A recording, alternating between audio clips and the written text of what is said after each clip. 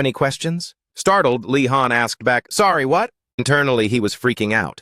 Did the professor realize I was slacking off? He looked at the sphere in his hand and spoke up. "So what's the point of this kind of training?" The professor asked in surprise. "Did you not read the footnotes for the lecture?" Hearing that, he was speechless. He looked at the professor sitting in the corner and thought, "You were the one who asked if I had any questions." Changing his tone, he said, "I want to know how this training relates to actual combat." Vodali nodded upon hearing this, but remained silent. As the silence stretched on, Lee Han thought in a panic, "Why is the professor so quiet? It's making me nervous." A long while later, he finally spoke. "I don't even know how to answer that question, because the answer is just so obvious." Vodali continued, leaving Lee Han completely done. He gave a half-hearted reply. "I see." Vodali then picked up a pen and said, "Let me give you an example. I could kill you with just this quill." Hearing this, Lee Han got a bit worried, thinking, "This example is a bit too scary." The professor stood up, put his hands in his pockets, and walked over leisurely as he continued his explanation. High circle magic isn't the most important thing in a fight. All you need is a weapon that you can use to kill your opponent. When you rotate that spirit stone, you are actually practicing how to increase the output of your spells. Your range. The professor drew an illustration on the board and went on. Even if it's just a first circle magic missile, its power depends entirely on the user. A mage with gaps in their magical foundations will struggle to optimize that skill in battle. The sounds and the chaos of the battlefield, combined with the bloodthirsty atmosphere, will create immense pressure. However, a mage with a rock-solid foundation, even when placed in the harshest circumstances. As he said this, the professor lightly flicked his hand. Lee Han watched the scene before him in shock. Countless sparks flew towards him, and he instinctively dodged to the side. A moment later, nothing remained in the air but faint wisps of smoke and scattered embers. Lee Han looked at the scene and thought, "Wait, nothing was destroyed?" The professor must have created 2 explosions with 2 spells. While he was distracted, the professor had quietly walked up behind him. "Since when?" He put his arm around his shoulder and whispered the rest of the sentence. "We'll be able to pull off things like that." Lee Han looked at the professor's calm face with a hint of suspicion.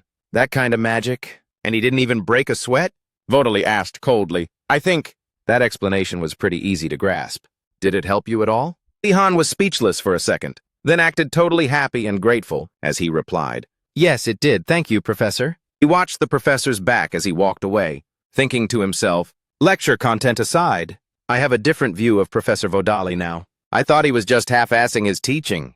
But actually, everything he's done had a deeper meaning behind it." With that thought, he excitedly concluded, "Which means I can learn something more from the professor besides just grades." Lee Han immediately called out to the professor, "Can I ask you about something else? Can I ask about something else?" The professor turned back and replied, "What is it?" Lee Han said to him, "I recently managed to activate basic control magic, but I still can't quite get a handle on it."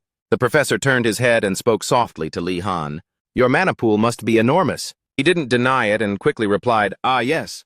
I get told that a lot." He thought happily to himself. He identified the problem instantly. He must have some insights on this. Maybe he'll even come up with a solid solution.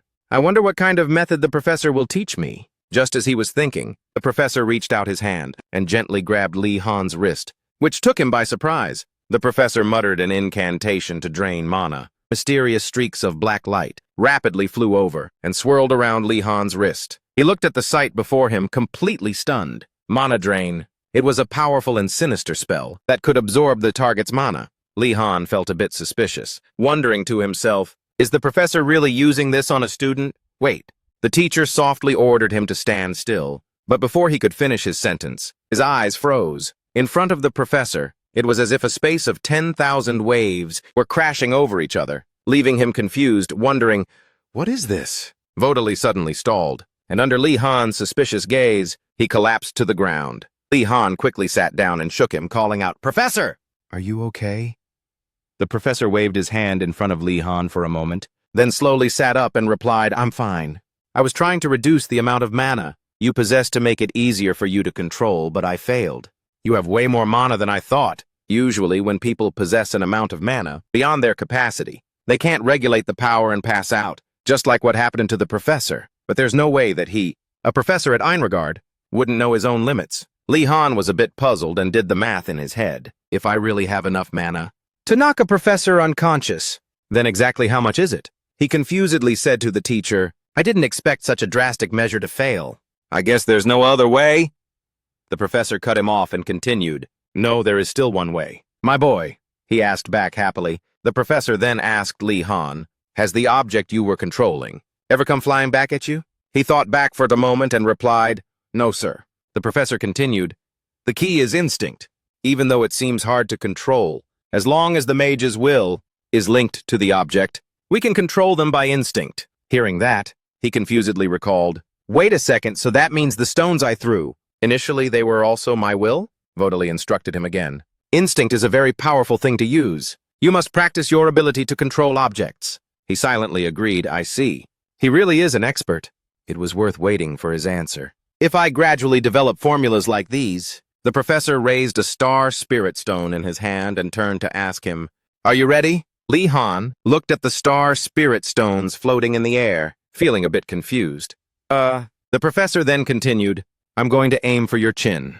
Try your best to use a basic control magic to protect yourself. He immediately swung his arm to control the orbs. Lee Han stammered, Wait a minute, Professor! This is ridiculous! An orb came flying at him. He quickly dodged with a terrified, Ah! Lee Han was practically in tears, cursing in his head, Damn it! Get away from me! Get away! He kept yelling, This hellhole of an academy! Lee Han screamed. A while later, the orbs were floating in the air again. Lee Han was exhausted, his head slumped to the ground. The professor then said to him, You succeeded. You can feel the controlling energy now, he replied with a shiver. Thank you for the training, Professor. I was such a fool to actually trust a professor from this school. Tears welled in his eyes as he blamed himself. The professor reached out to help him up. He continued speaking. No need to thank me. This is all the result of your own hard work. Lee Han thought to himself, Duh, I almost died training. Still, he acted very friendly, taking the professor's hand to pull himself up while saying, You're far too kind, sir. The professor took out another orb and said to Lee Han, All right, this is just an ordinary iron ball. He held the orb up for him.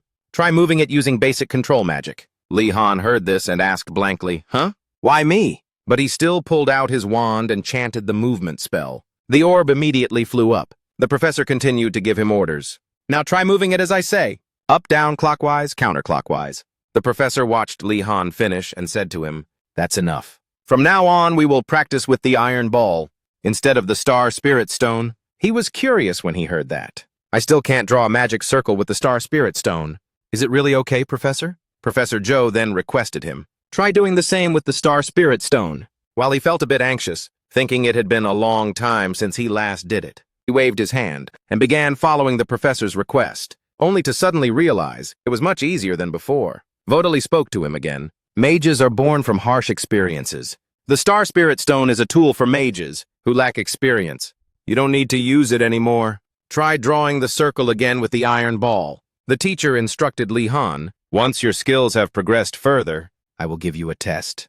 Just like the one I just performed. His words took the boy by surprise. Lee Han asked back in a daze, Wait, what? The professor didn't explain further. Having already formed his own conclusions, there are two types of people in this world. Those who freeze in life-threatening situations, and those who react with sheer intensity and cunning. This child is the second type. Therefore, he has what it takes to become a battle mage. The teacher thought to himself. Somewhere else, Lee Han and Digilin were standing together. He asked her, Did you wait long? No, she replied. Digilin added, Besides, you don't look so good. Is something wrong? Lee Han, who had just been schooled by the professor, stammered a denial. No, not at all, I'm fine. She handed him a coat and said, This is a priest's cloak. Lee Han took it happily and replied, Thank you so much. He pulled out a piece of cake and said to Digilin, This is a small token of my gratitude. She immediately waved her hand and said, Don't mention it. The holy priestess is suffering right now. How could I possibly enjoy delicious food? Lee Han heard that and sighed inwardly, thinking, Sister, this isn't going to be easy. Digilin said to him again, It's all right.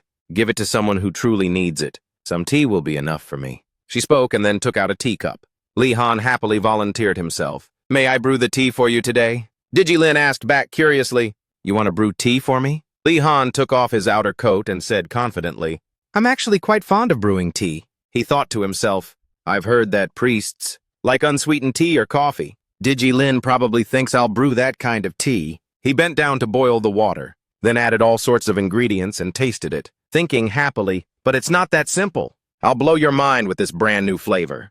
What on earth are you doing? Digilin saw him dumping all sorts of spices into the tea and screamed her head off. Didn't you say you were making tea? She asked in total shock, only to hear Yi Han reply, Is something wrong? He turned around, looking puzzled. This is my secret family recipe. Do you have a problem with it? Hearing that, Digilin quickly waved her hands. No, it's not that. It's not that your family secret is bad, but putting sugar in it is a bit— Wait, what? Yi Han cried out, acting like his feelings were hurt. What? You think my secret family recipe is a total waste of ingredients? How could you say something like that? She frantically tried to explain. That's not what I meant. Digilin gave an awkward laugh. Then she spoke up, sounding completely defeated. Fine, just give it here. Yi Han happily poured the tea for her and said, Now you're talking. He pointed at the teacup and introduced it. This is a special milk tea, try it. Digilin picked up the cup with a hint of anxiety. She took a small sip. Immediately, Digilin was stunned. Hidden within the light sweetness was a hint of herbs and a refreshing sensation. This enchanting flavor, like nothing I've ever tasted before, is spreading through my mouth. Yi Han saw her expression and rejoiced inwardly. Nice, mission accomplished. He started rummaging through the ingredients again. Allow me to brew the next round of tea. Add sugar, nuts, and cocoa powder to boiling water. Then add milk, stir well, and finish with cornstarch. The special Wadness family cocoa tea. Digilin stared at the drink in front of her in silence. She finally spoke up and asked, Isn't this just soup? Yi Han immediately clarified, It's tea. My family's traditional tea. Digilin quickly cut him off. Okay, stop capping already. She took a tiny sip.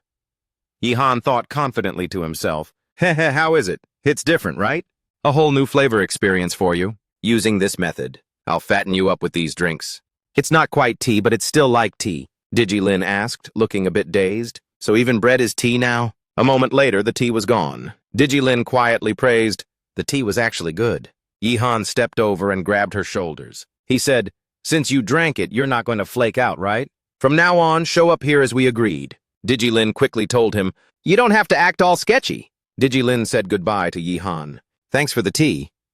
He replied cheerfully, Don't mention it. I'll see you tomorrow. Night fell. A few students were returning to the tower. They chatted while walking. Let's head back.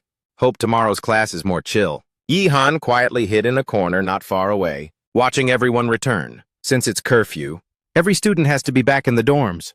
But I'm heading out at midnight to pray. He stealthily made his way to a secret location. I'm just a faithful young priest, Yi Han thought to himself. He reminded himself to be extremely careful as he walked. No telling what kind of traps are around here. Luckily, the top floor is clear just as I thought. Actually, this is my first time in the main hall since the entrance ceremony. First, I need to check out the places I haven't been to. Suddenly, Yi Han saw someone ahead, walking silently in the dark. He wondered if it was a professor. No, wait. He immediately corrected himself.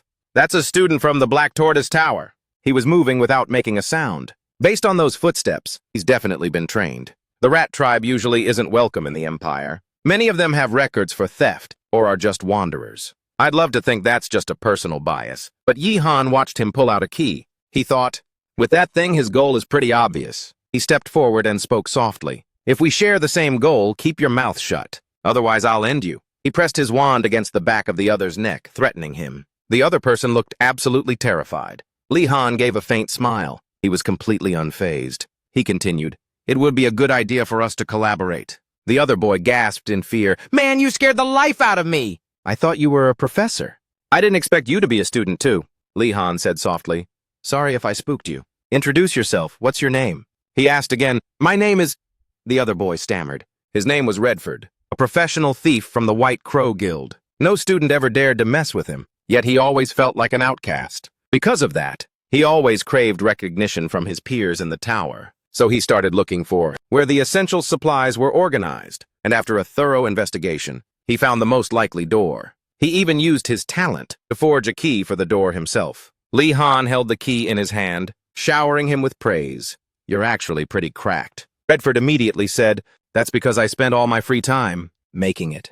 But who are you anyway? He wondered, judging by the outfit and actions. Are you from the White Tiger Tower? Li Han smiled and introduced himself. Oh, me. Li Han Wadanus from the Blue Dragon Tower. Hearing that, Redford jumped and blurted out, The Wadanus? That notorious high-ranking noble family? Li Han quickly waved it off and said, No need to be so shocked. Isn't it better if we work together? Two heads are better than one, aren't they? His words made the other boy stammer in fear. Wait, really, is that okay? You're a high-ranking noble. Li Han laughed, pointed at himself, and asked back, Then what do you think I'm doing right now? Redford asked again, Are you for real? Li Han urged him on, We don't have much time. Let's move fast. Will the door open? Li Han asked. Redford immediately replied, It won't open. It's probably magically protected. He thought to himself, just as expected. Normal methods won't cut it.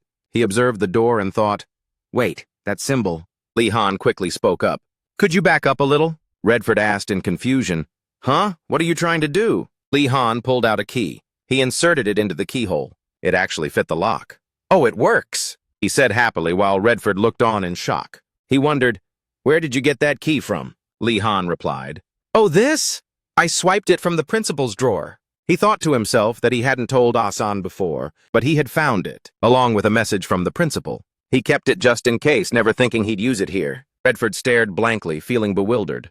The principal's office? Seriously? What kind of person is he? But more importantly, we have to be extremely careful. I can smell a trap. The two of them tiptoed into the room. The passage down was open. Li Han spoke up. Well then, let's go. But Redford suddenly sensed something. He spoke up to stop him. Wait! Then he crawled onto the ground to listen. I hear noises from below. Someone's there. Li Han replied, Oh, is that so? I was wondering where those supplies outside came from. Turns out they're moving them underground. Plus, if they move things after curfew, no student will ever find out. I'm betting the essentials are right here. Let's head down. Li Han's words made Redford a bit skeptical. I'm not so sure about that. The corridor was dead silent. The two of them slowly made their way down. Redford said, It's already pitch black down here. I'll light a small... Before he could move, Li Han reached out and stopped him. He said, Don't do anything stupid. This is what the principal is hiding. There's no way it's going to be this easy. Redford heard that and was startled, admitting, yeah, you're right, I totally missed that. He thought to himself, For real? Just who is this guy? It seems he is already used to situations like this. Don't tell me. He recalled the rumors everyone had been spreading, that you couldn't even whisper his name. Even princes and princesses had to hold their breath when standing before him. He could even tame a thunderbird with just a single spell. All those rumors were actually true. He thought in panic, What are you doing? We're here, Li Han called out. The two of them stealthily observed the situation. Li Han analyzed silently. I think this entire floor is storage. We have to be extra careful as we move in. The lamp flickered with a magical flame. The two of them were stunned by the sight before them. Someone was lurking outside, looking toward the distance. We need to infiltrate cautiously. A flame appeared, lighting up the lamps above the pond. The flame moved to the other side, startling the two intruders with the spectacle. The flame kept moving to different spots. Li Han stood in a blind spot observing everything. He became flustered. Why did something like this show up out of nowhere? All the lamps had lit up. Right at that moment, another person was approaching from behind him. Li Han was jolted, realizing someone was right behind him. Someone's coming. Before Li Han's eyes, someone was now standing in front of the storage. Holding a stack of documents, they walked toward the large warehouse. Seeing this, Li Han asked himself a question. Could they be warehouse staff? The person in front began to take inventory of all the goods. 8 wheels of cheese, check. 5 bottles of maple syrup, check. 3 bottles of concentrated red potion, check. Li Han and Redford were a bit flummoxed by this sight. They're double-checking the stock. Li Han turned his head and signaled Redford to be quiet. He thought to himself, I didn't think they'd be this thorough. While he was calculating his next move, the other person walked up behind Li Han and asked, Hey, by the way, who are you? Hearing those words from the other person, Li Han felt a chill run down his spine. Li Han froze in that moment. He could only stay silent, not knowing how to respond. Li Han's expression became unusually grim. Looking at the person standing before him, Li Han and Redford were beyond flustered. Their bodies involuntarily trembled. Damn it! We've been caught. Keep it together. I need to stay chill to find a way to answer him. I'll use light to blind him. But suddenly Li Han looked forward in shock. The look in Li Han's eyes turned into absolute panic. Wait, the person in front was covered in white bandages all over his face. And the most important thing was that this person lacked his 5 senses. Li Han looked at him and wondered about his eyes. A balanced scale appeared. There were stories once told that losing one sense would enhance the power of the other senses. But Redford was so scared at this point he nearly lost his lunch. Li Han slumped down to the ground.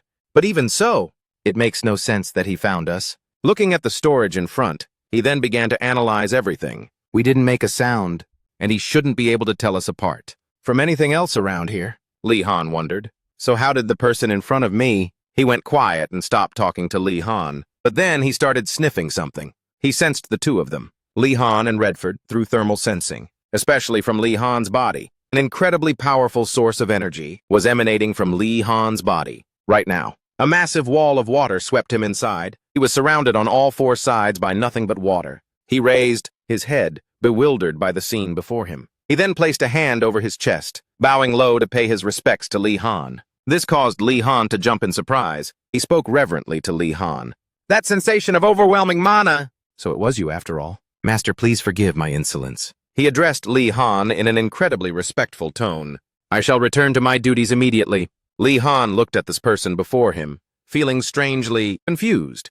With that said, the person left at once. Lee Han watched him leave. Only then did he stand up, his face filled with extreme anxiety. He wondered, is he really just walking away like that? Seeing Lee Han's bewildered expression, Osu appeared right beside him. Lee Han glanced over, thinking, what's with this master stuff? Does he really think I'm the master? He then looked at Redford, who was standing next to him. He also mentioned something about the mana level. Redford was completely panicked at this point. He spoke to Lee Han while crying. What just happened? Lee Han turned his head and replied softly. It seems he identifies us through mana. Lee Han placed a hand on Redford's shoulder, his mind swirling with thoughts. I knew it wouldn't be this easy. He then spoke to reassure Redford. We're safe for the time being. Let's keep moving. Despite Lee Han's comforting words, Redford was still very much in a state of panic. Lee Han glanced toward the warehouse. What a shame. But we can't take anything from here now. Since they've already taken inventory, we should just leave everything as it is. Lee Han's hand was still on Redford's shoulder. Now then, we should find where these things are coming in from. Hearing this, Redford immediately responded. The entrance? Redford seemed to realize something. His eyes widened as if he had hit upon a realization. Then Redford turned around and ran in another direction. I can hear it. Lots of things are moving in this direction. Lee Han was utterly surprised by Redford's reaction. Redford ran quickly toward the end of the path. He turned right. After making the turn, Redford continued to run for a long stretch. He turned right again. Lee Han quickly followed after Redford. He ran alongside Redford. Your navigation skills, even though it's your first time here, are legit. Hearing Lee Han praise him, Redford spoke up. Oh, thanks. At that moment, Lee Han asked with a hint of concern. But why did you talk to me so informally back then? Redford simply smiled in response. Don't worry about it. While running, Redford was startled. He looked ahead with a bit of confusion. I think we're almost there. Having said that, Redford immediately slammed on the brakes. In front of the two of them, Lee Han and Redford saw nothing but a massive wall. Redford spoke up, full of doubt. A dead end? Redford couldn't seem to believe his own eyes. In disbelief, he stammered, why is this happening? I'm sure there was something here. How is this possible? But in contrast to Redford's panic, Lee Han remained remarkably calm. Then Lee Han glanced behind him. It seemed he had noticed something. Lee Han spotted a brick that was very different from the others. It protruded further out than the rest of the bricks. This is the mechanism to open it. Lee Han spoke to Redford. I think I know why now. Lee Han remembered his past. Back then, he had once been a thief. Unlike Redford, who had grown up in a small town, as a common thief, Lee Han had grown up with countless stories from around the world. Lee Han had loved reading books since he was a child, and thanks to those stories, he possessed a much richer imagination. Even while acting as a thief, Lee Han pushed that stone firmly inward. The door in front of them swung open. A golden light appeared in front of the two of them. Bradford looked at this scene with some awkwardness. The door was gradually swinging wide open. Both of them walked inside together. The interior was incredibly spacious. There were only bookshelves on both sides of the walls. Other than that, there was nothing else. Radford couldn't help but feel hyped at this sight. Radford's face turned beet red, judging by the width and the light here. I'm positive this is the exit. Rutherford then grew suspicious. He turned his head back to look at Lee Han, wondering to himself, but how could he possibly know that? Looking at the person in front of him, he wondered, is it because he's a member of the Godana's house? No way. Lee Han froze for a moment, then gave a soft chuckle. Ha ha ha! Lee Han was now as giddy as a child. His eyes flashed with a glimmer of light.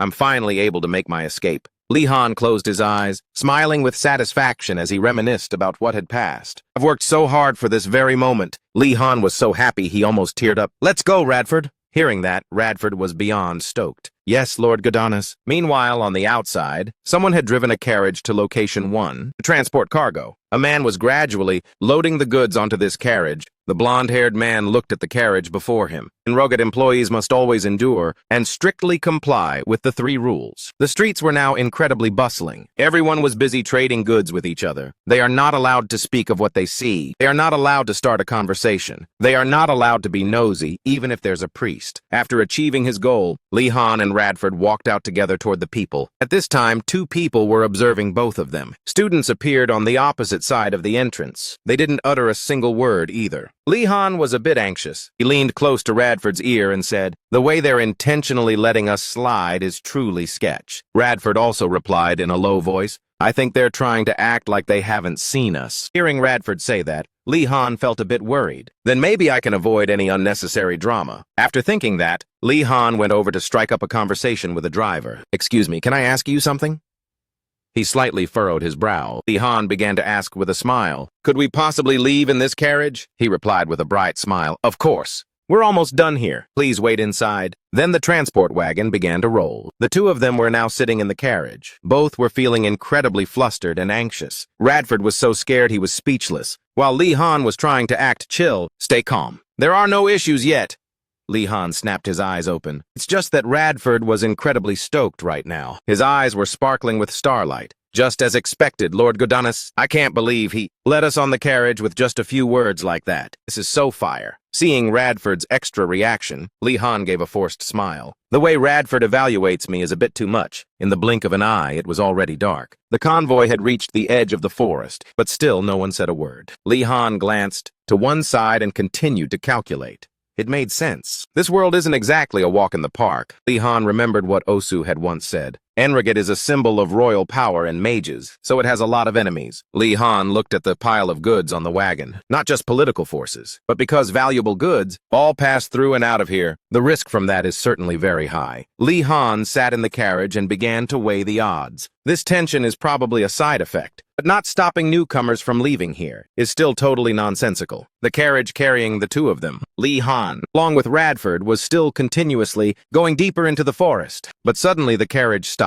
Lee Han immediately got curious and poked his head out. Why did the carriage stop? When Lee Han saw the outside clearly, he was absolutely floored. How is this possible? Why is she here? In the distance, a girl was standing next to a carriage, checking over the cargo. She was laughing and talking with her driver. The person Lee Han saw was none other than Garcia, Lee Han's professor. Lee Han looked over there feeling quite awkward. Did I get busted?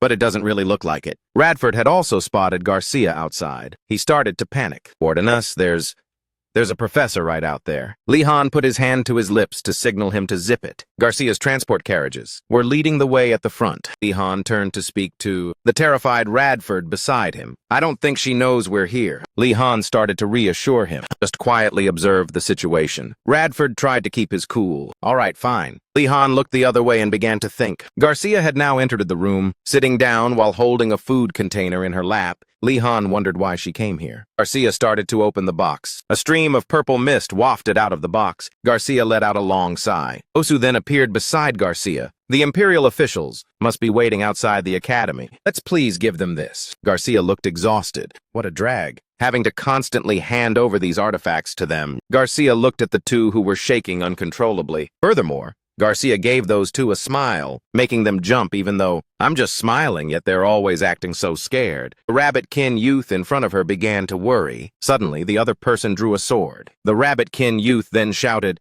to the person beside him, "Grab your weapon." The person beside him panicked upon hearing that. Garcia looked at the person in front of her with a confused face. "Excuse me?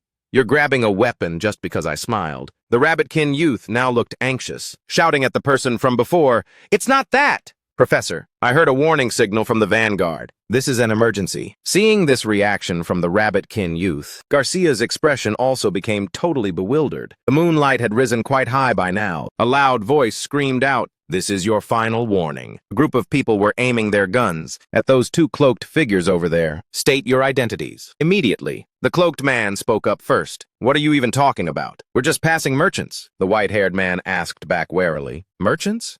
He noticed The man was carrying weapons behind his back. He called him out right then and there. That's a straight-up lie. You think we don't know that you're hiding weapons behind your backs? Hearing him say that, the man reached behind his back, chuckled. He no longer hesitated and revealed his true face. This academy, even the staff members are pretty extraordinary, huh? Seeing that he had revealed his true intentions, he raised his voice to ask, "Are you soldiers or mercenaries?" But he didn't get any answer. He turned his head back to instruct his people. Get into formation. Those behind immediately replied, "Yes, sir." He ordered them to ready the crossbows. Instantly, the 4 youths behind readied their crossbows toward the man. He continued to order them to fire. Immediately, those arrows flew toward the 2 mercenaries. Those guys remained perfectly calm, without showing a hint of fear. Right at that moment, a barrier appeared, blocking those arrows. The arrows were stopped by that invisible wall, held in midair. That guy raised his voice to mock them. "How stupid! What? Did you really think we'd show up here totally unprepared? Why?" The brown-haired old man started to panic upon hearing that. They aren't just your average bandits. The white-haired old man had also grown worried. "Who are you people?" That guy started to get heated. "You guys?" His eyes rolled back in pure rage. Garak spoke loudly to the others. "You're currently aiding those mages, pushing this empire to the brink of collapse." Garak threatened the 2 old men in front of him. "Drop your weapons and surrender. Together we will save this empire from total destruction." The red-haired old man was now scared to death. "Oh my God, heavens above." Garak grew furious. "They are anti-mage fanatics. They are the ones who reject magic and bring nothing but chaos." Those 2 began to draw their weapons. Garak held a weapon in his hand. "Consider yourselves warned." 3. That guy then began to charge fast toward the 2 old men. Garak shouted, "I shall execute you under the glory of the twilight. Dawn Squad."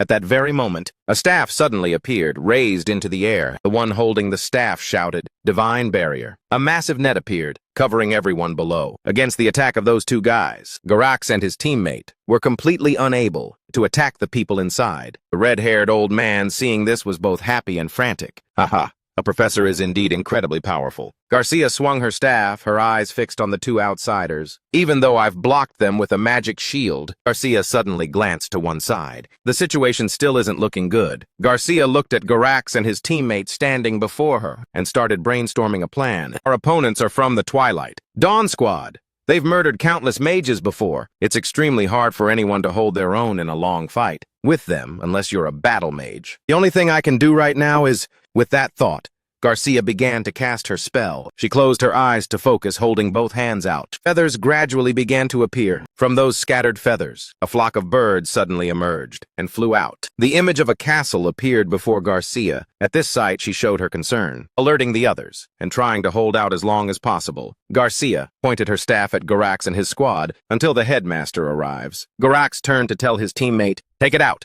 Following Garak's orders, the teammate pulled out an eye. That eye began to absorb the spells Garcia cast into that round thing. The suction became stronger and stronger. It seemed to have sucked in all of the magic. A moment later, Garcia's protective net was also completely drained by those 2. Garcia saw the barrier she created gradually disappearing. She started to panic uncontrollably. Garcia looked down at the staff in front of her, starting to doubt herself. "My mana is vanishing. How is this possible?" The red-haired old man was flustered. Professor, what's going on?" Garcia had calmed down by now. She became very composed. Magic isn't omnipotent. Garcia began to grip the staff in her hand again, because there are many ways to nullify magic. But it's truly rare to see a creation that can absorb mana on such a massive scale. The eye's suction grew even stronger. The barrier net was nearly gone. That guy panicked and shouted, What the hell is that thing?" The red-haired old man was in a total panic. It could be an artifact. An artifact. An artifact. Inside that eye, a series of ancient artifacts appeared before everyone's eyes. "Are you saying that's an ultra-rare treasure? From ruins and dungeons? How do these guys even have something like that?" Garcia then raised her staff high. An aura swirled around her staff. "It's absorbing every bit of mana I try to gather. I can't maintain my magic anymore." Garcia wondered what she should do. Just then, from behind Garcia, someone appeared. Leaping out from the tall grass, the man shouted, "You devilish mage! It's time for you to face judgment." He lunged from above to attack Garcia. The move was so sudden it caught her off guard. By the time a panicked Garcia turned around, he was already right on top of her. When did he even get there? But at that exact moment, staff swung out of nowhere, hitting the guy's head. It was so fast that he didn't even realize it. A huge lump popped up on his head, caused by the impact of that staff. Garcia looked at the man, completely stunned. The guy was hit so hard he spat out blood. Garcia and the red-haired old man were baffled by the scene, having no idea what just happened. Looking at his body on the ground, Garcia was confused. What just happened? The red-haired old man had the same question. Did he just trip over some grass or what? Garcia looked around, utterly perplexed. Why? Is there someone nearby? At that moment, an invisible person landed next to the body of that guy. Lee Han, who was currently invisible, had a large staff propped on his shoulder. It was nothing, he thought. Flashback to 10 minutes earlier. Lee Han heard the commotion from inside the carriage and went out to see what the tea was. In the name of the Twilight Dawn Squad. In the name of the Twilight Dawn Squad. Seeing this, Lee Han let out a sigh and asked, "This isn't another one of the headmaster's traps, is it?" Garfa, standing next to him, was scared witless. "Ordainus, what are we supposed to do?" Lee Han turned to him and said, "Garfos, hide yourself now." He was startled by the command. Looking at Lee Han with a blank stare, Lee Han whispered into Garfos' ear. Hearing Lee Han's words, Garfos felt a bit uneasy. With that, Lee Han started to leave. Seeing him go, a worried Garfos asked, "What about you?" Lee Han turned back to reassure him. "I have a plan. Don't worry." Lee Han jumped off the carriage and thought, the Twilight Dawn Squad is an anti-magic organization. If they aren't stopped now, they'll cause even bigger problems in the future. Lee Han moved invisibly through the cargo carts. I shall hide in the darkness. Back to the present. Garcia still didn't understand why this guy passed out in front of her. There was no one around. Right then, Lee Han spoke up. "Professor, it's me, Lee Han." Garcia jumped. "Lee Han! Why are you here?" Garcia looked around with a bewildered expression. "And where exactly are you?" Lee Han was still using his invisibility spell, so Garcia couldn't see him at all. "Professor, all you need to know is, I'm currently using invisibility magic. It's a long story." After Lee Han finished explaining to Garcia, he immediately told her, "Please give me your orders," even though she couldn't see him. Garcia could still issue commands to Lee Han. Now is not the time for small talk. "Everyone grip your weapons tight. We've already requested reinforcements from the academy. They'll be here soon. Until then, Lee Han, I need you right now." Following Garcia's command, Lee Han reloaded the crossbow. Garcia turned around and shouted to the back, "Take cover and just make sure you don't get hurt." Those guys had no idea what was going on. Everyone was acting super aggressive, charging in to attack like they owned the place. Just as that guy was about to strike Garcia, a surge of power rose up to block the blow. Lee Han watched the man's movements with deep concern. The enemy's speed was truly formidable. All of them were high-level assassins. Lee Han started to get flustered by the man's speed. Why isn't the professor using any magic? Garcia spoke to Lee Han with a hint of surprise. "It's because the ancient relic is draining all my mana." Wait. Garcia turned her head toward the people behind her. She specifically asked Lee Han, "How are you still maintaining your invisibility spell?" Garcia recalled her student Lee Han's past performance. Wait, thinking back on it. Garcia pondered for a moment, then clapped her hands loudly. "It's because your mana pool is as vast as the ocean." "Lee Han, transfer some mana to me?" Lee Han was slightly taken aback by the request. Then he replied to Garcia decisively. "Yes, Professor." Lee Han took Garcia's hand to begin the mana transfer. As Lee Han held Garcia's hand, the mana began to flow into her. Once a good amount of mana had passed to Garcia, she felt an overwhelming surge of energy rushing through her entire body. Having charged up enough mana, Garcia summoned an enormous pillar, aiming it directly at those guys, witnessing the attack before him. Lee Han was absolutely floored. What an insanely powerful spell. A massive ice staff appeared right in front of those men. They were terrified as soon as they saw the ice staff. What on earth is that? No way. Before they could even process what they were seeing, the staff-like structure lunged straight toward them. The two guys were frozen stiff, not knowing what to do in this situation. "It's coming right at us. Move out of the way." That eye started to glow. It seemed to be trying to protect the two from Garcia's terrifying mana strike. The two forces collided, triggering a massive explosion, leaving everyone there in absolute shock. The Garak's eye began to crack after that violent impact. Once again, the eye blew apart, creating a blast even larger than the previous one. Lee Han looked around, feeling anxious. Meanwhile, Garcia was overjoyed. It worked. My mana is returning. It turns out that eye had been sucking up a portion of Gracia's mana, but her joy was short-lived. Gracia quickly became worried again. I'll take care of the others. Gracia raised her staff high, then a golden portal appeared. At that very moment, a giant hound emerged from the portal. The lightning carnivorous wolf. Immediately upon being released, the hound lunged toward those men to attack them. Those guys went pale at the sight and yelled, "Run!" Lee Han also turned pale watching this. His gaze shifted toward them, and he grew anxious, looking at Gracia in front of him. He began to think, even though it's very faint, it seems like her mana is still flowing away somewhere else. From inside that sphere, it's still relentlessly sucking strange runes into itself. Lee Han looked at the sphere and understood everything. The root cause is inside this sphere. Lee Han shouted to warn Gracia. "Professor, the relic is still active." Gracia was startled by the news. She asked again in disbelief, "What did you say?" Right after Lee Han spoke, 4 people suddenly appeared, flying in from both front and back to attack Gracia. "Everyone, attack at once!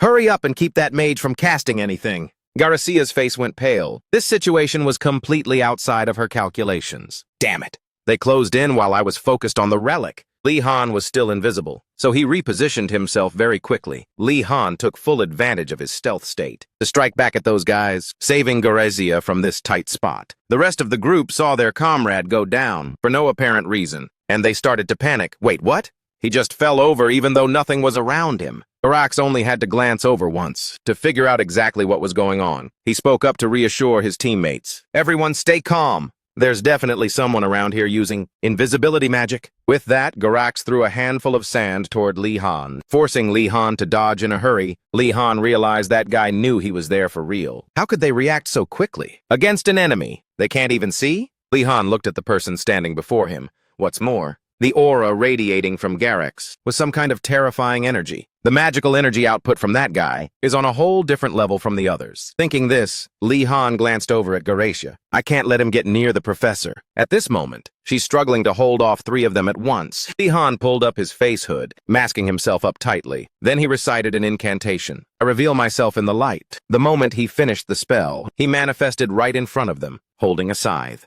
When Garax saw this, he didn't look surprised at all to think, the one playing these cheap tricks was just a kid. We'll teach you a lesson for trying to get in our way. Hearing that, Lee Han's eyes turned unusually cold. Do you guys think I'm an idiot? With those words, Lee Han immediately took off. Lee Han ran swiftly toward the glowing relic and shouted back at them. Why would I even bother fighting you? Seeing Lee Han flee like that, they were all absolutely fuming. He's going for the relic. Catch him. Don't let him get his hands on it. Lee Han had to watch his back while running. A direct confrontation with them is way too risky. Thinking this, Lee Han chanted the spell, I hide myself in the dark of night. After that, Lee Han's body became invisible once more. Garax chased after him, then turned to his teammates nearby. I'll handle this brat. The rest of you go over there and attack the mage. The subordinate obeyed and replied, Understood. Lee Han didn't forget to glance back as he ran. Keep it together, I have to be extremely careful. Lee Han slowly tucked the relic away on his person. But immediately afterward, Lee Han threw out countless of those round spheres. Get lost! The 2 guys chasing Lee Han, one was hit directly by a sphere, while Garax was a bit luckier and managed to dodge the attack. Lee Han then quickly retrieved his spheres. Garax shouted out a warning to his team. Heads up, he's using invisible weapons! He's actually got skills. Don't drop your guard just because he's a kid. Lee Han was trying to lead them away at this point. Hearing Garax's words, Lee Han started to feel the fear creep in. This is worlds away from a classroom lesson. My brain feels like it's on fire. Lee Han looked back at the 3 men who were hot on his heels. But I have to focus. If I slip up even for a second, it's game over for me. But right now, it seemed Lee Han's body had reached its limit. Shoot the iron spheres, retrieve them, rinse and repeat. Retrieve them, rinse and repeat. Recall! Right now, Lee Han's head is pounding like a hammer on the ground. Suddenly, a few drops of blood appeared. It was Lee Han's nose starting to bleed. This is the warning sign that his body is nearly hitting his absolute mana limit. Lee Han couldn't believe his eyes. The blood from his nose was even getting on his hands. This left Lee Han completely baffled. Lee Han quickly ran away. He wiped the blood while running. A nosebleed? Really? Don't tell me I'm out of mana. Lee Han had a belt around his waist, but that's not it. Lee Han looked back. Or did I just overfocus? Then he continued to bolt ahead, no matter what. I can't drag this out any longer. A space opened up ahead. The artifact has been activated again. Lee Han threw out 3 spheres. First, I need to pin them down. The sphere flew right at that guy's face. He wiped out hard. Garrick skillfully sliced the sphere in half, but then a scent wafted by. He ordered, "Track the scent of blood to the artifact." His henchman rushed toward Li Han's position. "Yes, sir!" Li Han stood frozen. This is way too dangerous. He grabbed a sword. At this rate, Li Han leaped up and swung the sword down. "I have to strike them first." A long slash tore straight down. Garax walked over. "Are these sword wounds? Did they switch weapons?" Garax continued to track him.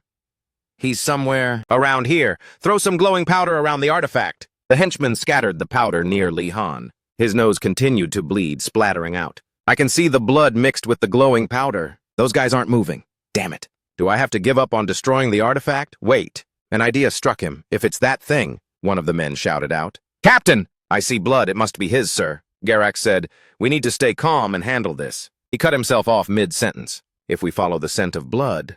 The three of them were bewildered. The scents are all mixed up. Garax swore, "Damn it, don't let him distract you." He's definitely still nearby. The two men in the back were slashed twice in an instant. They collapsed to the ground. Garax remained calm. "Okay, I see how it is."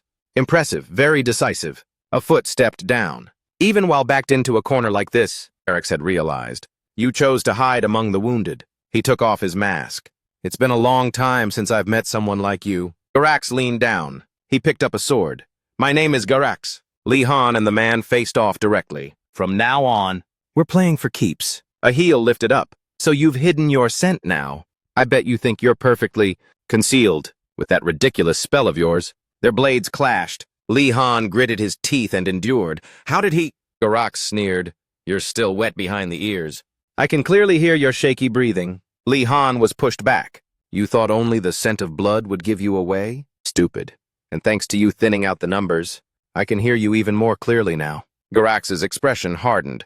"Let's end this." Phantom swords were conjured into existence. They formed a circle pointing toward the enemy, then lunged at Li Han. He reacted just in time to dodge the first strike. But another blow came down immediately after. The ground was pulverized. If I were a second slower, I'd be in deep trouble. Garax kept up the pressure. "His swordsmanship is way out of my league." Li Han gritted his teeth and pointed his sword forward. "Unbelievable. Against an opponent who can't even see me. All I can do is defend." Garax suddenly lunged right in front of him. His blade was trailing red streaks. Li Han blocked with his sword, giving it everything he had. But he was still struck and knocked down. Li Han's arms were shaking uncontrollably. "Am I really in deep trouble now?" Garax looked down. "Is he in that aura state that Aura Long once mentioned?" Garax spoke up. "Your breathing betrays the fear inside you." The tip of the sword pointed at his throat.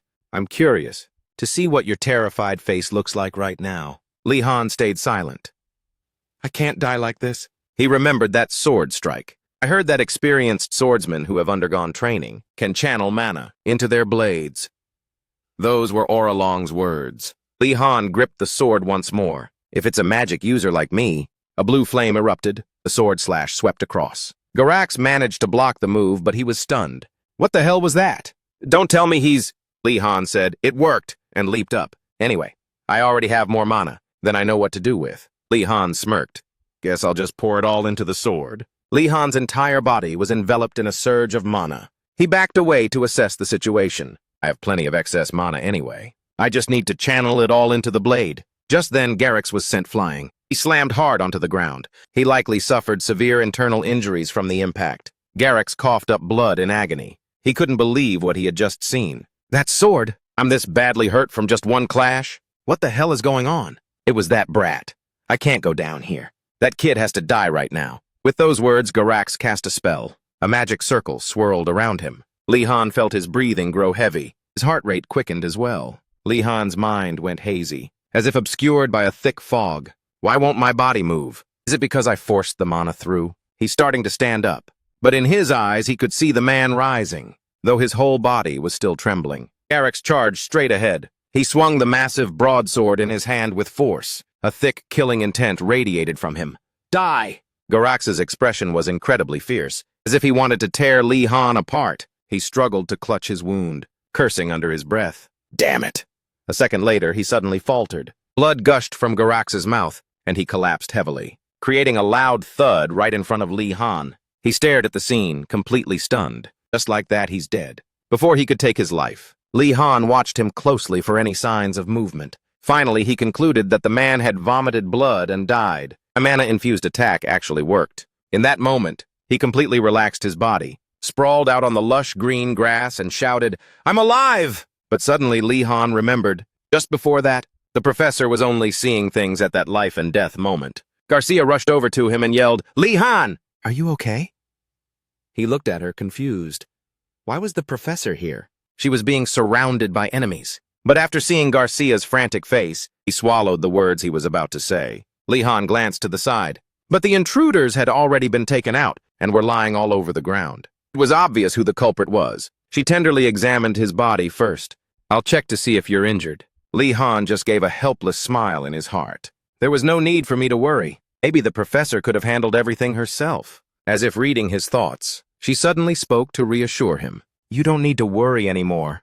The most reliable backup team is almost here." Before she could even finish, a familiar figure appeared. It was Osu. Li Han lay tiredly on Garcia to rest, watching the esteemed headmaster. Who would have thought I'd actually be happy to see those horns?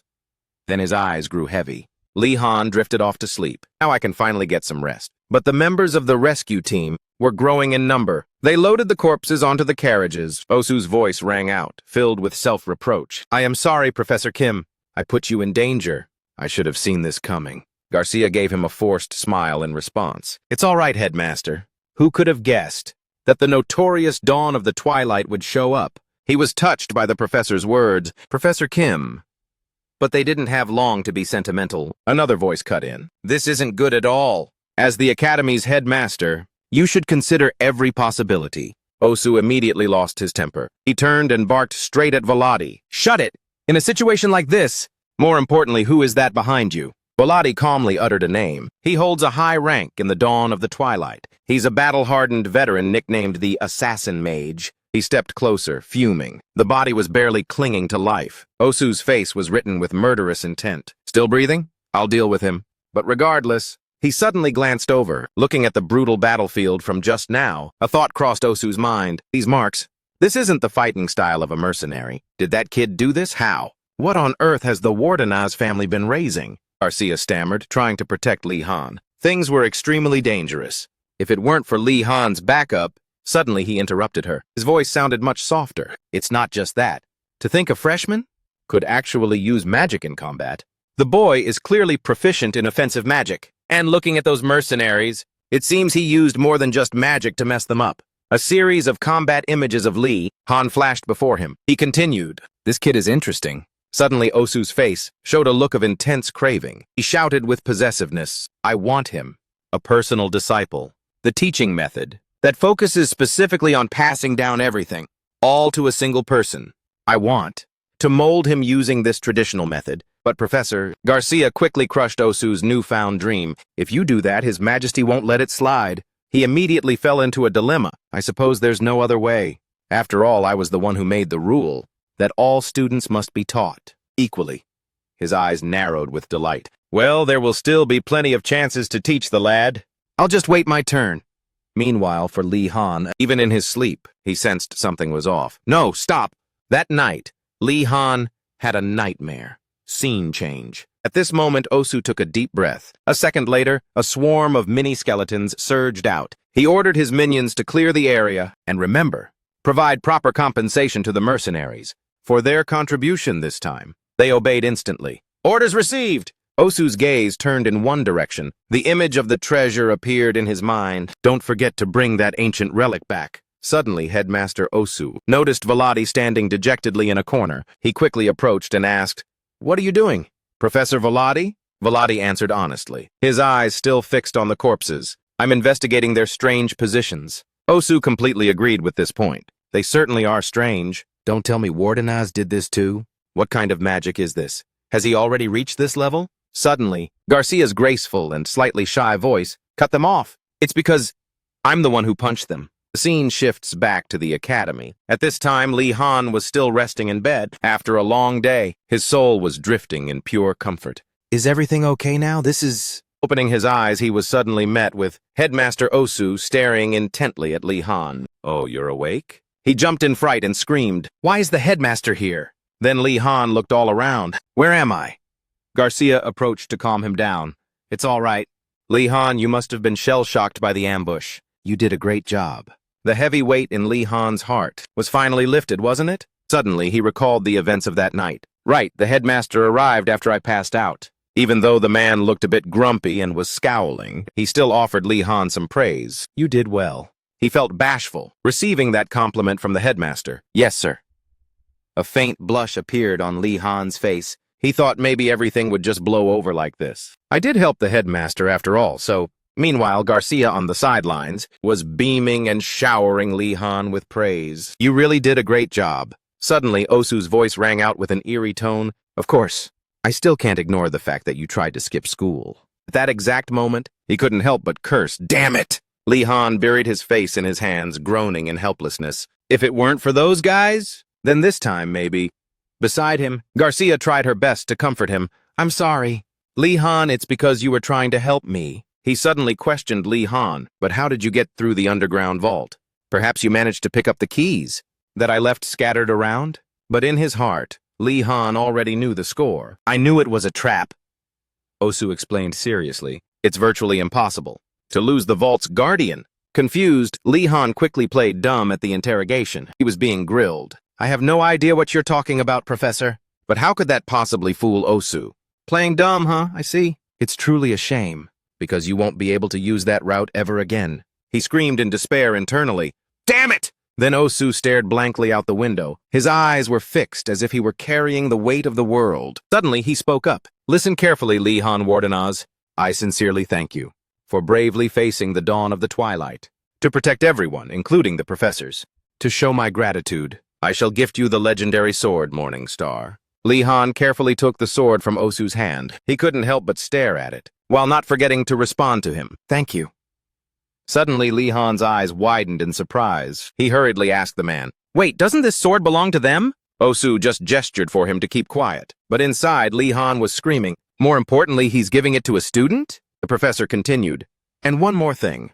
Take this. With those words, he handed him a card. On the card were 3 big, bold words. Outing pass. Lee Han shakily accepted this incredibly precious gift. He shouted, caught between shock and fear. An outing pass? He imagined the scene of envious students asking, Lee Han, where are you going? And all he'd have to do is flash the card and say, Heading out. Step aside, please. I have the right to go out. Is this what the outside air feels like? Just thinking about it made his eyes light up. Lee Han bowed deeply to thank Osu with immense gratitude. Thank you, Professor. I swear my loyalty to you. For the first time receiving such an over-the-top bow, he replied awkwardly, All right, but what about your injuries? After getting that pass, all the pain Lee Han had endured seemed to vanish. I'm fine now. The professor's voice rang out again, this time carrying a sharp edge. Then that means it's time for your punishment. Lee Han froze in mid-action. He put on a reluctant face and explained, Don't look at me like that. I didn't want it to be this way either.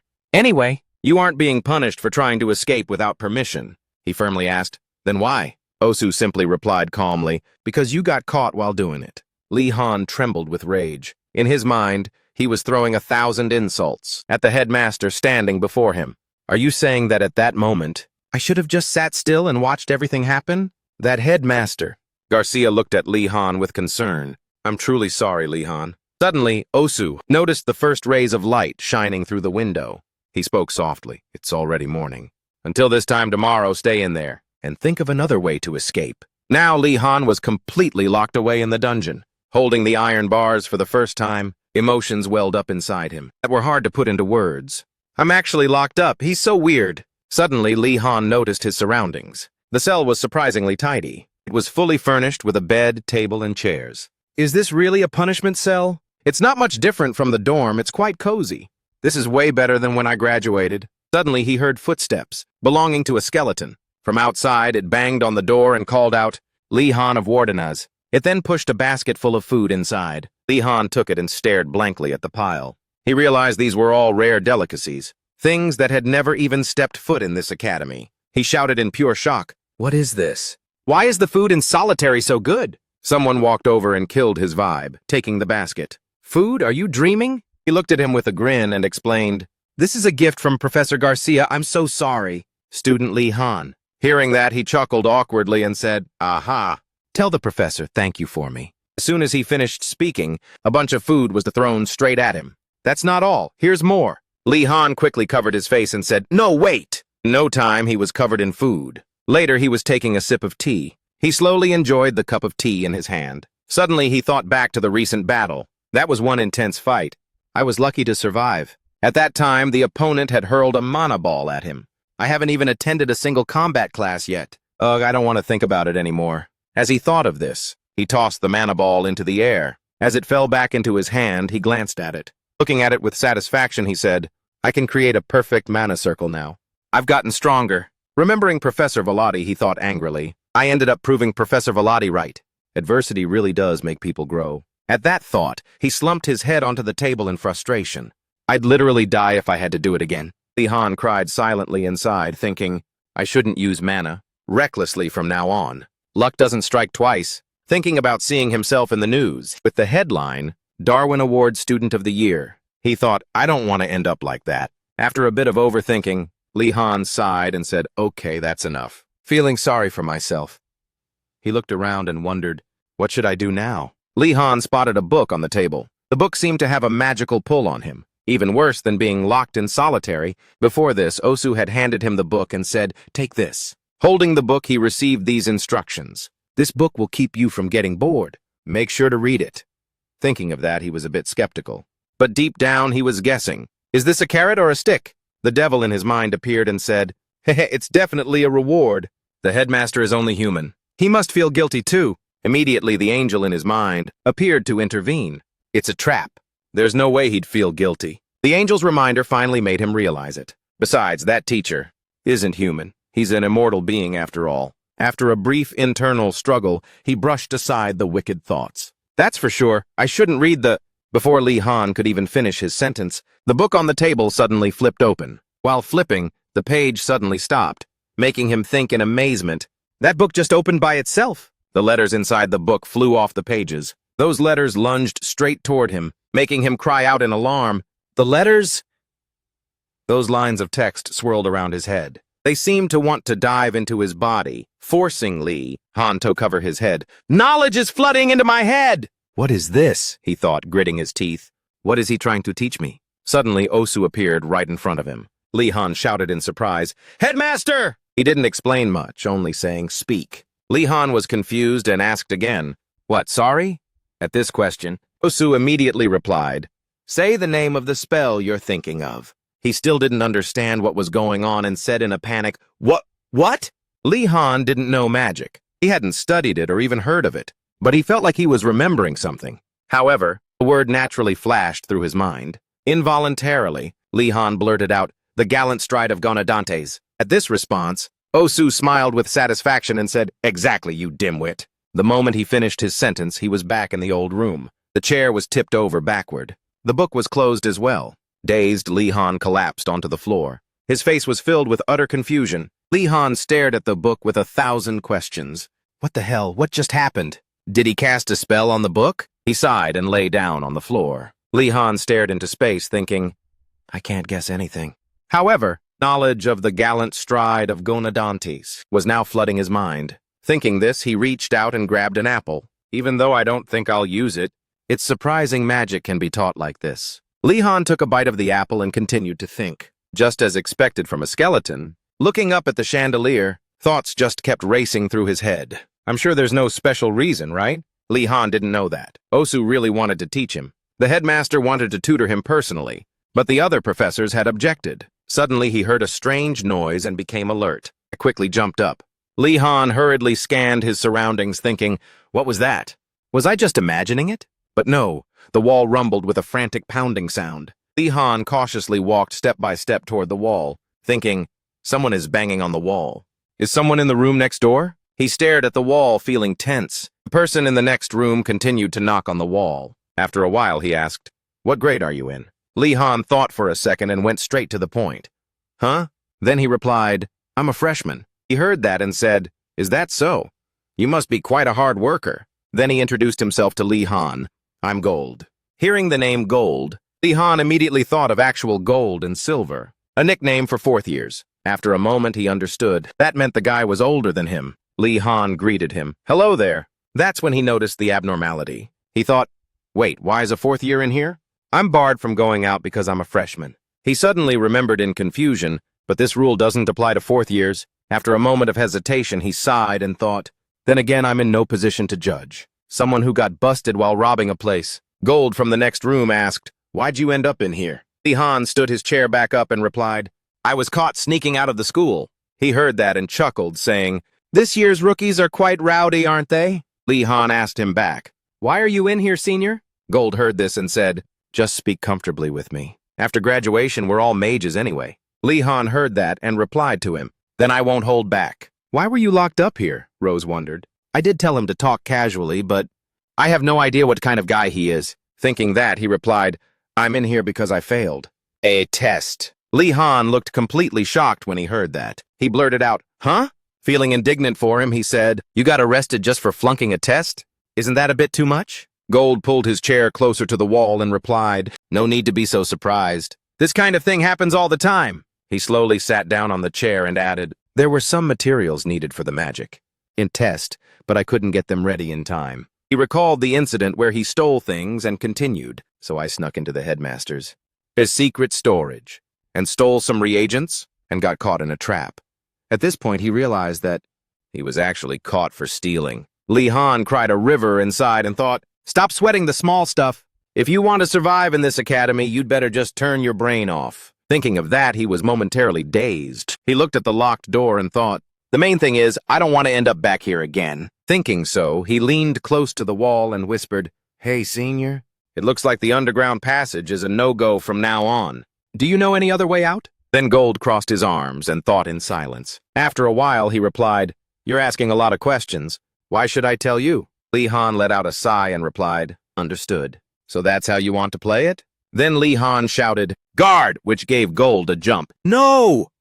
He looked at the door in a panic, thinking, what is he trying to do? The guard slowly walked down the hallway outside. Hearing footsteps at the door, Gold thought anxiously, no. Watching the small door slot being flipped open, he thought in terror, at this rate, my detention time is going to get extended. Gold stuffed all the snacks onto his person. A voice from outside echoed into the room. This is from the guy next door, eat up. He was completely clueless about what was happening. The sounds of knocking on the wall started again, getting Lee Han's attention. Gold asked in confusion, how? How did you pull that off from a solitary cell? Lee Han replied coolly, that stuff was a bribe. He couldn't believe the kid could do this, thinking that even while locked in detention, he still manages to eat like a king. Now he was curious about Lee Han and thought, who the heck is this guy? Then Gold went silent for a moment. Finally, he said, fine, I'll tell you. Lee Han was happy to hear it, thinking, the power of gifting is real. Just as he was getting excited, Gold warned him, but let me be clear first. He spoke with a dead serious tone.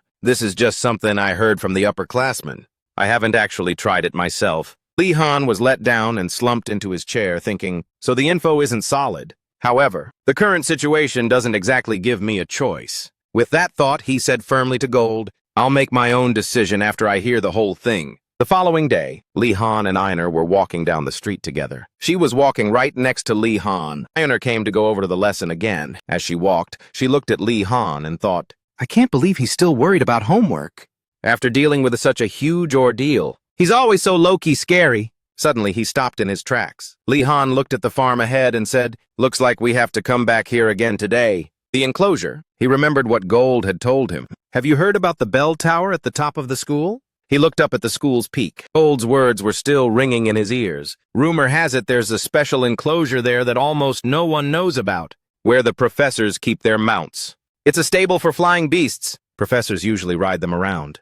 Or it's where staff let the eagles rest, the ones used for delivering imperial mail. While delivering royal mail, thunder beasts were all circling around the tower, because those beasts were granted a special kind of blessing, so they could freely enter and leave the academy. Lee Han looked up at the tower and thought, even if what he said was true, he felt a bit anxious, thinking, if I go there, it's not certain that I can ride those beasts easily. After all, this is that kind of place. Thinking that, he placed his hand beside the door. But it's not like there's no chance. Lee Han pushed the door hard and it swung open. His eyes were filled with hope. As long as the chance wasn't zero, it was still worth a shot. Lee Han confidently stepped inside. To everyone's surprise, a blue-haired girl suddenly blurted out, wait a sec. No, aren't you from the Wardenaz family? The guy next to her said in shock, what, a Wardenaz?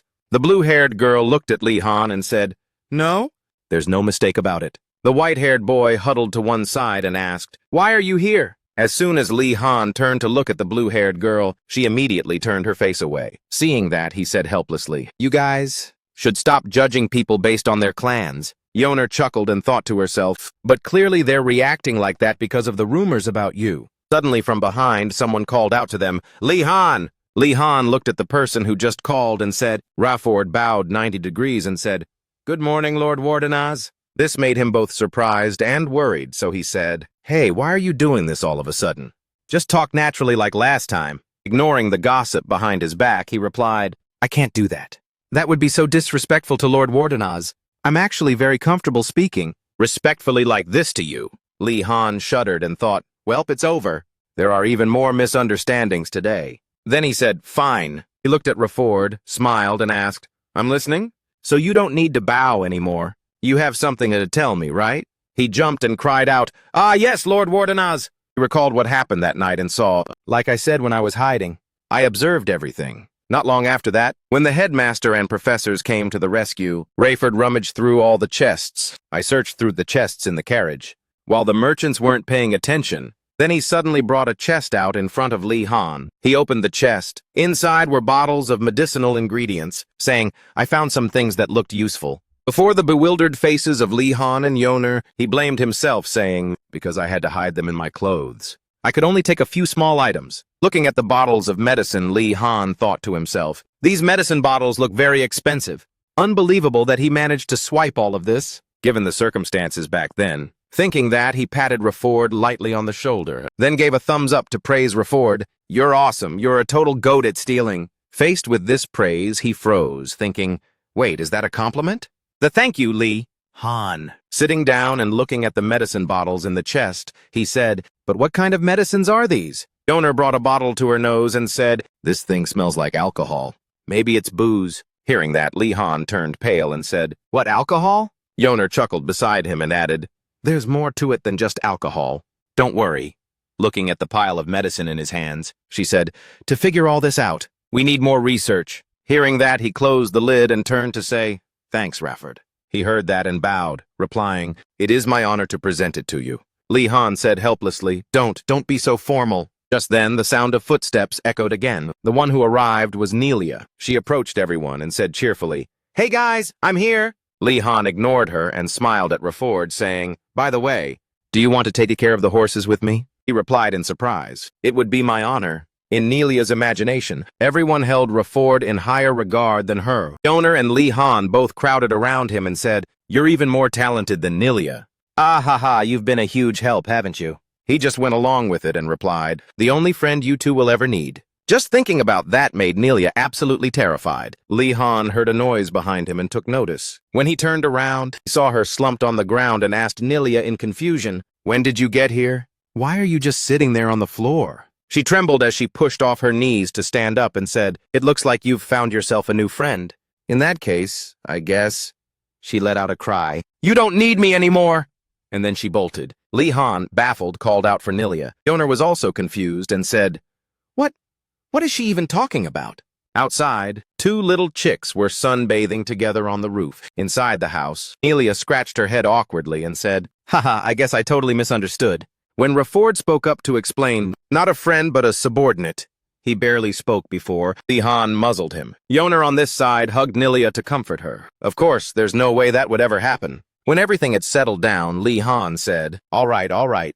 Now let's go take care of the horses." In the stables, every single one of them looked fierce, except for the white horse in front of Li Han. He looked at its calm face and thought, "It looks like it might be obedient. Wait, no, maybe it's just acting like a good boy." Then he turned to look at the attitude, the petty and erratic behavior of the other horses, and thought further, looking at the rest of them, "This one probably is too." The white horse tossed its head up, looking all arrogant, but it couldn't act high and mighty for long before Li Han grabbed its head. It was completely blindsided by his move. Li Han smiled and thought, "I knew this wouldn't be easy, so I prepared this in advance." He took out a brush. Li Han pulled its neck down and brushed its mane, saying, "There we go. Be a good boy." The white horse was stunned. This made it feel so insulted it was absolutely livid. Nelia noticed something was off and turned her head. Sure enough, the white horse had reached its breaking point. Nelia watched, breaking into a cold sweat, and said, "Whoa! Over there, it's like a literal war zone." The yellow lamp illuminated the entire stable. Li Han sat on the ground, exhausted. The white horse also lay on the floor, spent. Li Han stepped closer and continued brushing its mane, even though it didn't want to. It could only lie still and let him do it. Li Han saw this and thought, looks like it's completely wiped out. The white horse had an enduring look on its face. He saw it and thought, I didn't expect brushing its mane to be this hard. He wiped the sweat off his face and wondered, are the other horses like this too? The others were also struggling immensely to brush those creatures' coats. Yoner sighed and said, done, finally finished. Rayford bragged, my horse is super obedient, you know. Ilya smiled and replied, I think I've also gotten closer to mine. Yoner turned to ask Li Han, how's it going on your end? He looked at her, then back at the horse and replied, I'm not done yet. But Nelia saw this and said in confusion, that's weird. It should have opened up by now. Rayford added, yeah. I've never seen a horse like that before. She looked at his helpless expression and speculated, could it be some kind of monster beast? Thinking about the professors made her skin crawl. If you think about the professors' terrifying temple and their savage behavior, all in the name of educational achievement, she imagined the white horse being imprisoned, then this scenario is very likely. The white horse might even be a crossbreed from something else. There are hybrid beasts with all sorts of mixed blood. Li Han shook his head in denial, thinking, no way, that's a bit of a stretch. At a small house inside the forest, smoke and fire flickered in the house's kitchen. Regum poured some water while talking to the person opposite. The new student seemed to be working very hard.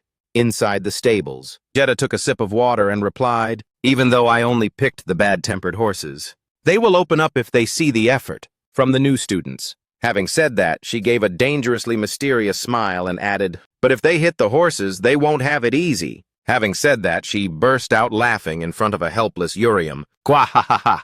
Then she suddenly asked, is Wardenis doing okay? Jetta set her cup on the table and replied, the kid's a hard worker.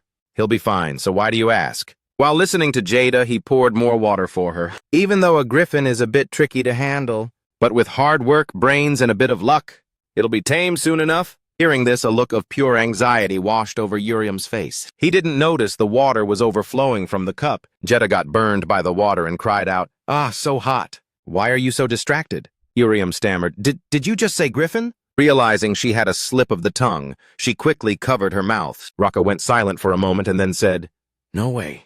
You must have misheard me. Urium, unconvinced, shouted back angrily, spill the beans, did you really turn a griffin into a horse? While those two were bickering, they had no idea that Li Han had already tamed it and was taking it for a walk. Speaking of this species, a griffin is a monster with the head and wings of an eagle and the body of a lion. Because they are incredibly stubborn and picky, not just anyone can become their master, even with slight differences. In habits and habitats across regions, they all share one common trait. They are totally unfit for a beginner tamer. Just thinking about this, he couldn't hide the anger on his face. Have you lost your mind? Oram continued to yell and cuss without stopping. My disciple had to take a day off because of an injury. Why on earth would you make him do something that crazy? Hearing this, Jetta couldn't help but raise her voice and bark back. Are you nuts? Listen here, nephew. How dare you yell at your elder? He scolded her directly. There are rules that must be followed. How could you possibly turn a griffin into a horse? Jetta tried her best to justify it. I limited its strength. It's basically the same as a horse now. But to Urium, that argument was totally worthless. Safe, my foot! Do you think a griffin is as brainless as those smiles? Just a typical family feud among the dwarves. This area was still perfectly peaceful. Li Han held the reins, controlling the horse. He reached out to touch it and remarked, you're finally listening. You don't like pointless fights either, right? While he was speaking, Li Han's gaze shifted toward the things that were binding it. He let out a chuckle, then continued to ponder while observing the horse. But based on the fact that it's still fine after wearing these, it has way more mana than I thought. Maybe it really is a hybrid, or the mana absorption of this collar is just low. I need to find a way to bump up the absorption rate. Unexpectedly, several cries rang out from behind. Stop it! Li Han observed its expression and asked, do you want to take a break? He flashed a gentle smile. At first, it just wanted to tear me apart. I never thought I'd be able to communicate with it naturally like this. We've definitely gotten closer. Then he held out some treats. Here, have some sugar. The horse reluctantly ate it. The white horse didn't want to admit it, but it was slowly starting to obey the kid. Its griffin nature silently remarked, this sugar cube is so sweet. I never had anything like this back in the wild. It snapped out of it almost immediately. No, I can't be like this. Its ancient wild blood was reminding it of its dignity. I can't just fall this easily. Li Han couldn't help but feel worried as well. Even though we're closer, I'm still wondering, How to increase the item's mana absorption rate. The horse looked at him with an expression of disgust. Li Han, however, totally misread its face. What's up, are you tired? In the morning's basic alchemy comprehension class, curious students peered toward the closed door. Why aren't we having the lecture outside today? This place was located inside the Suigaku building, separate from the main building. A member hesitantly pushed the door open. They scanned the classroom inside, and then remarked, "This place is so warm and cozy. I've got a bad feeling about this." The white-haired student cautiously warned, "Don't get played. The teacher might have hidden monsters in the classroom." These words became the talk of the room, causing a stir all around. "Everyone split into groups. We need to prep the room, in case monsters show up. Princess, we will protect you." Li Han's sister forced a smile and thought to herself, "They're a lost cause." Right then, a voice called out from behind. "Don't sweat it, Asen's group, Julia and Yoner." They appeared with their confidence through the roof. "We won't lose to them," said a new friend. Li Han quickly waved his hands in refusal. "No thanks, I'm good." Then Uriam's voice echoed from behind again. "What are you kids doing? Take your seats." Asen flinched and replied, "Yes, Professor." The white-haired student suddenly questioned, "Pardon me, Professor? Aren't we supposed to have class outdoors today? Last time you said we had to collect 10 ingredients from the garden." He just sighed and asked back, "Are you planning to brew potions outside?" Then he began to explain, "I know what you're thinking, but don't worry, unlike the outdoor sessions." And didn't forget to add with a gentle smile, "Indoor classes are very easy and safe." However, everyone knew he was capping. He's lying for sure, only an idiot would believe that. Uriam, after finishing his piece, excitedly started the lesson. "Now we shall begin. I want everyone to pour water into the cauldron in front of you." He explained that alchemy is a complex art. There must be no redundant steps. One who disregards the basics can never become a great alchemist. "Open your books. We're making a low-grade mana recovery potion." The books were flipped open instantly. Li Han thoughtfully noted, "This is going to be tough." At first glance, alchemy seems easier than other magic arts. Most people think that you just need to follow a written recipe. But after trying it out, no one dares to say that anymore. Alchemy is like cooking extremely complex dishes. Doing everything all at once in a short time, you need to prepare fresh ingredients from various places and memorizing how to process them, as well as the cooking order, are just the basics to nail the timing. Finally, you must also know how to stir the cauldron delicately. If you can't manage it all, well, it's no surprise. Why is it like this? Watching the students struggle with this subject, Urim couldn't help but chuckle. Right on, it's not easy for new students. But his smile vanished instantly. When he looked in one direction, Li Han, in a corner, was still acting completely chill. Only then did he slowly stand up and start to stretch, followed by the ingredient preparation phase. Li Han's hands moved nimbly. With one hand, he dropped ingredients in, while the other hand meticulously stirred the water in the pot. Uriam was absolutely stunned. His face turned pale with surprise as he thought to himself, "How is he this good?" He even made a comparison. "He looks like a veteran alchemist." This made Uriam even more intrigued. I can't believe they actually exist. Because this is a quality found only in geniuses. At this moment, Li Han was also silently observing him. He had his own calculations in mind. That must be what he's thinking. But that's not it, Professor. The truth was far more blunt than what he was imagining. Many lifetimes ago, I had to do the exact same thing. Urim scooped a spoonful and tasted it. His entire body seemed to be purified. "I can feel the mana filling up my body. So refreshing." And then a comment was made. "This magic potion is excellently crafted. Unbelievable that your body holds so much mana, to the point where it's impossible to tell if your mana has recovered or not." However, Uragum didn't forget to add, "Regardless, students, take note. There is a student who has brewed a perfect magic potion." Every eye immediately turned toward Li Han with pure envy. "Godanis, it's Godanis again." Among them were admiring comments. "Incredible, Asen." He even used his hand to scoop the liquid from the pot to check how legit it was.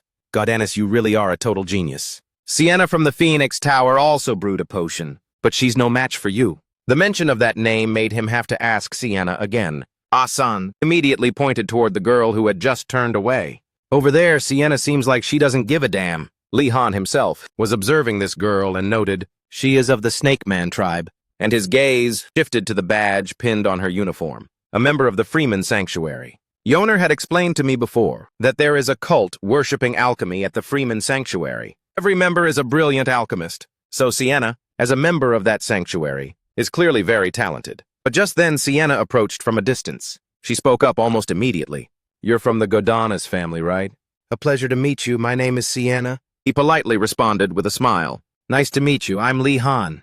No need for honorifics. I brewed the magic potion better than she did. As they shook hands, Lee Han silently commented to himself, her hand is freezing, probably because she's a snake man. Sienna followed up with another question.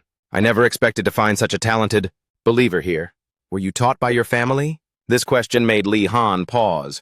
Well, he looked behind him. When he heard Uregum's reminder, stop gossiping. Get back to your seats. The conversation was forced to end. Let's talk more next time. Right now, he was standing at the podium and began his presentation. Even though you all made the same kind of potion, the individual results vary, but no need to make the big deal out of it. His aura was quite imposing. This is only the beginning. There are far more complex and bizarre things about alchemy waiting for you. The lecture made Lee Han wonder privately. Why are these professors so good at killing? A student's desire to learn? Uregum presented while writing on the board with chalk. Next week, I want you all to bring a bottle of low-grade teamwork potion. This will be your homework. I'll be checking them myself, so you'd better pay attention. Remember to take the instruction sheet and the basic ingredients from the lockers. The assignment was issued immediately, followed by chatter from the students. That's weird. I thought the professor would make us figure out the recipe ourselves. He's a professor, he still has to teach that stuff. Julia curiously asked Yoner when she saw her reaction. What is it? Yoner explained with some irritation. The ingredients in my locker aren't enough to make the potion. At this point, Nulia made the same observation.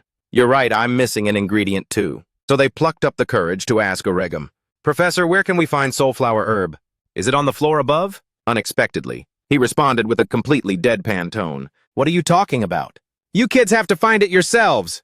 The stuff in the lockers is just the basic material. Soulflower herb is out there? Go find it, I'm certain. You still remember the lecture from the first class, right? The ancient academy stretched out under the sun. Lee Han was currently sitting with DG Lin. She used both hands to lift the cup and drained her tea with a look of satisfaction. Lee Han, standing beside her, just smirked as he asked, How's the Gadanis family's special tea recipe? Even though it was half soup, DG Lin sincerely offered a comment. This tea is a bit thick, but it's delicious. Hearing this, he couldn't hide the mischievous grin on his face, making DG Lin ask again, What is it? Lee Han immediately denied it. Nothing. From behind, Sienna's voice rang out. I can't believe we're meeting here, Gadanis. She appeared with a few other students. I was looking for you. Lee Han politely engaged in the conversation. Is that you, Sienna? What's up? She casually replied, It's just about the alchemy assignment, then began to explain, and a proposal was suddenly made. We're brewing low-grade teamwork potion, right? What do you think about gathering the 10 ingredients together? The short-haired girl standing beside her looked at him with a complicated gaze. The truth is, from the perspective of the Phoenix Tower students, Lee Han looked extremely scary. Everyone was too afraid to even look him in the eye. Let's gather the 10 ingredients together. Don't look at his eyes. Haven't you guys heard the rumors? Lee Han noted to himself. Students from other towers are finally suggesting we group up, and even as an entire group. He then quickly replied to her, That's a good idea. Sienna continued with the suggestion. So, can you invite more students from the Blue Dragon Tower? It would be great if students from all towers could cooperate. Well then, I'll take my leave. Lee Han politely replied, See you later. As soon as they left, the other students let out a sigh of relief. Sweet, we're alive! Did you see his gaze? I almost had a heart attack. DG Lin asked him about it, almost as soon as he returned. Be careful with Sienna. Lee Han had no intention of hiding anything. We're in the same alchemy class, why? She glanced away thoughtfully, before replying briefly, Nothing. At this, it was Lee Han's turn to quietly nudge her. You shouldn't leave things hanging like that. It only makes me more curious. DG Lin offered her explanation, but talking behind someone's back like that isn't right. Even if I don't mean it that way. It's no different from bad-mouthing her. Lee Han couldn't help but feel puzzled by those words. Bad-mouthing, now I'm even more curious. DG Lin politely thanked him for the cup of tea. Lee Han concluded that her lips were tightly sealed. Thinking this, Lee Han suddenly stood up. He placed a statue on a rock and began to pray respectfully before it. This sudden action confused DG Lin. What are you doing? Why are you praying all of a sudden? Lee Han spoke solemnly. Bad-mouthing people isn't good, but there's nothing wrong with speaking while praying. DG Lin hurried over, intending to stop him. You think you can play me like that? However, all her efforts were in vain. I can't hear you, I'm praying. DG Lin could only fall silent. Lee Han observed her and thought it wasn't enough. Then how about this, Lord? I once nearly died when I was ambushed by White Tiger Tower students. I almost didn't make it. These words really caught DG Lin's attention. Lee Han sincerely poured his heart out. If Sienna is plotting something similar, when the group enters the mountains, I don't even want to imagine it, but I am sure the gods will watch over me. Digilin finally stepped closer. She knelt beside Li Han before explaining, Lord Freesinger, I'm not saying this to put anyone down or accuse anyone. These words made Li Han feel satisfied. Thank you. However, Digilin shot back with the same attitude. I can't hear you. I'm praying. Hearing this, he could confirm that she's a real sly fox. Speaking of which, everyone in the Phoenix Tower is very kind and pious. But not everyone can cast aside worldly emotions. Even where faith exists, jealousy and petty rivalry still do too. Last week at the Phoenix dormitory, a new student brewed a mana recovery potion. This person excitedly presented it to their friends. I made this for everyone! The friends tried it and gave their feedback. This potion is so refreshing. That's a relief. You did a great job. Someone even declared, you might be even better at brewing this than Sister Sienna. Then, looking towards the person mentioned, what do you think, Sister Sienna? Sienna only smiled and replied, compared to him, I'm still very inexperienced. Nothing happened at that moment. But the very next day, she brought something similar. I brewed some energy recovery potion. Does anyone want to try some? Those present didn't suspect a thing and took it directly. Thanks, sister. It totally blows the fatigue away. They even commented on how refreshing it was. We didn't pay much attention back then, but the day after that and the day after that, Sienna kept doing the same thing. She always asked with a smile, how is it? And she kept repeating, how is it, for days on end. Every single time she wanted to be validated. By the time we realized something was off, you really are the best, Sienna. She only stopped after hearing that. The story made Li Han shiver after hearing it. He cleared his throat a few times before commenting, so she's got quite a competitive streak, huh? Digilin grew more tense as she added, but that's not where it ended. Sometime later, Sienna accidentally ran into that boy who brewed the potion. He tried to strike up a conversation with her, but he was completely ghosted.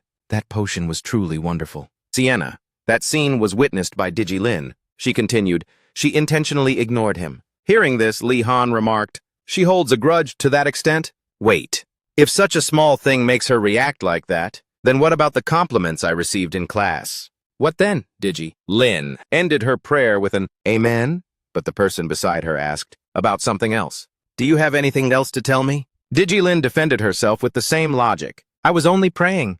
I have no idea what you're talking about. Having said that, she immediately turned to leave. Li Han clenched his fists, determined. If that's the case, I must be extremely careful in alchemy class. However, Li Han had to face another challenge. In the basic magic affinity education class, the instructor spoke seriously. You must learn to love and cooperate with each other. I don't care about your personal feelings. Note that I will be assigning a group project. One member from each tower will infiltrate another tower to steal the flag placed in the new academy book. You must recognize it immediately by the pattern on the flag, and you must secure it before the next lesson. Once the assignment was given, the dismissal signal was also given. Class is dismissed. Dejected students left the room. They began to discuss, how on earth is this teaching us? Our specific magic affinities? Doesn't he just want everyone to fight? What kind of crazy class is this? Everyone commented in frustration. And why does it have to be the White Tiger Tower?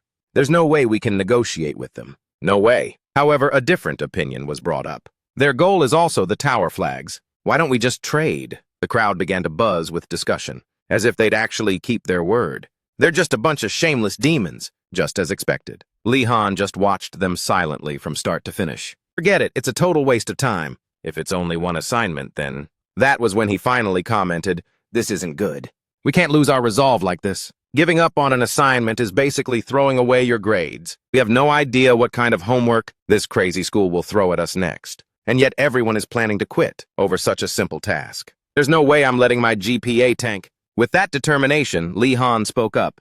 Hey everyone, don't give up yet. The crowd got hyped almost immediately. Ordonez, do you have a plan? I knew you were gatekeeping your skills. Exactly. Li Han was speechless when he saw the expectant looks on their faces. These people sure flip-flop fast. Those students kept asking him, what is it? What's the plan? What are you going to do?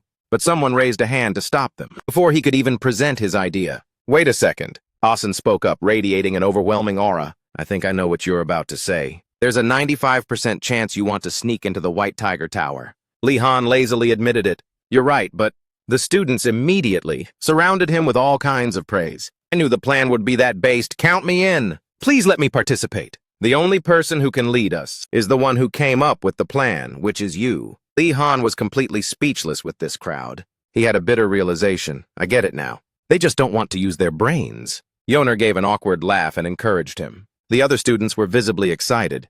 Just you wait. White tiger punks. We're coming to take it all. Li Han observed them and remarked once more, just as I thought. Character education is totally useless. The next day, the early risers let out long, tired yawns. Li Han glanced around as he walked down the road. He stopped where the sun was gradually rising. Sunrise again today. Then he thought to himself, the deadline is approaching. Sneak into the White Tiger Tower and finish Professor Urigum's assignment. As he pushed open the door, Li Han wondered which task would be more difficult. Someone was already waiting inside. The book in the person's hand was snapped shut.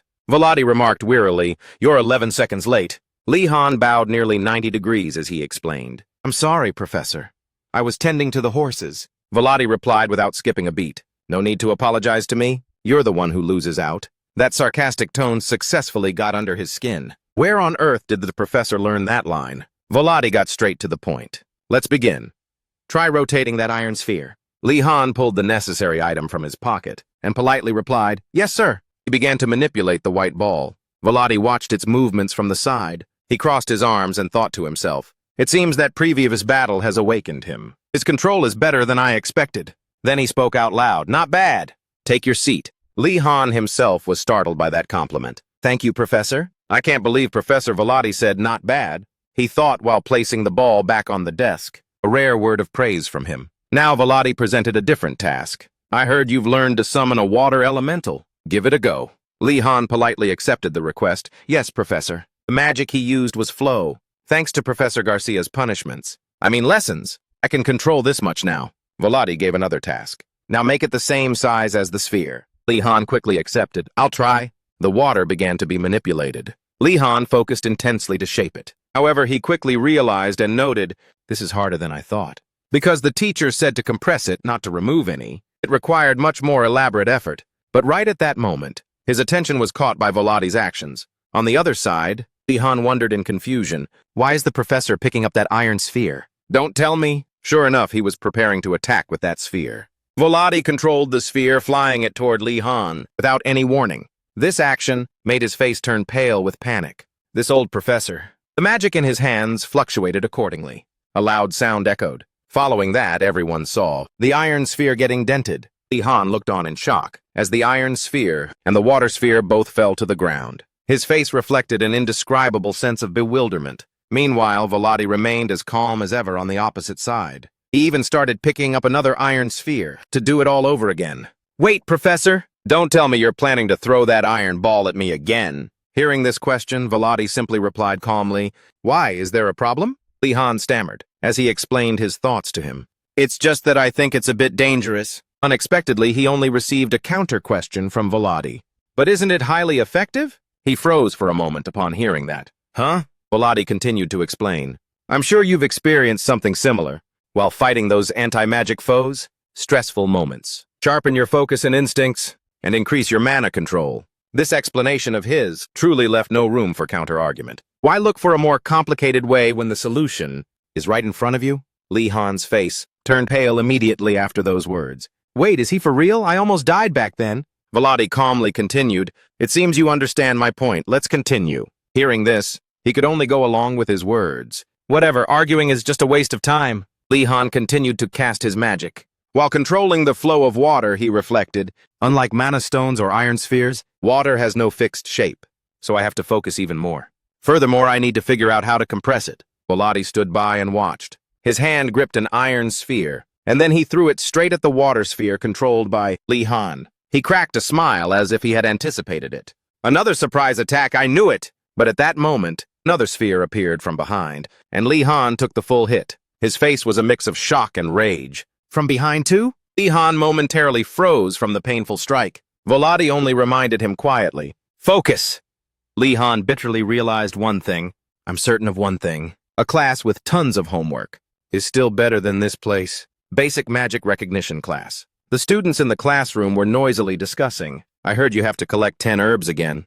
On the mountain for alchemy homework." This time, Professor Ingridel agreed to go with students from other towers. A blue-haired girl was startled by a realization. "Wait, then doesn't that mean..." All eyes simultaneously turned toward Lee Han. The professor is going there with Warden Uz. His state was currently very poor. But the truth was he was just tired. However, it was enough to make the other students feel worried. Will it be okay? Only Lee Han himself misunderstood. Look at how they're staring. They want to talk to me. At that moment, the door was pushed open. The person who walked in was Garcia. Good morning, everyone. The students politely replied, Good morning, Professor. She approached the podium and began her presentation. Today, we will be learning something different. Aside from elemental magic, but I won't be the one teaching you. I've brought in a professor who is an expert in this field. The classroom buzzed with excitement upon hearing those words. Students began discussing eagerly with one another.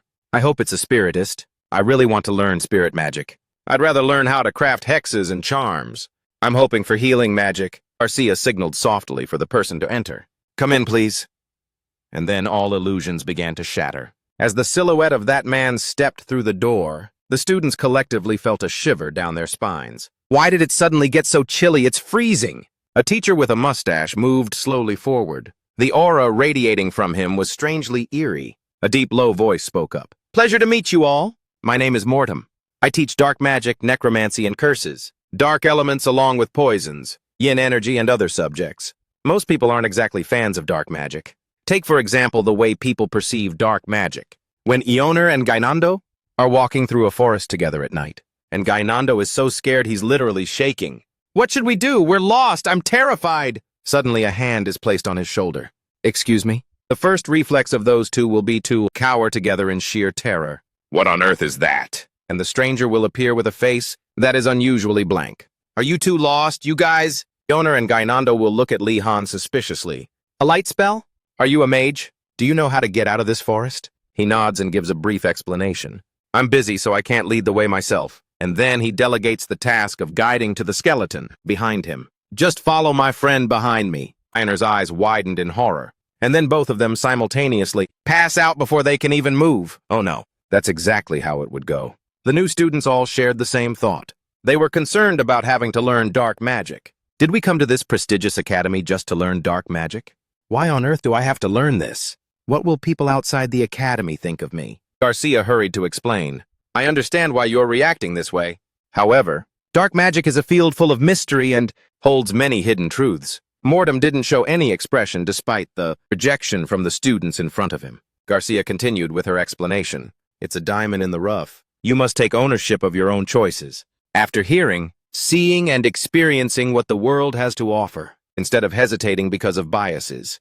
I hope to see in you the spirit of a true mage, one who is always dedicated to exploring the nature of truth. Her presentation successfully persuaded the majority of the students. Garcia offered a smile and made a proposal. All right, is there any student who would like to be a teaching assistant for today's dark magic class? No one? But all she got back was silence from the entire room, until Lee Han slowly raised his hand. That tiny gesture was enough to make Gainando flip out. He hurriedly pushed Lee Han's head down onto the desk to stop him. Lee Han, what are you thinking? If you mess around with a dark mage, you might end up becoming one of his undead soldiers later on. Lee Han mumbled in reply. Ouch, that hurts. Are you seriously even a mage? He began to explain his thoughts. I've always felt dark magic is a hidden gem, and it's also easy to get high grades if there's less competition. The more Gainando listened, the more unbelievable it became. His face turned visibly pale. Are you planning on becoming a dark mage? Lee Han asked back, cool as a cucumber. Isn't your reaction a bit extra? Besides, becoming a dark mage isn't too bad. An unpopular research field like that could guarantee an easy life for a long time. He stood up and replied to Garcia with a smile. I'll help, Lee Han said. This gesture of his was for Garcia, the very salvation she had been praying for. Lee Han, standing at the front, also thought to himself, I totally get how she feels. It's just like the anxious face my old professor used to make during a lecture when not a single student would raise their hand, no cap. That's why teaching assistants have to prepare for these situations in advance. I want you to read the answers to these questions first, Mortem said with satisfaction. Thank you. Please come forward. Lee Han also moved as requested. Yes, Professor. It was only then that he realized, I was wondering why the classroom was so chillingly cold. This professor is radiating a massive amount of yin energy. Natural mana doesn't contain elements, but it changes based on the element the mage uses. This cold and gloomy mana is the quintessential trait of a dark mage. If they all give off this vibe, I see why it's not popular. Mortem stood his ground, staring at Lee Han before commenting, "You have a lot of mana." He calmly accepted the compliment. "Thank you, sir." Mortem began his lecture. "First, let me show you an example. Rise, skeleton thralls!" Immediately, several skeletons rose from the ground at his command. They looked absolutely hideous. The students above were all spooked out. "Real undead! They're for real!" Chaos erupted because they were terrified of these undead creatures. "Do something! Don't push me!" However, the skeletons only held each other's hands. Their actions left the students completely baffled. "They're spinning in circles. Why are they doing that?" From the front, Mortem softly asked Lee Han, "What do you think?" He explained bashfully, "I prepared this performance for the students." Lee Han could only reluctantly play along. "It's quite interesting, Professor." Behind them, Garcia looked overjoyed. "Thank you, Lee Han." Mortem's lecture continued. "That's enough of the fancy magic trick." After he spoke, he simply waved his hand. The undead disappeared instantly. Every trace of their existence evaporated. The other students felt somewhat relieved. "They're gone." Thank God, that was horrific. Only Lee Han silently admired Mortem. "He cast that so cleanly. But is the professor showing me this? Because he wants me to do the same thing?" As if reading his mind, he shook his head and explained, "Don't worry, you don't need to learn this spell. It's way too hard for a rookie." Lee Han breathed a sigh of relief and suddenly thought of a certain professor with a V. Whoever that might be. Yes, if only Professor Velati could hear this. Mortem made his first request.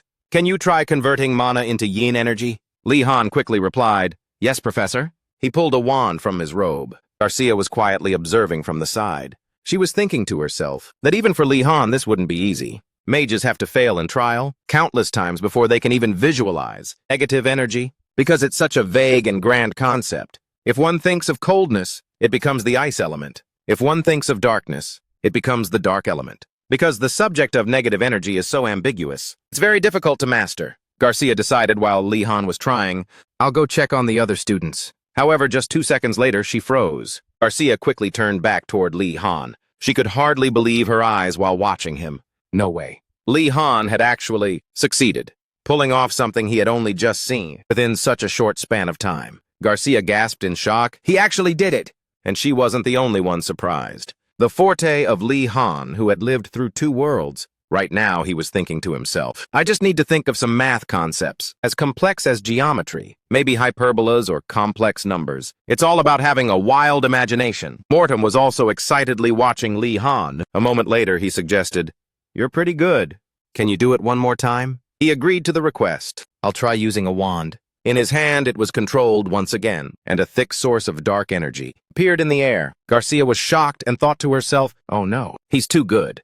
Having this much talent isn't exactly great." She began to feel anxious deep down. What if he switches his interest to dark magic? That can't be allowed to happen. It was the gut feeling of a professor worried that her multi-talented student would be snatched by another colleague. But just a second later, she composed herself. "No, I shouldn't doubt him." Garcia silently kept her eyes on Lee Han's every move. He hesitantly asked the professor, "When should I start, sir?" "Lee Han," he repeated when he received no response. The professor had no idea. At this moment Tum was staring intently at him. With a sinister look in his eyes, he just kept demanding, "How much can you do?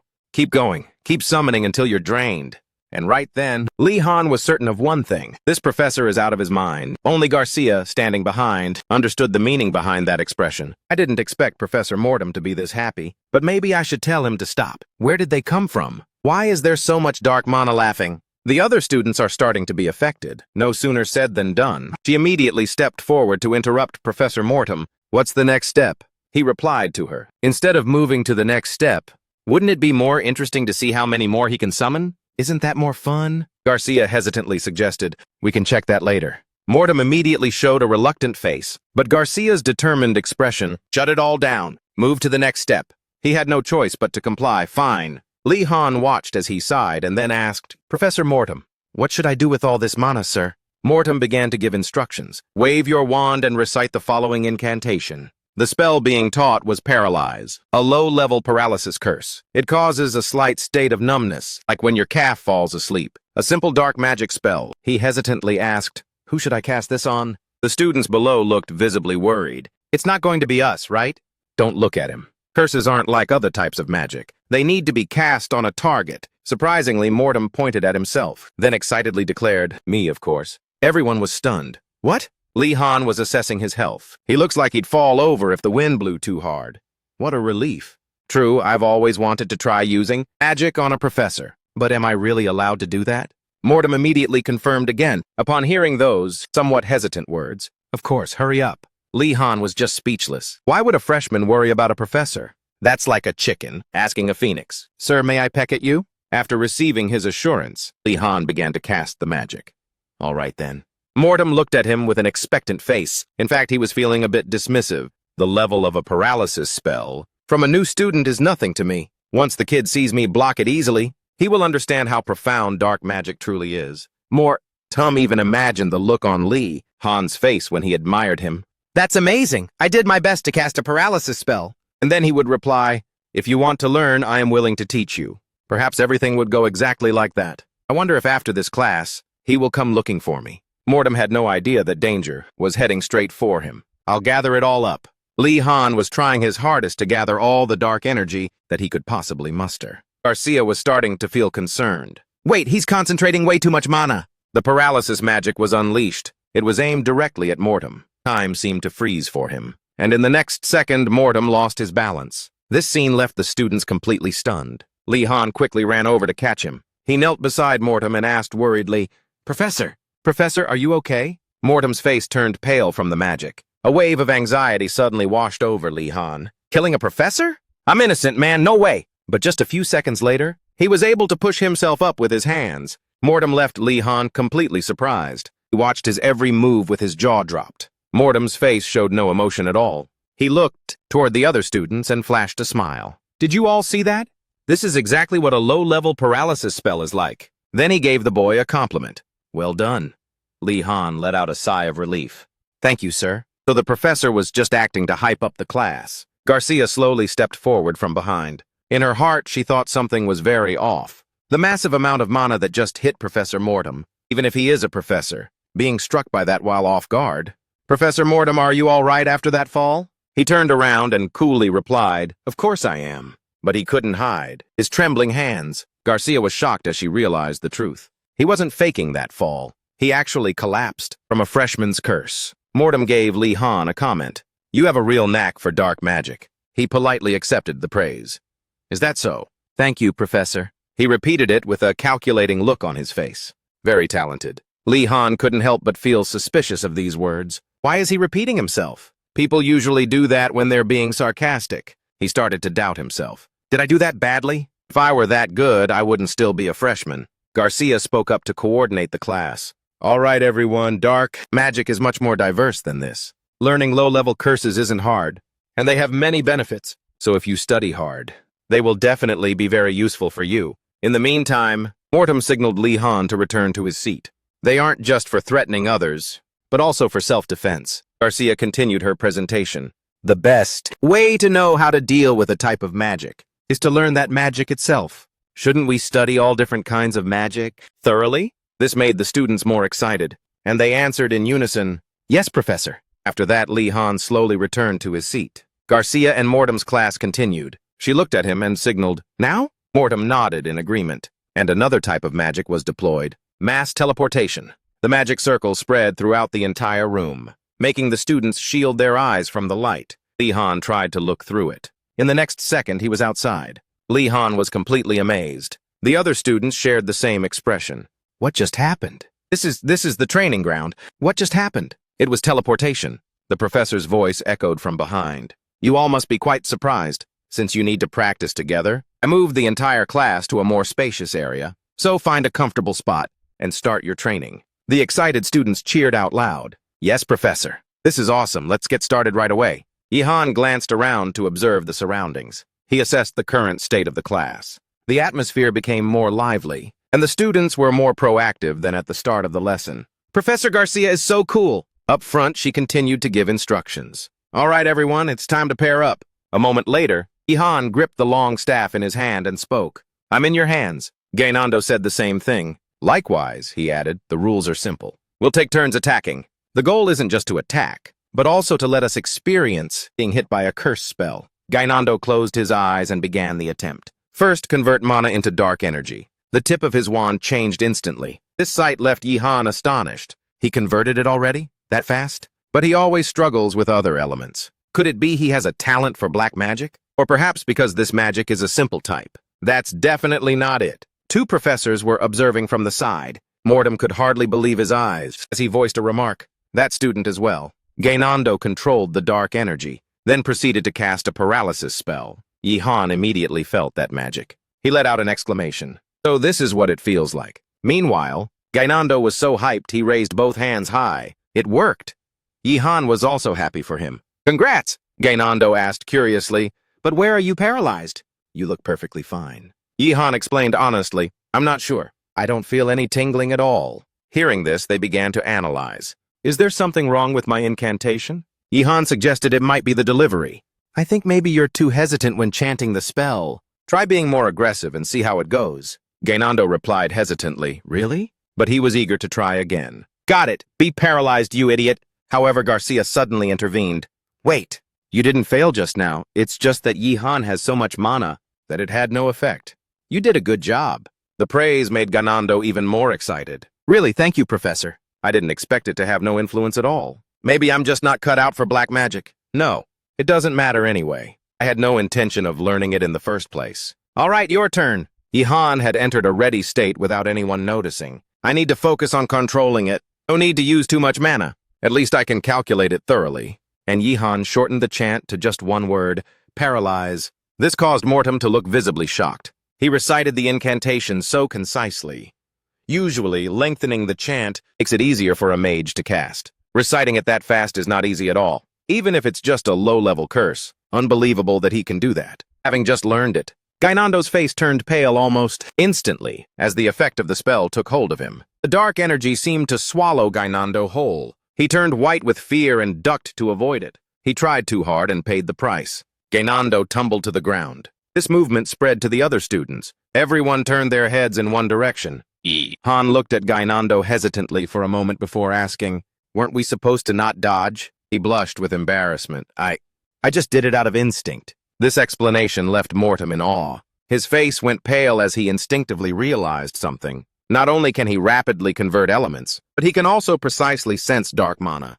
What's this kid's name? His hands are shaking with excitement over this talent. He even envisioned a scene where Gainando becomes a high dark mage. He's a once-in-a-lifetime genius. Class ended without any major incidents. Everyone cast curses on each other, and everyone enjoyed this fun lesson. At this moment, Garcia clapped her hands to signal them. She smiled and began her presentation. All right, you guys had a blast practicing, right? Let's have a round of applause for Professor Mortem, our teaching assistant today. The students also agreed that today's class was so much fun. Garcia continued the conversation. So are you all interested in dark magic yet? This time, she only received hesitant looks from them, along with mumbles, like just a little. Garcia turned to the person next to her and suggested, Professor Mortem, please say something to the class. He began to speak. Everyone, I believe you've seen the appeal of dark magic by now. Some students are also showing interest in it. These words from Mortem made the students discuss among themselves. You like it? No way, what about you? Meanwhile, Gainando chuckled and commented, This professor is hilarious.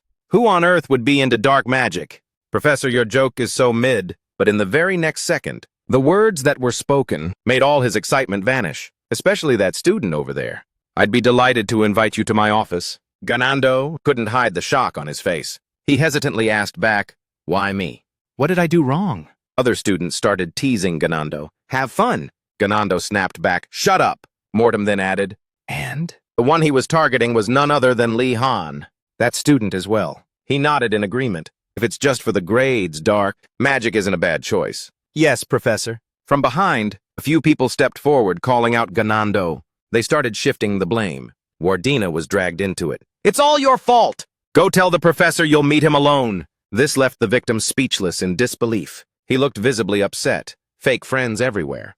I'm definitely dragging you down with me. Garcia on this side was speaking to Mortem.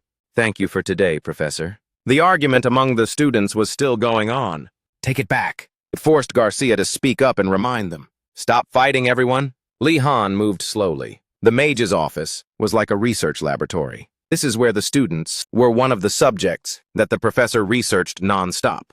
It sounds very bizarre, but it's exactly as I described. Li-Han had heard a lot about it back home, and he silently thought to himself that it sounds just like a master's program. A question arose. Does that hellhole exist in every world? Until now, but today is different. I'm only a first-year student, and this is simply a consultation session. In front of them was now Professor Mortem's workplace, the Black Rock Tower. Lee Han glanced around. One look was enough to know what kind of things were researched here. He stepped forward with Ganando. At that moment, he heard a trembling voice coming from him. What did I do wrong to be called in privately like this? Lee Han smiled and spoke to reassure him. Maybe it's not because you did anything wrong. But for Ganando, those words were completely unbelievable. What else could be the reason? It must be Professor Gimta. Dark mages are all drama queens who snap easily. Lee Han cut him off with a heavy sigh. Let's just go in. He reached out and knocked on the professor's door, and it swung open instantly. The silhouettes of these two were the only living things to appear thus far. Ganando grew more and more terrified. His voice trembled. The door opened by itself. Lee Han stood by him to reassure him. Keep it together. He himself was scanning the surroundings, but this fog is making it impossible to see anything. They strained their eyes, searching for Mortem. Where is the professor? He looked up when he noticed their presence. Ah, the kids are here. Then he signaled to the person beside him. Derek, bring the kids over. Unexpectedly, the other person flatly refused. No, the principal told you not to get close to any new students. Upon hearing this, Mortem seemed to have an epiphany. Right, that's not good, is it? I can't exactly do this on the low. Derek flinched and shot back almost instantly. Professor, have you lost your mind? You haven't been out of the joint for long. He corrected him. That wasn't a jail. It was just the detention room. Then he straight up shooed him away.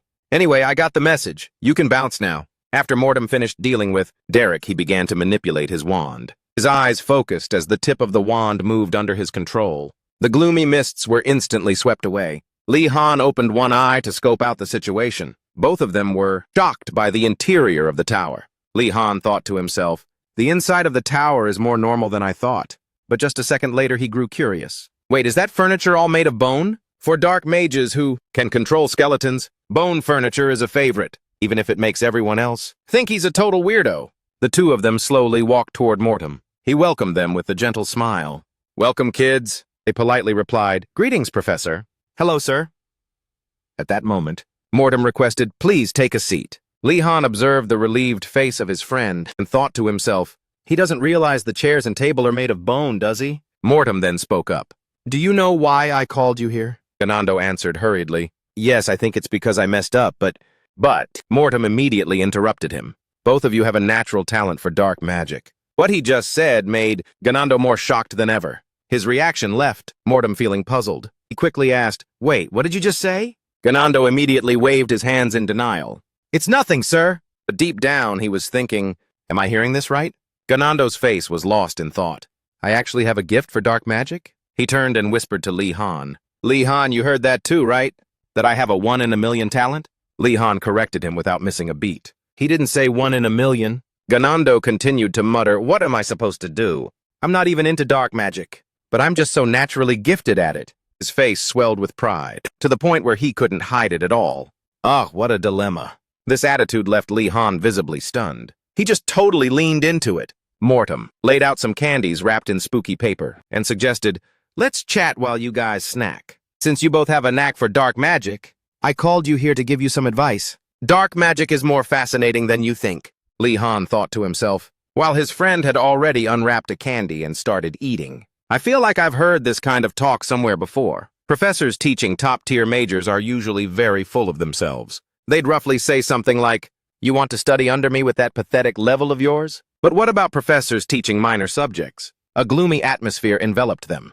Our major's professor is literally at the bottom of the social ladder, so we can only go up from here, right? That makes sense. Lee Han looked at the candies in his hand and assessed the situation. This situation is exactly the same.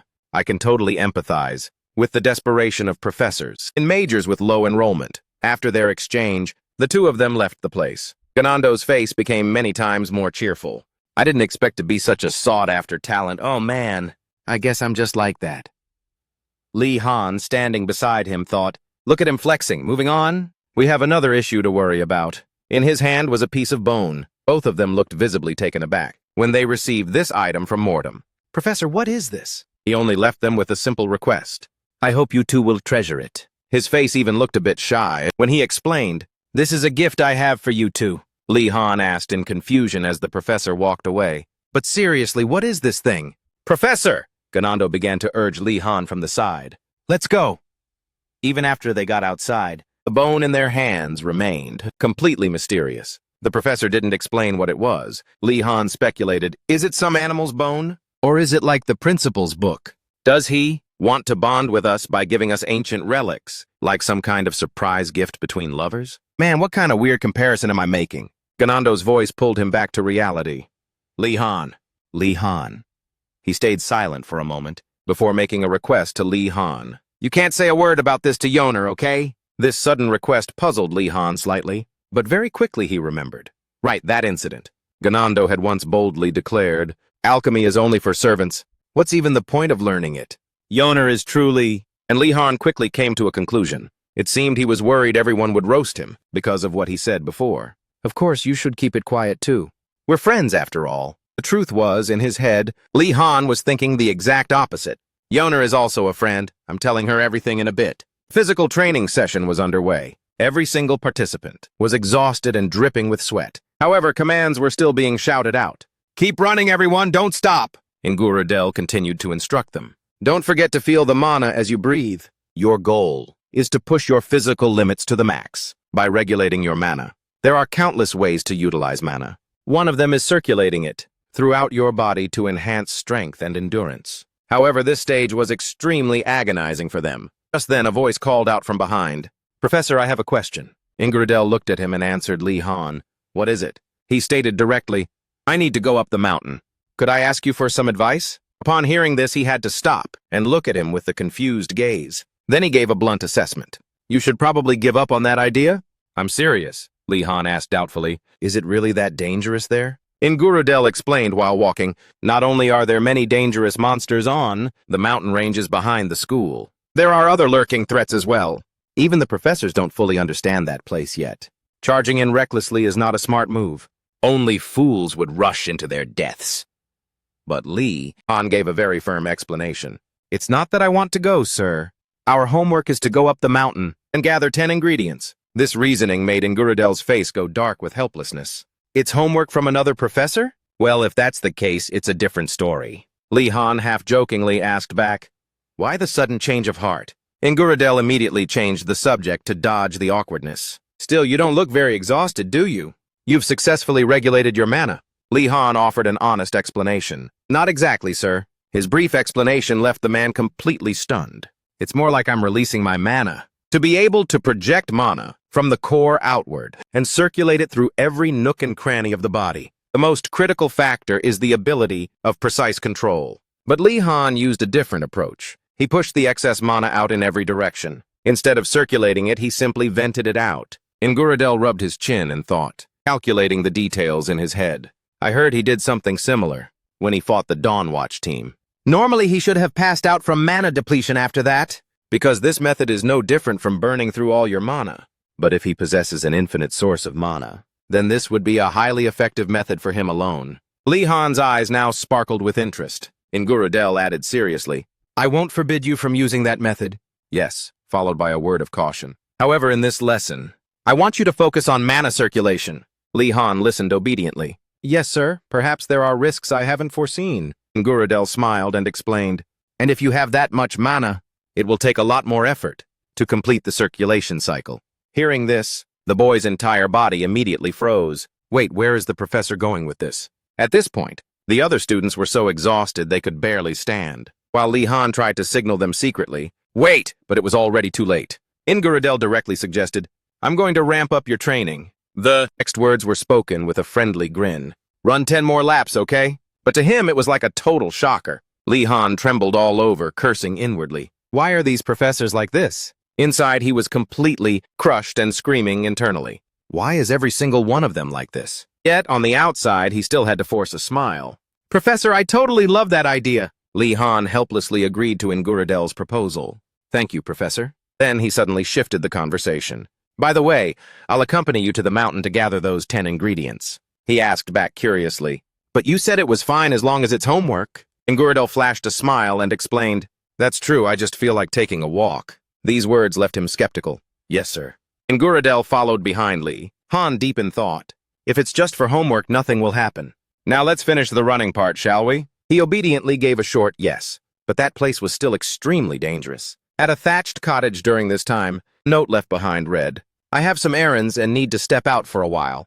No stealing too much? Uragam Yoner was a bit surprised when she read it. She smiled and turned to the person beside her. So that's why you called me here.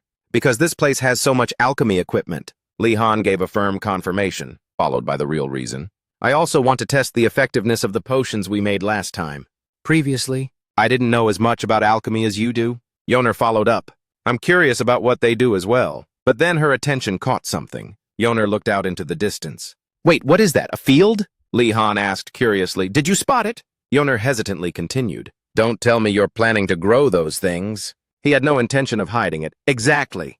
But it'll take ages. They say it takes months. Yoner remarked with confusion, pointing her finger. But those trees look fully grown to me? Lee Han was confused by her words. What do you mean? And then even he was shocked by the scene unfolding right in front of him. For real? Lee Han silently recalled the past events.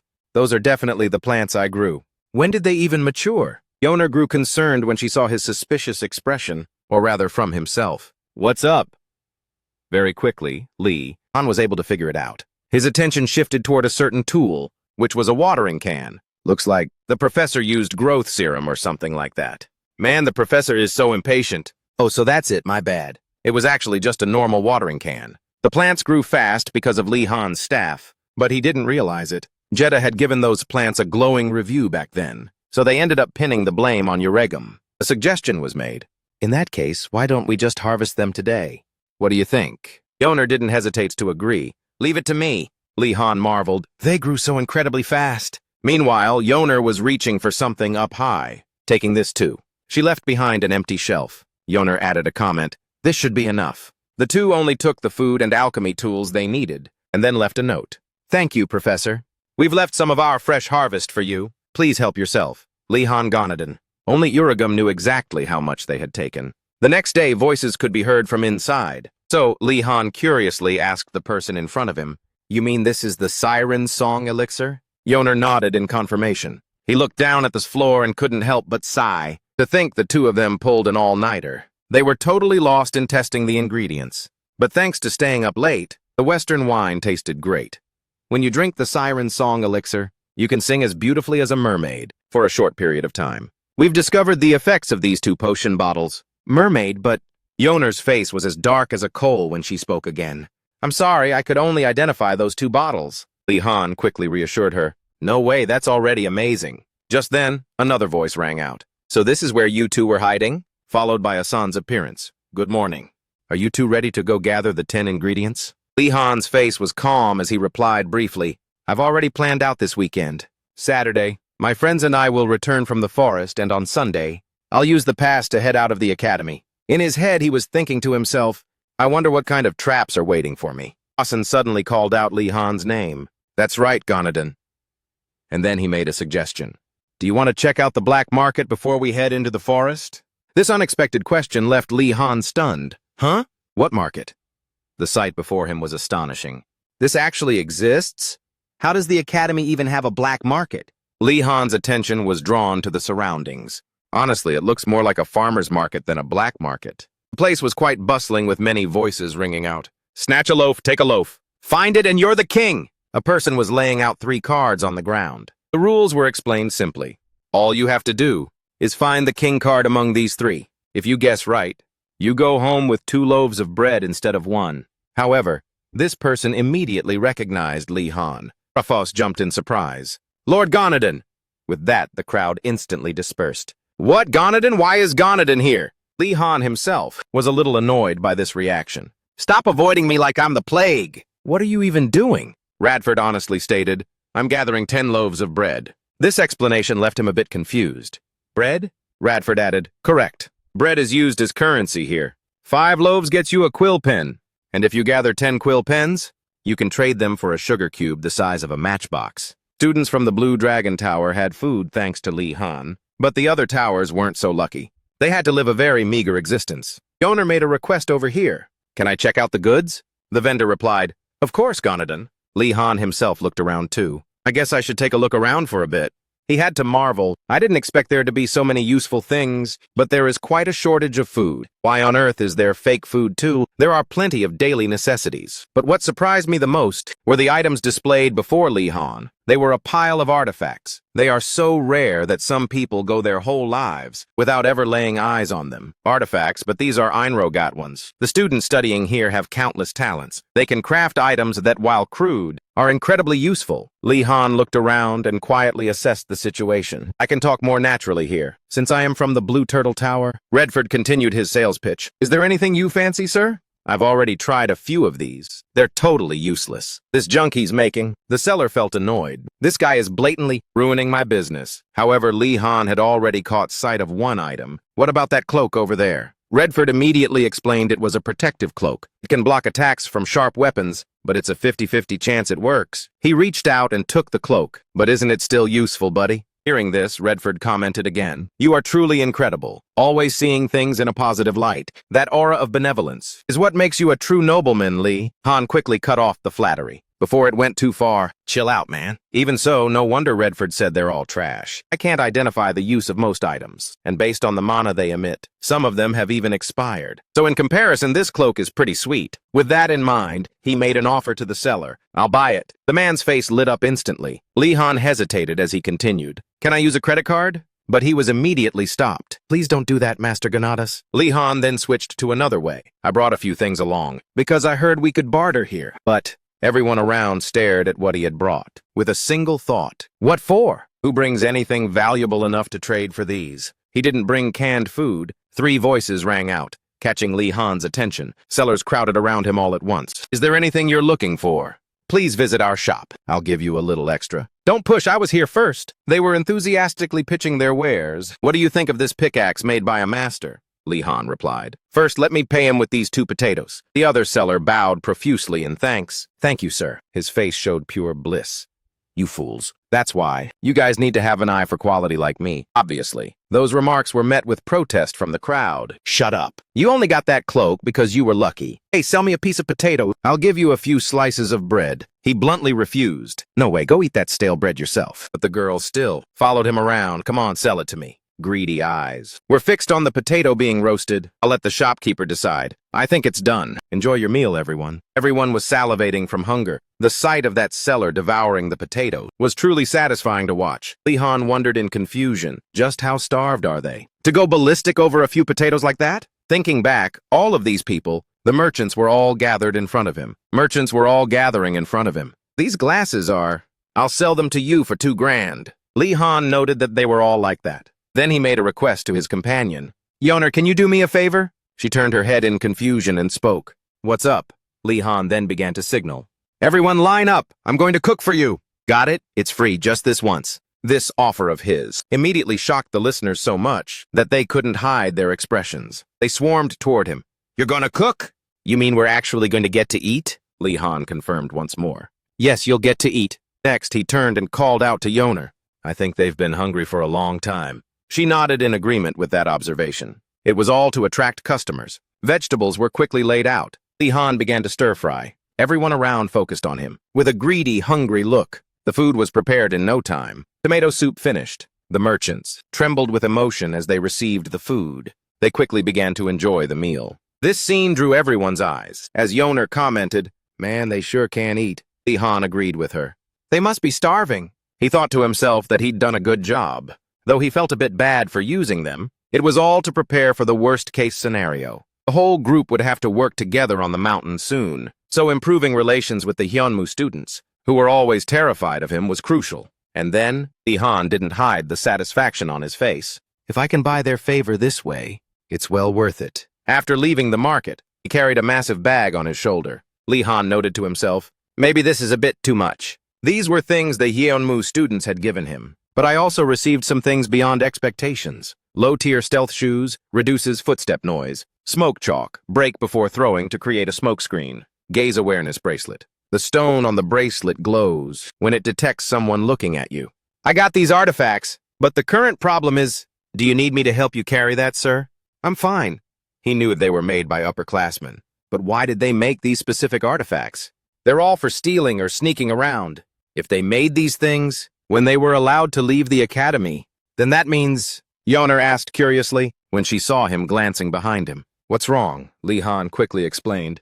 I feel like something is moving inside the bag. And indeed, something was inside the bag. Lee Han's face went pale almost instantly. Even the two beside him were shocked to see what poked out of the bag. What's that? Redford noted with annoyance. Don't tell me those guys are biting the hand that fed them. Unexpectedly, the bone fragment in Lee Han's pocket reacted to it. Huh? Yoner cried out in worry. Lee Han! Rafford beside her added, Lord Wadanus? He signaled to them. I'm fine, wait. Then he looked down again. The two bones were finding each other, and they merged into a bony hand. That bony thing crawled forward, and then hovered over Lee Han's head. Yoner spoke while trembling with fear. Another bone? Just what exactly are you carrying around? You explained it briefly. That's what Professor Mortem, even though the truth was even you yourself were surprised, gave me, but something seems wrong. That bone actually lunged straight at Lee Han. It almost touched him, and the claws scratched Lee Han's hand, making it bleed. A strange anomaly occurred immediately.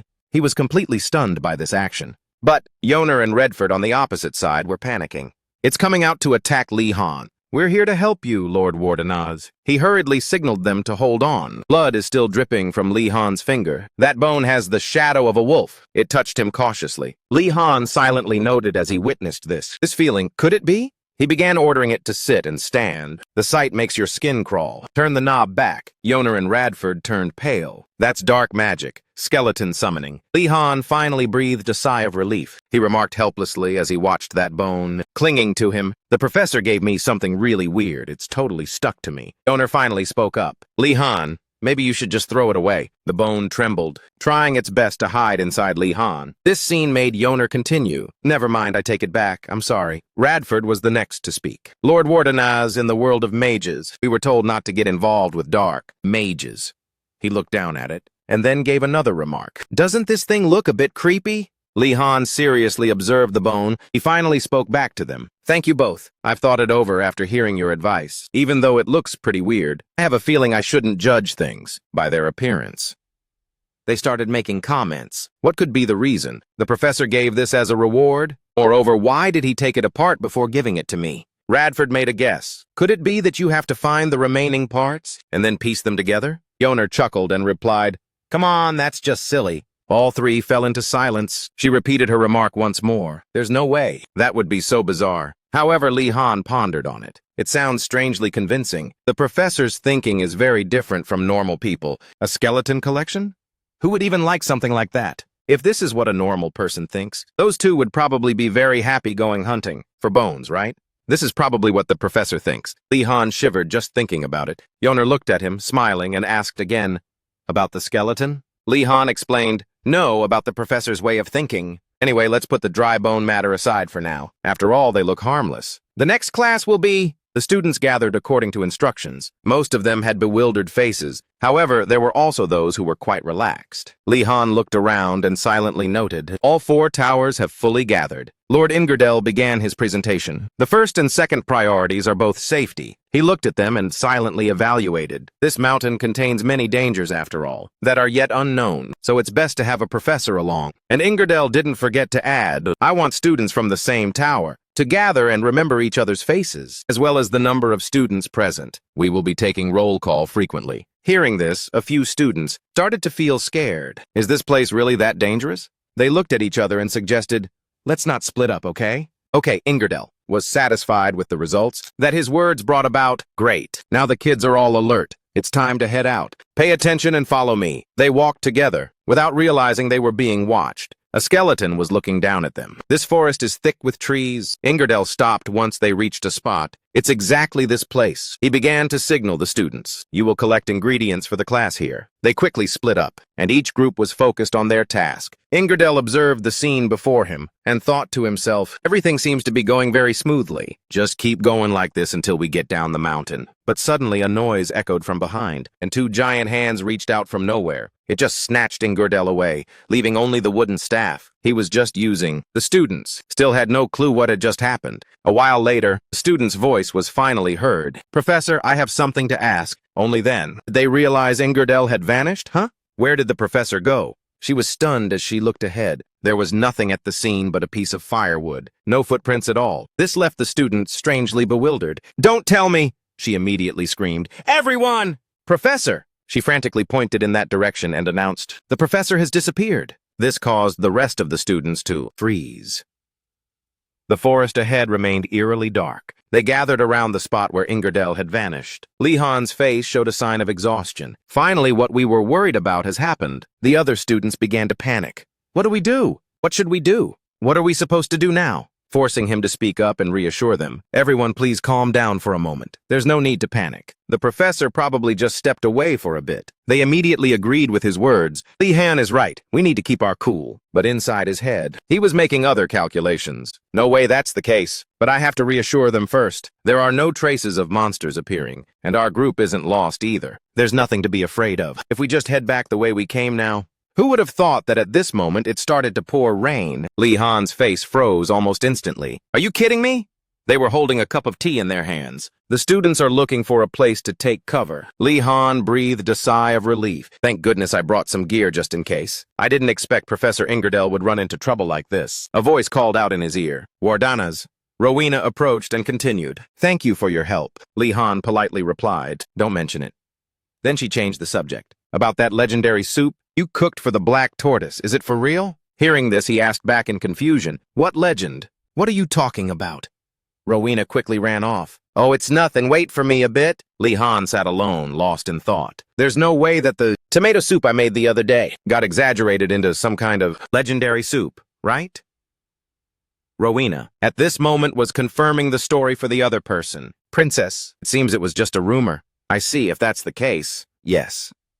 She returned to his side with an announcement. Her Highness the Princess also wants to help, Lee-Han asked back, slightly puzzled. Why didn't she come say it herself? Yes. Well, that's great. Then could you ask her to start a campfire? Rowena simply replied, I'll go ask. Then she ran back toward Adenas, Your Highness. Adenas immediately stood up. She began to chant a spell. Magical light surrounded the campfire pile, and they gathered in one spot, forming the campfire they needed. Adenas even carefully adjusted it to make it larger. Lee-Han couldn't help but feel amazed. By this method, she's calling spirits. The other students looked on with an air of admiration. We haven't even learned spirit summoning yet.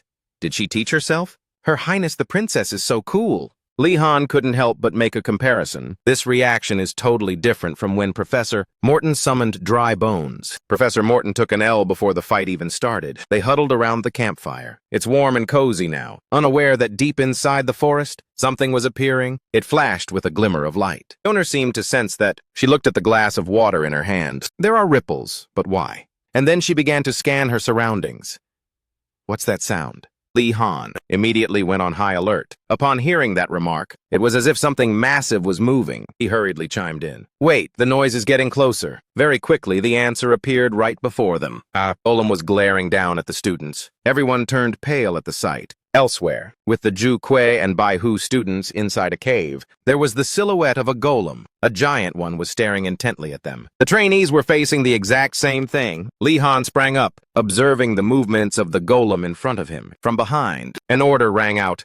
Everyone, don't do anything rash! Rowena began to explain. A golem's behavior is strictly based on logic. As long as we don't mess with them, they won't attack us. Unlike wild monsters, golems are artificial creatures created by mages. Mages craft this species by placing a magic core into a sculpted statue, made from materials of their choice. The main issue is, when their core breaks during battle, or they fall apart after being destroyed, there is a chance they will merge with other random objects. The fragments of that monster begin to fuse with everything around them. From that, golems that don't obey their master's orders are born, Lee-Han thought to himself. Luckily, even destroyed golems will still follow their original principles. But of course, it's possible. Its order is to kill all new students. Loud noises echoed through the rain-soaked forest. The golem reached down and drew a line on the ground. It finished doing so very quickly. Nulia looked over in confusion. A line? Yoner explained softly beside her. It means we aren't allowed to cross it. A question was suddenly posed. What would happen if we tried to cross it?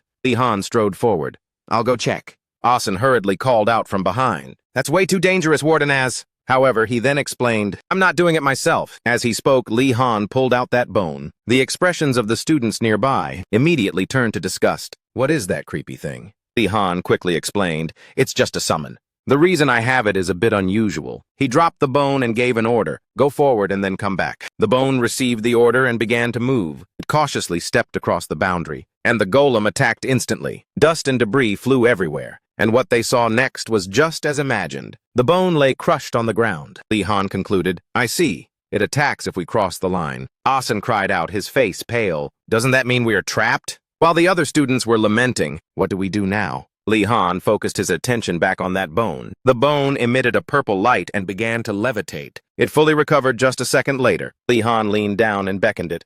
Good job, come here. Rowena watched him cautiously from behind. Her face showed clear concern. What did I just witness? How can a summon recover that fast? From what I remember, resummoning takes a lot of time and mana. However, the sound of an argument behind her caught her attention. I told you I was right. You're wrong.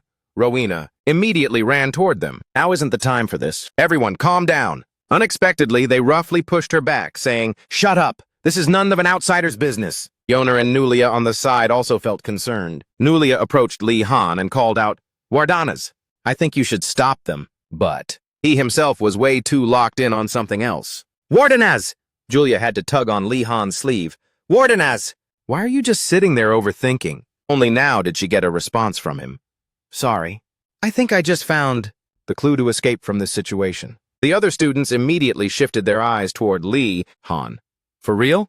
Are you serious? As expected of Master Wardanas. Wardanas is saving us again. He hesitated when he saw their expectant expressions.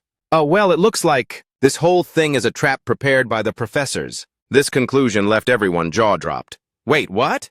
On the other side, there was a bound arm, and below it, legs that were also pinned down. Ingridel was completely immobilized, looking absolutely salty. Please, let me go right now. How could you kidnap a fellow professor? How could you do this? Osu and Urium hurriedly explained. Calm down, Professor Ingridel. You'll understand once you hear us out. Losing his patience, he demanded, Then explain it already. Osu proudly presented the plan he had devised. If a reliable swordsman like you is right next to them, those kids will never be able to grow. Ingridel couldn't seem to believe what he had just heard. Is he for real right now? Osu continued to reassure him. One day you'll understand my intention. Ingridel reluctantly responded, Fine. He didn't forget to add, But what do you plan to do if an unexpected incident, one we haven't prepared for, suddenly happens? This question made the other two look at each other with confusion. Osu nonchalantly replied, They'll just have to deal with it themselves. Urim agreed with him. Aren't the students supposed to handle it on their own? But Ingridel was left speechless by these two. He thought to himself in frustration, I forgot all these mage types are like this. I get it. However, if things get out of hand, I'm stepping in. Osu was satisfied, and only then did he finally let Ingridel go. That works. Looks like you finally understood the vibe of watching. These little ones grow up. These words left, Ingridel feeling helpless and a bit annoyed. Don't say another word. So, what did you prepare for the kids in the forest? This time, Urium was the one to explain. It's nothing major. He let out a burst of laughter and proudly continued, Just something a bit beefier than a bull buffed up with magic potions. It's a little harder to tame than a bull, but it shouldn't cause any real issues. Hearing this, Ingridel finally felt somewhat relieved. Then I guess it's fine, he muttered. At least a bull is better than a golem or something. Osu immediately agreed. Exactly, spot on. Meanwhile, the golem was still standing perfectly still. The students began to discuss things among themselves. But what about Professor Ingridel? He definitely plotted this whole plan with Professor Urium. They all agreed and reached a conclusion. So toxic, these damn professors. Julia spoke up. So what are you planning to do now? Lee Han calmly presented his thoughts. The plan hasn't really changed all that much. First, we need to find a way to get rid of that thing. Everyone's faces turned into a picture of helplessness after hearing that. Isn't it a bit too much for them? Lee Han continued to cheer them on. Focus up! Since this is a pre-prepared trap, there has to be a way to clear it. They started getting their hype back, right? Of course! There's no way. The professor would use a golem without having a workaround. Lee Han glanced in that direction while contemplating. I kind of wanted to test things out anyway. The rain was still pouring down like crazy. They were discussing their counter-strategy together. Maybe it has a weakness. How can we distract it? Neela spoke up, glancing toward Wardanas. What do you think? But she couldn't see a trace of him anywhere. Neela tremblingly informed the other students. Everyone, Wardanas has vanished too! The students immediately fell into a state of utter confusion. They were anxious and hurriedly searched the surroundings. Was he kidnapped as well? I'll try to sneak into the golem to find him. However, at that moment, Ioner pointed in one direction and announced, Wait, everyone! Lee Han is actually approaching the golem over there. They were completely shocked by his actions. Ordonez-san hurriedly signaled, "Run if you stand near the golem for too long." Gradually, they all noticed something unusual. "It isn't reacting. What's going on and why are you standing there?" Lee Han explained briefly. "I used an invisibility spell." While the other students were still panicking, he decided to perform a simple experiment, to see the golem's reaction while he was invisible. Fortunately, the golem didn't detect Lee Han, and he successfully crossed the safety line. He also discovered another piece of information. Once past the line, it no longer pays attention to him. Asen looked at Lee Han with eyes full of admiration. "That's legit amazing. I can't believe he can already use invisibility." Yet he remained totally unfazed, replying, "It's just thanks to an artifact." Asen's admiration grew even deeper. "You can create artifacts too?" Lee Han continued to explain. "Not exactly. The Prasinga Society gave it to me." Upon hearing this, the faces of the other students all showed signs of bewilderment. "Prasinga, you don't need to be so pressed. Why are you mixed up with that group?" Ioner was the next to speak up. "That doesn't matter. The artifacts from the Prasinga Society aren't exactly easy for us to use," Nulia concluded from behind, "so we still have to find another way out." Asen then asked Wardenaz, "Can you go find a professor for help?" However, this suggestion was immediately shot down. "No can do. This trap was set by another professor, so they won't show up," Lee Han explained while rummaging through his pocket. "So we just have to handle this some other way." He pondered while controlling the iron ball. "If this is a test, it must be within the capability of a freshman. Let's try attacking the core that's controlling the golem. If we do that, we might be able to shut it down." Under Lee Han's control, the iron ball quickly flew toward the golem over there and struck it directly in the head. This scene made the watching students erupt with excitement, shouting, "Sweet, a bullseye!" Ioner, on this side, noticed something different. She called out while looking at Lee Han. Lee Han's expression was grim. He was secretly thinking, "No way!" The moment the iron ball hit the golem's body, I lost control of it. "Damn it, I can't use the iron ball anymore!" A golem is a monster that moves via mana emitted from its core. If the iron ball was ineffective, Lee Han continued to calculate. If the iron ball is ineffective, he quickly came up with another plan. "I'll try another way." Cutting back to the professors at this moment, Ingridel, looking pale, was thinking to himself, "Is this really okay? What if the students get hurt?" But the person beside him immediately reassured him. "Don't worry too much," Osu added with an air of certainty. "In my time, the trials were even more terrifying." Oriam chimed in with a reluctant look.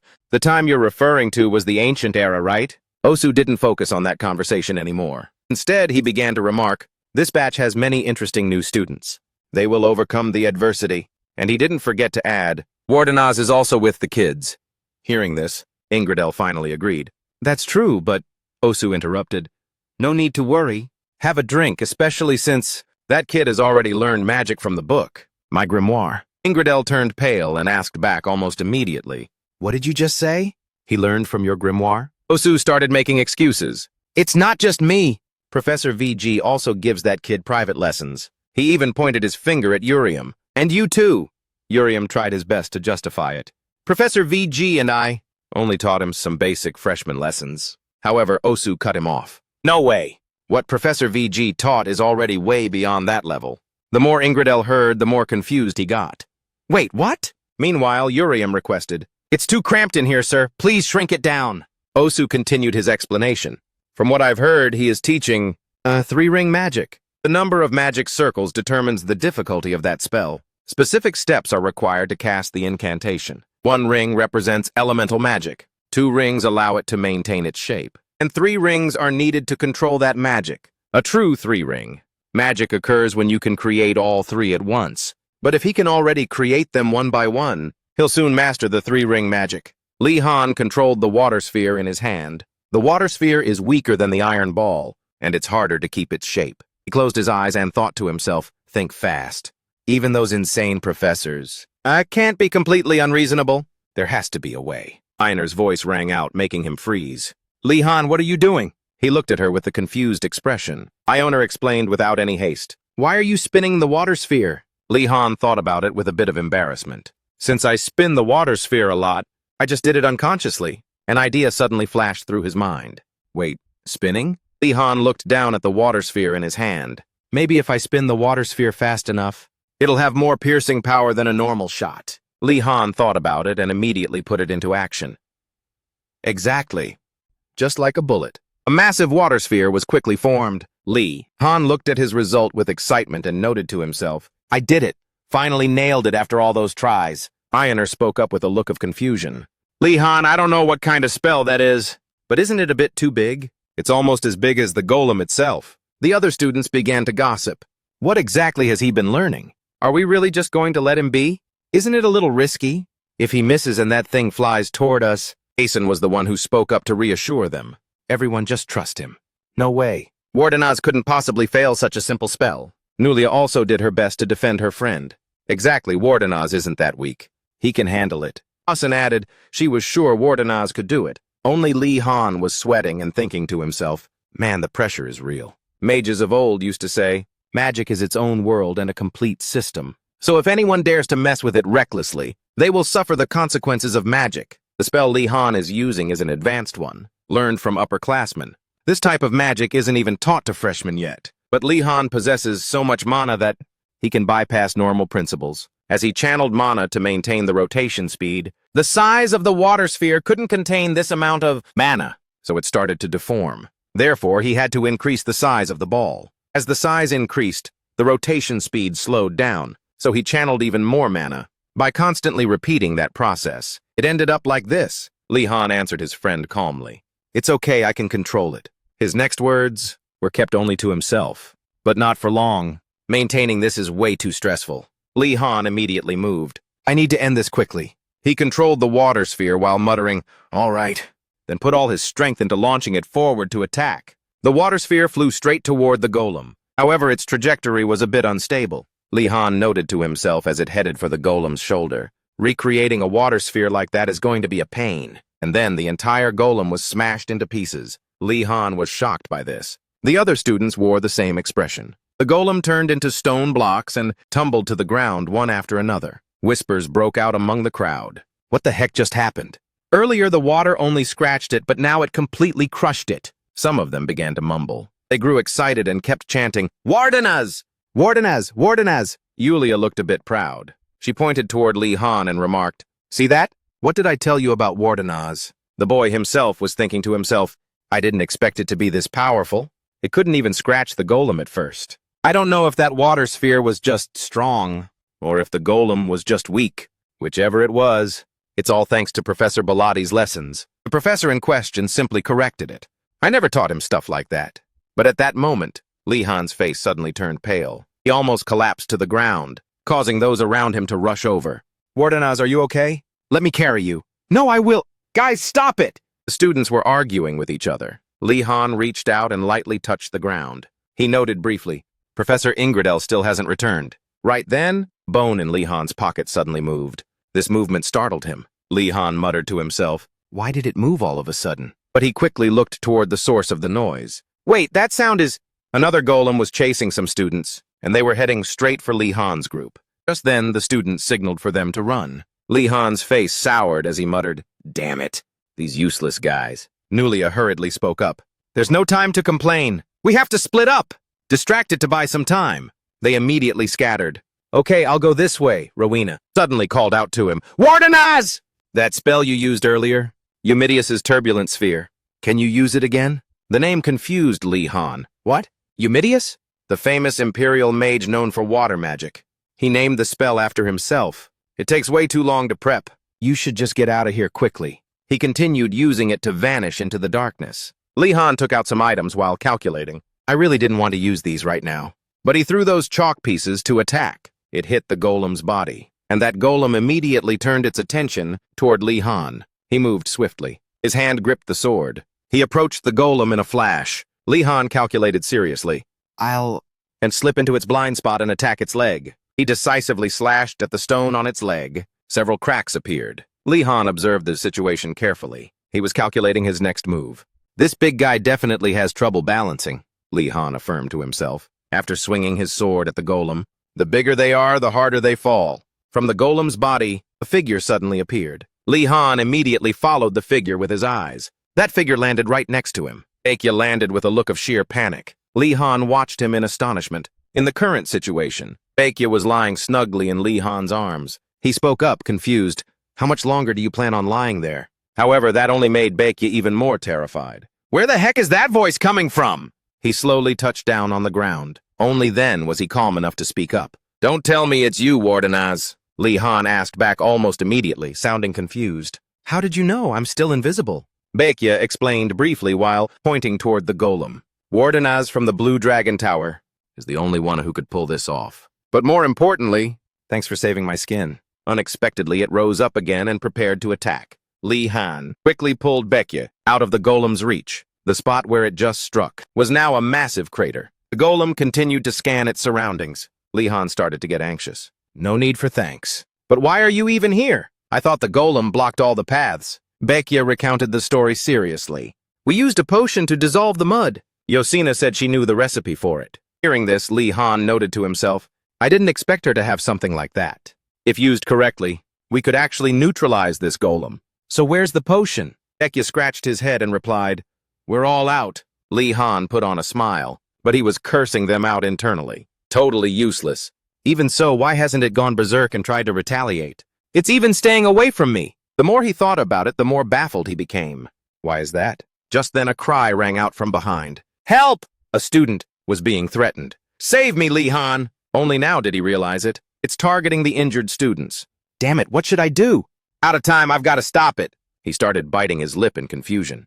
But how? Suddenly, Garcia's lecture flashed back to him. She had told him, Li Han, you shouldn't use too much mana, that massive pool of yours, because fire magic has such high destructive power anyway. And so, the staff in his hand began to gather fire elemental energy. Li Han unleashed a burning technique. The light flashed so intensely it was blinding. Li Han focused intensely on his magic. Fire shot out from his magic staff, aimed directly at the golem. In an instant, its entire body was wrapped in searing heat. The golem was gradually incinerated. It didn't even have time to fight back. Its energy core began to crack and shatter. The golem crumbled into tiny pieces. To the amazement of the female student, Baekje exclaimed loudly, Unbelievable, he totally crushed that thing. Many people think that earths will get harder when fired in a kiln, but only if done correctly. Otherwise, it'll just shatter instantly. The more he thought about it, the more he admired him. Was this his plan from the very beginning? That's so sick. No wonder the students from our tower are scared of him. Li Han was currently putting his hand to his mouth. He was hiding his own bewildered face, while wondering to himself, this power is insane. Professor Garcia, now I get why you wouldn't let me use this in class. Li Han looked around and remarked, good thing the situation stabilized. At that moment, a hand was suddenly placed on his shoulder. The other students took turns praising him. You're amazing! You beat it! You really beat it! They wouldn't stop gushing over him. It's all thanks to you. Great job. But you're from the Blue Dragon Tower. Li Han asked back, slightly puzzled. Did you guys eat something weird? The boy cried out in shock. Wardenaz, why are you here? They started criticizing him. What are you planning? You just killed the golem to flex, didn't you? The one who stood up for him was none other than Baekje. Knock it off. Wardenaz just helped us. He saved both her and me. The black-haired student immediately ran toward him. Baekje, why are you limping? Are you okay? Baekje replied with a short word. I just have a minor sprain. No need to make a scene. Then Li Han spoke up. It's Baekje, right? Can you look after everyone? He accepted the request. Just leave it to me. The injured students were then cared for. Li Han stood to one side, listening to a few conversations. Is everyone here? No, I just finished the roll call. He approached Yoner and spoke. A lot of White Tiger Tower students are injured. How is everything going? She looked up and smiled in response. Vermilion Bird Tower students are pro at first aid, so it's fine. Sosiana is absolutely cracked at this. She can even craft painkillers and ointments. Hearing this, Li Han couldn't help but imagine. What if that amazing person who said, I'll take the top spot if you're gone, did something like that to me? Even though he had dealt with one problem, there was still plenty of other business to handle. While deep in thought, he didn't notice the person on his mind had appeared right beside him. Since when, Li Han of the Wardenaz family? Siana was holding a medicine box in her hand. She spoke up with an offer. I heard you fought the golem head-on. Take some of this. This is healing medicine. His face involuntarily turned pale. Just then, Siana's face became very mysterious. Come on, Wardenaz, take it. I made it all myself. However, for Li Han, it was different. Wait, this could be an opportunity. Yoner suddenly cut in. It's fine, Li Han isn't injured. Regardless, he quickly snatched the potion bottle from Siana. He even downed it in one shot. This act was followed by a comment. This is the best healing potion I've ever tasted. Absolutely fire. This attitude from Li Han made Yoner feel totally confused. Why is he acting like that? But his glazing didn't stop there. You made this yourself? No way! How can someone as talented as you be here? Flattery skills forged from grad school. Siana bit her lip. Her face became full of excitement. Almost immediately, Siana even kindly handed him all 6 bottles of medicine. You're overpraising me, I still have much to learn. Oh, right. You can take all of these potions. Li Han breathed a sigh of relief. This should be enough. Siana, on the other hand, was still very amused. Just let me know if you need more. The students gathered in small groups. Li Han finally let out a long breath. So tired. He looked in one direction. Actually, Siana over here was talking to another student. He's very polite and has a good eye for stuff. Truly a member of a prestigious family. Li Han silently noted, glad that worked. It seems not just Siana likes me, but some other Vermilion Bird Tower students do too. A hand was suddenly placed on his shoulder. Li Han. Yoner spoke up worriedly. You don't owe her money, do you? Li Han asked back curiously. What are you talking about, Yoner? The signal was quickly given. Let's head down the mountain. The students moved along the path together. Then one of them spotted something. Over there! Before them stood 2 professors. Urugum spoke up. We're back. Ingurudel was already anxious, running toward his students. Are you kids all right? They stood stunned for a moment. The students then immediately showed expressions of fury. You're only back now? Everyone had their own thoughts. When I become a high-level mage, I'm going to beat those 2. I'll become the strongest swordsman in the Empire and stomp these 2 down. This hostility, if I become a high-ranking official. Ingurudel couldn't help but feel worried. Kids, Urugum finally spoke up. Just by looking into their eyes, you can tell they've learned a lot. Ingurudel hurriedly interrupted him. Professor Urugum! Those students also agreed with expressions of pure rage. Yes, Professor. We've certainly learned a lot. Urugum explained enthusiastically. That right there is alchemy. You kids must always stay on your toes. Disaster can strike anytime, anywhere. A few students in the group were having some crazy thoughts. Should we just cause a disaster right now? I'll make them pay for this. Who would have thought that Ingurudel would suddenly speak up? I'm so sorry, everyone. He avoided their eyes and continued with a guilty look. I really wanted to go with you guys, but the principal forced my hand. However, the students didn't give a damn. Typical, they're all the same. Ingurudel explained helplessly. I'm for real. Even so, they didn't pay him any mind. Too little, too late, Professor. We're never trusting you again. This cold attitude made Ingurudel's heart shatter into pieces. He slumped to the ground, thinking in despair. To think the students I raised with my own hands don't believe me. But there was still Li Han. Han must have felt pretty smug about this situation. They don't trust the professors anymore. Guess they've really grown up. This is how everyone becomes an adult. But based on Professor Ingurudel's reaction, he's probably telling the truth. Being kidnapped by the principal is a lame excuse, but how could that even happen? If it's that skull dude, he'd totally do it. Not to mention Professor Urugum was also keeping an eye on Ingurudel's mood. Li Han leaned down next to Ingurudel. Professor, he spoke with a bright, sunny smile. I believe you. You've been through a lot. Just this one small act was enough to make Ingurudel deeply touched. Wardenaz. Urugum, watching from the side, silently noted, This kid sure knows how to butter people up. So how did you guys handle that training session? Asen was the first to speak. It was lit! Wardenaz used a water bomb to wreck an earth golem, and used fire to toast the other one. Hearing this, Urugum's face started to look troubled. He held his face with one hand and gestured with the other. Wait, hold your horses. What golem are you talking about? What about the bulls? Where the heck did the bulls go? I only set up bulls. The other students cut him off immediately. He wore a grim expression. Professor, that's enough. Do you really think we're that gullible? Now it was Urugum's turn to explain helplessly. No, I'm for real. But the kids wouldn't even look at him. Sure, it was definitely just a fluke. Obviously, that golem just happened to show up. We should totally believe the professor. A wall of distance was built just like that, leaving Urugum to wonder, when did these kids become like this?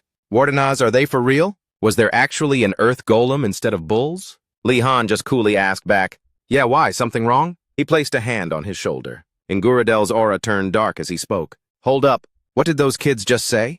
Urugum hurriedly tried to explain. Professor Ingurudel, it's just a misunderstanding. I had both bulls and golems ready, but the bulls seem to have vanished, Wardenaz. Back me up, that earth golem was part of the plan, wasn't it? But Li Han had vanished into thin air. Urugum was speechless as he watched the other students run away. At that moment, Ingurudel spoke up from behind in a low voice. We should have a little talk in private, don't you think? Urugum hurriedly tried to negotiate. Wait! First of all, let's just chill. Later that afternoon, the table was covered in all sorts of documents. The bummed-out students were digging through books. Damn it! A harsh curse rang out. I can't understand a single word. Why should a noble like me have to read this crap?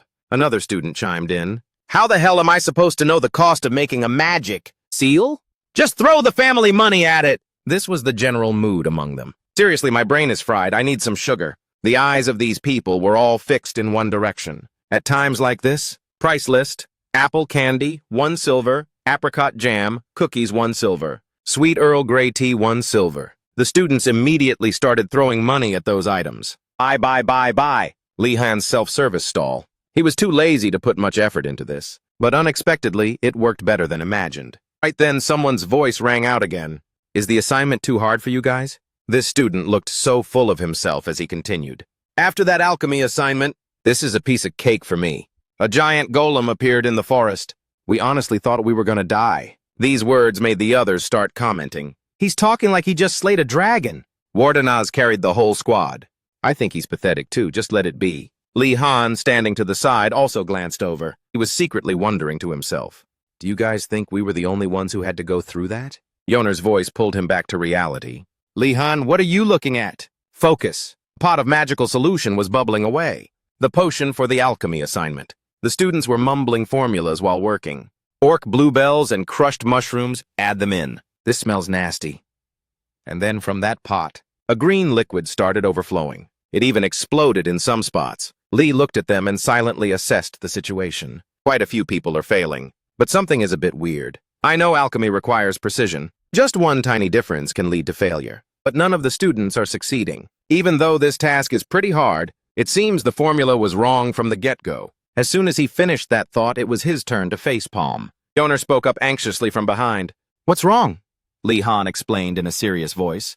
I just thought of something. What if Professor Urugam gave us the wrong instruction sheet and wanted us to figure it out ourselves? The whole room immediately fell silent. After hearing those words, the students responded with doubt. No way, no. However, some had already started to get outraged. That makes total sense. I bet this is that old guy's scheme to make us figure it out. Are you kidding me? After all the BS we've been through? The students had completely adapted to this hellish school. Cursing erupted everywhere. This is just too much! Li Han himself was silently reflecting. Now isn't the time to be angry. Even if we want to punch the professor, we still have to finish the assignment first. What do you think, Yoner? She replied to him almost instantly.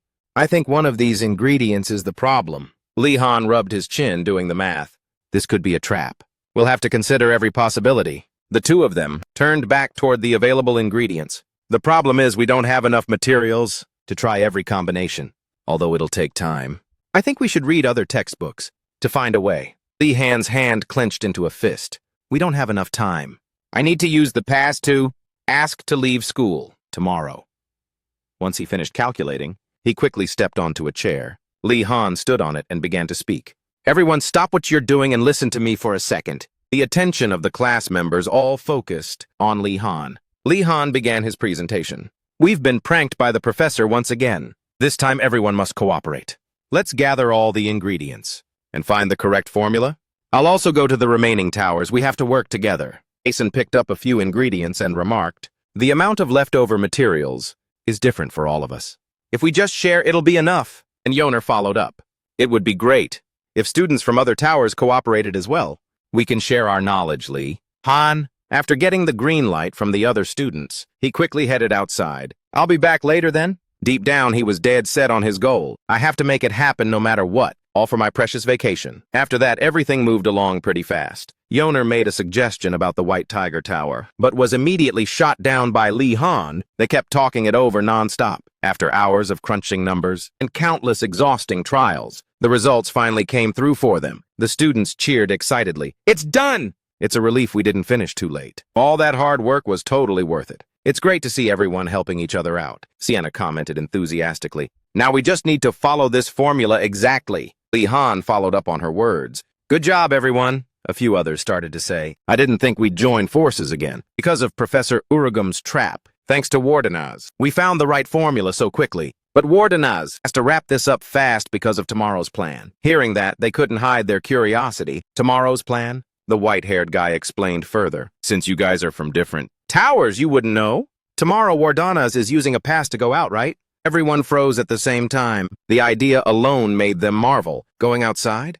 Praises kept echoing out. As expected of Wardenaz, how did you even score a pass? Watching them, Lee Han thought to himself, oh, that's right. It seems students from other towers didn't know I had a pass. We need to take down the golem. It's definitely going to cause a scene. Questions were being fired off one after another. What are you planning to bring back? Along with several theories. Food for sure. There are so many cute and sweet snacks. Nulia also chimed in. How about clothes? Some durable and comfy fits would be awesome. For Asan, it was something else. I want books and study supplies like ink brushes. They were having a lively debate about it. Danka, what kind of cap is that? Are books edible? You two might as well just drink ink. Asen agreed with the points being made. Of course, I like food too. But we need books. I've been to the Royal Library before. Typically, that's where thousands of books are organized, systematically so they're easy to find and read. But the Einrogard Library isn't like that at all. Asen ended up shouting in frustration. Who the hell leaves books scattered everywhere? I can't read a single thing in here. If we keep this up, we'll pass out from searching. Before we even get started on our homework, we have to quickly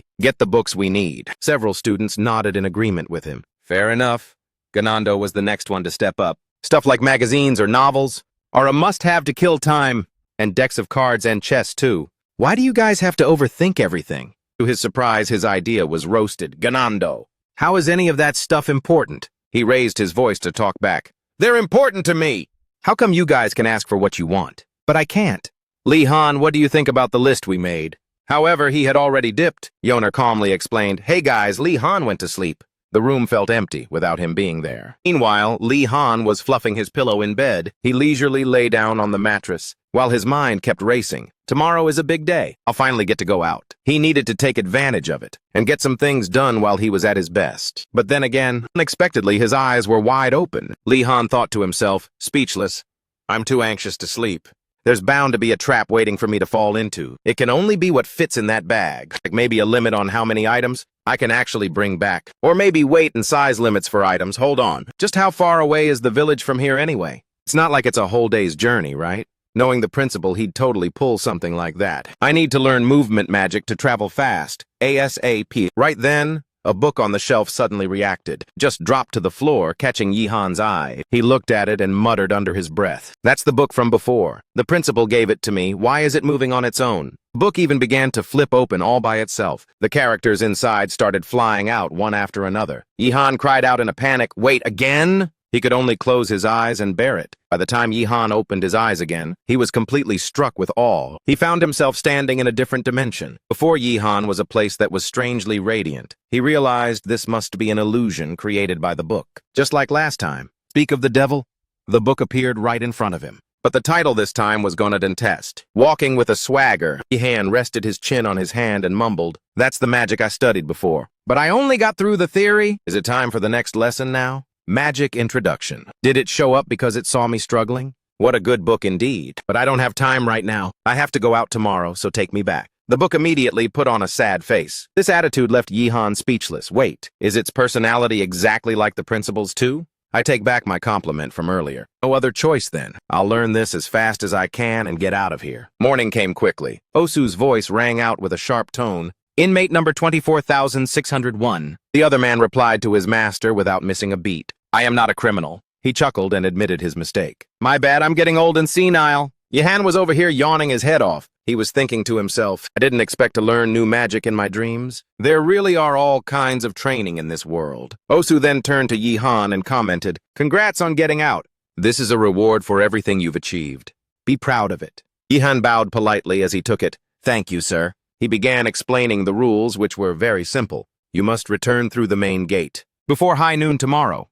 If you don't make it back on time, a search party will be sent out. Yihan was thinking, I had a feeling, but I didn't think he'd go this far. But Osu added more. You can only bring back what you can carry yourself. No borrowing carriages, horses, or any other transport.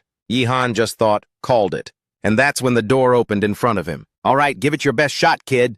Yihan's jaw dropped in shock. Once outside, Yihan thought, that's it? The rules aren't as harsh as I expected. I even prepped for weight, limits and all. He turned around and began his journey. More than anything, Yihan flashed a satisfied smile. The scenery unfolding before him was full of mystery. I'm finally out of the academy. Time to move. Phylon, the closest village to the academy. Yihan's voice could be heard. So you mean...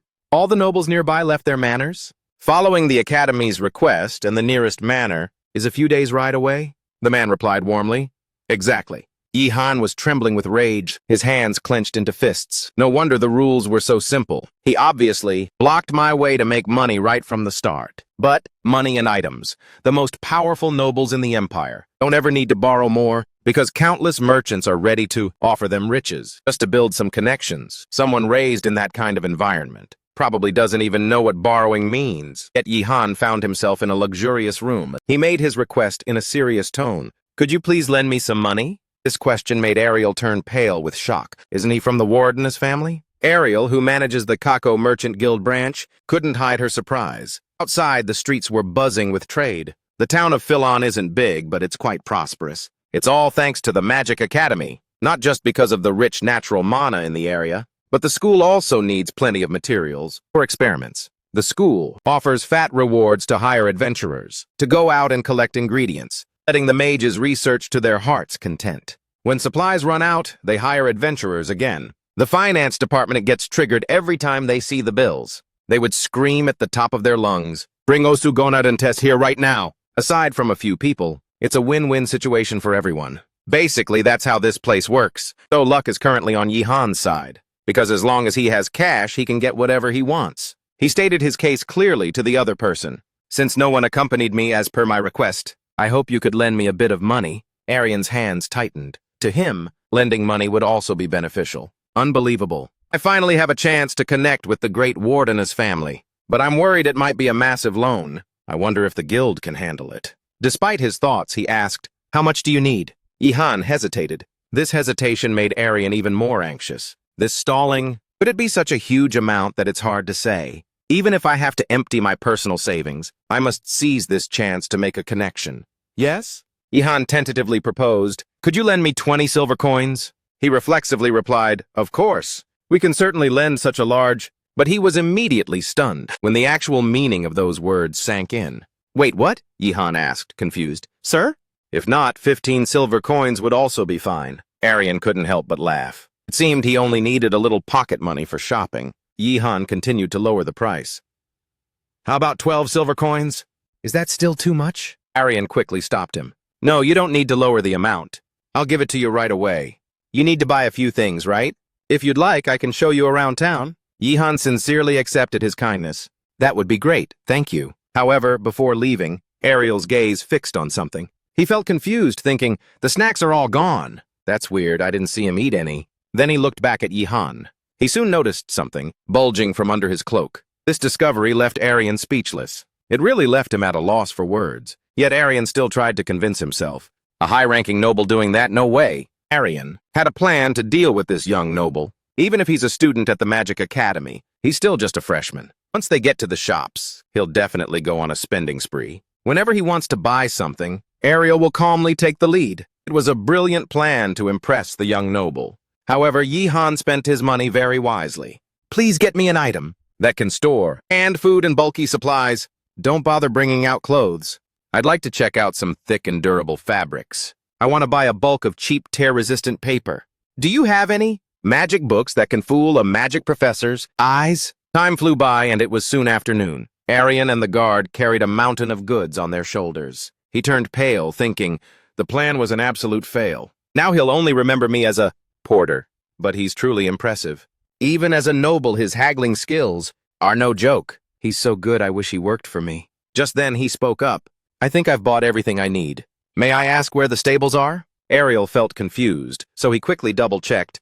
"The stables? But you aren't allowed to ride horses near the academy." Li Han immediately shook his head to reassure him. "Don't worry, it's for another purpose." An eagle was called back. Several horses in the stalls were being tended to. "This place is the Amua stables." Li Han excitedly looked at the area in front of him. "Is this the biggest stable in the village?" He stepped inside and was greeted almost instantly. "Hello," Amua replied. "Come on in. You must be a student from the Magic Academy." "What do you need?" asked Amua, the stable owner. Li Han looked around and remarked, "That's quite a lot of horses. It definitely lives up to its name as the largest stable in the region." "In that case," he then spoke to the man, "I was wondering, do your people handle direct transportation from here to the academy?" This question left Amua visibly shocked. "How did you know about that?"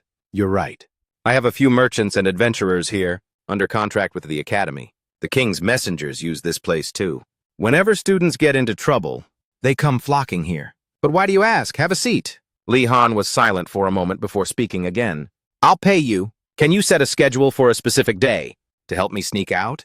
This request made Amua freeze in his tracks. The only reason Li Han came here was to prepare a new way to slip out. The man followed up with a comment. You've got some real guts for a freshman. Even among the tribes, living in the harshest parts of the empire, not many are as bold as you.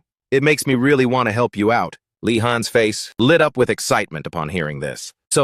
But the next second Amua added, but it's going to be very tough. This made him feel quite a bit more anxious. Amua began to recount a story. In the past, I used to guide guests visiting the academy, but their security is super tight. They keep a very close watch, because we are outsiders. Li Han couldn't hide his annoyance. Damn it, I knew it wouldn't be easy. Slogan. Did you really have to go this far? The other man stood up and added, however, it's not impossible. Amua placed a hand on Li Han's shoulder. Then he said with a smile, as long as you can find a mount within the school. This left him somewhat confused.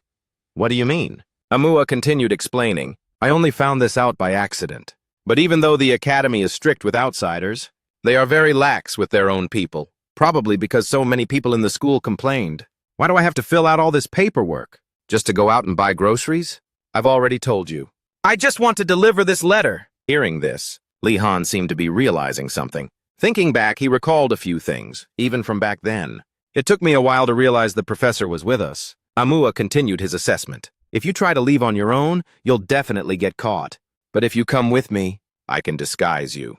As an errand boy or even a professor. What do you think? In his head, Li Han was secretly considering this idea. But how am I supposed to find an unowned mount to ride? Should I just steal one? As if reading his mind, Amua immediately warned him, I'm only saying this as a precaution. Don't even think about stealing. Li Han quickly denied it. Of course not, that's out of the question. This is a good opportunity, but there's no way those horses aren't booby-trapped. He was pleased with this answer. Good, stealing someone else's pet is a crime. Then he pushed a glass of water forward. Amua spoke up once more. Even though it'll be tough, have you decided yet? No cap? Li Han took the glass, deep in thought. He couldn't stop thinking. There were so many other things to worry about, but it's not like I have any other choice. He downed the glass of water in one gulp. Then he agreed to Amua's proposal. I'm counting on you. He immediately set a date. Then I'll come to the academy at midnight every Saturday night. Remember to prepare a mount and wait for me at the top of the tower. We'll leave as soon as you're ready, academy boy. The day was fading into evening when someone's voice called out. Wait! Ariel tried his best to chase after him. Gordana, wait a second. I get that you want to bring back as much stuff as possible, but no shop is going to back down. Li Han stubbornly replied, I still have to go. His persistence left Ariel speechless. What? He was already gone. They watched him go, feeling helpless. Ariel held his head and remarked, seriously, I just don't get it. Why would a student from a magic school want to go to that kind of shop anyway? Li Han stopped in front of a shop. He reached out his hand, pulled back the curtain, and called out, Excuse me? Is this Bandoran's illusion magic shop? He was greeted by a young woman. She wore an expressionless face. She motioned with her hand. Yes, please have a seat. What brings you here? Make yourself at home, she said, though her tone was casual. But deep down, she was feeling quite anxious. Oh boy, here we go. Why is a Magic Academy student here? I'm just a three-circle mage. Compared to a student from Einrogard, I'm only at the level of a first or second year. Why did he come to me? When there are so many archmages at the academy? Li Han finally spoke up. To be honest, there's a tower protected by magic wards that I really want to enter. The barrier is similar to illusion magic, so I wanted to ask for some advice. The more she listened, the more concerned the female mage became. For sure. He's talking about a tower inside the Magic Academy. He looks like a new student. Yet not only did he sneak out of school, but he's also looking for a way to breach their security. Her hand reflexively tightened. This guy, the way she looked at Li Han completely changed. He's definitely going to be a great mage. He has that unique mindset of a true mage. There are countless types of magic to stop intruders. So many that even an expert might not know them all. A talented mage is like a skilled locksmith. They can figure out the structure of protective magic. And those who are even better can use that information to dismantle it. But that requires a lot of experience and understanding. Even if I taught you the method, it wouldn't be easy to pull off. Li Han couldn't hide his disappointment. I figured it wouldn't be easy from the start. I see. However, he had no intention of giving up. So, are there any tips? So I can break that spell myself? The mage chuckled and replied, Break it? You've got to be kidding me. But seeing his expression, she had to reconsider. Wait, are you serious? Li Han bluntly replied, Yes. The mage placed her hands on the table and solemnly declared, That's impossible. Even if you understand their structure, those protective spells are still incredibly hard to remove. If you want to disregard everything and use brute force to break them, you would need a massive amount of mana to overwhelm the spell. It requires a source of power, strong enough to shake the very laws of magic. It's just not possible. Li Han suddenly slammed his hand down on the table. Could you please elaborate? The mage firmly refused. No. In the worst-case scenario, you could lose your life. But Li Han pleaded fervently, I promise I won't put myself in danger. Please teach me. I have the money ready. She struggled with the decision for a while, before finally giving in to his wishes. Fine. First, you need a massive amount of mana? It's best to use magical artifacts or mana stones. The mage didn't forget to ask, Have you learned how to draw magic circles yet? Li Han immediately began to explain. I'm still learning it. It's part of basic geometry and arithmetic class. She pointed to the center of the circle, while explaining. After that, you can stand in the center of the magic circle and absorb mana. It will be very hard to take in such a large amount of mana. But the biggest hurdle is, you must pour all your power into a single attack. Mana is released not as a slow flow, but like a deluge breaking through a dam. Even though I'm explaining it this way, you probably won't understand. Doesn't sound easy at all, does it? But out of nowhere, his reaction was the total opposite of what she had imagined. Got it, doesn't sound too hard. The female mage could only comment to herself. He really isn't listening to my warning. Well, if he got into Einregard, he must have been a young prodigy back in his hometown. But there is no such thing as a prodigy here. Both. Arrogance is just poison that corrodes young talents. Then she threw glowstone powder into the air, Minwit, and simultaneously began to cast magic. I summoned the moonlight to bend the shape of water. Triple magic circle, moonlight labyrinth, Luna lion. I was immediately pushed back. Li Han's very soul was directly repelled. He calmed down right after. No, wait, I'm still sitting here. But I still feel like I've been separated from this space. That was a spell just now. And this strange sensation under my feet makes it feel like even one step could be very dangerous. The female mage across from him pondered, This is illusion magic. I prepared it for intruders. But this should be enough to warn him. Don't move carelessly. Everything seems normal. But before she could finish her sentence, Li Han explained, If I take one more step, I'll be lost in the labyrinth. Right? This explanation left her astonished. Only a first year, yet he's quite sharp. Is he showing off why he's so confident? This is just a low-level spell, but enough to be a threat, right? Do you still want to go on? Li Han focused on listening to what he had just been taught. So that's how it is. He even felt a surge of gratitude in his heart. Man, she's actually so nice, patiently teaching me all this, explaining what you have to learn, setting up a suitable target, and explaining why she chose it. She's even cooler than the professors at school. Just thinking about every time Professor Velati beats me, being taught so gently like this, makes me want to cry for real. His look made her feel bewildered. Why is he looking at me like that? At this point, Li Han made another proposal. Of course, since you taught me, I'll give it a shot. He quickly took out his wand, then cautiously evaluated the situation ahead. This spell isn't like a flow, but like a water dam. A water orb was instantly summoned, and Li Han struck out with a powerful blow. The place it headed toward was none other than where that female mage stood. Her eyes widened. Even though there was no sound, she certainly heard it, and a shield appeared to intercept that strike. However, the female mage's face immediately filled with astonishment. A deafening blast rang out as the spell was shattered. Light radiated throughout the house and only began to dim a while later. Tables and chairs were knocked over, and so was that female mage. Her face was struck with a look of pure terror. Li Han stepped closer, but she was busy thinking about something else. No, it's impossible. Are you okay? He asked, reaching out his hand. She politely took his hand. Right, so they really do exist. The genius is at the academy right now. Garcia was looking at the person beside her as she spoke. Principal, I can wait on my own. After all, I'm the one in charge of this matter. Osu replied immediately. How could I leave you here alone? His face gleamed with a look of pure mischief. When something fun is about to happen? And Garcia understood right away. He's low-key hoping Li Han comes back late. You shouldn't get your hopes up about that. Li Han is built different from normal students. Osu gave a brief reply. That's true, but this has nothing to do with talent. That kid is broken out of time. There's also a limit to how many items he can bring back. The more he thinks he's a genius, the more he'll be tied down. I hope time flies by a bit faster. Hearing this, she gave him an annoyed reminder. You shouldn't just spill the tea like that. However, at that moment, Garcia spotted something. A carriage caught her eye. Garcia pondered to herself, while checking the list in her hand. What is that? A massive carriage? Is that a giant porter?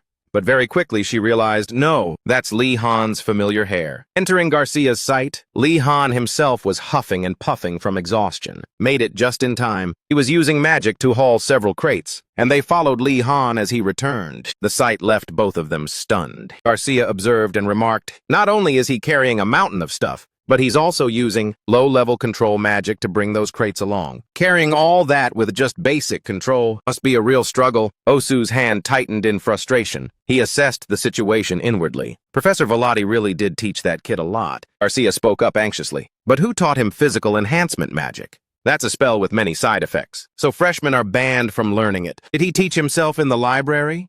We have to warn him. But Osu immediately stopped her. There's no need to be so strict. Mages can't grow if you control them too much. Looking at his expression, Garcia understood instantly. So it was this damn skeleton head who's been leading him astray. Gonadon's nimble footsteps. Test is an incredibly special spell. Most physical enhancement spells only affect a certain area, especially the enhancement spells, meant for beginners. However, this spell requires us to enhance 4 distinct zones. Even though it's just a level 1 spell, you can tell how hard it is just from the name. Li Han scratched his head and remarked to himself, I think I know why the principal's name was given to this magic now. That was Li Han's dream from yesterday. He muttered a comment in annoyance. At least the name of the spell should have something to do with its effect. It's already hard, and now it's confusing too. I can't even count the number of fails. This is just a huge waste of time. Then Li Han flopped down on the ground. He rubbed his chin while deep in thought. Let's try looking at it from a different angle. Li Han himself didn't realize his open-mindedness and flexibility were an advantage, even more powerful than the amount of mana he possessed. When did the principal create this spell anyway?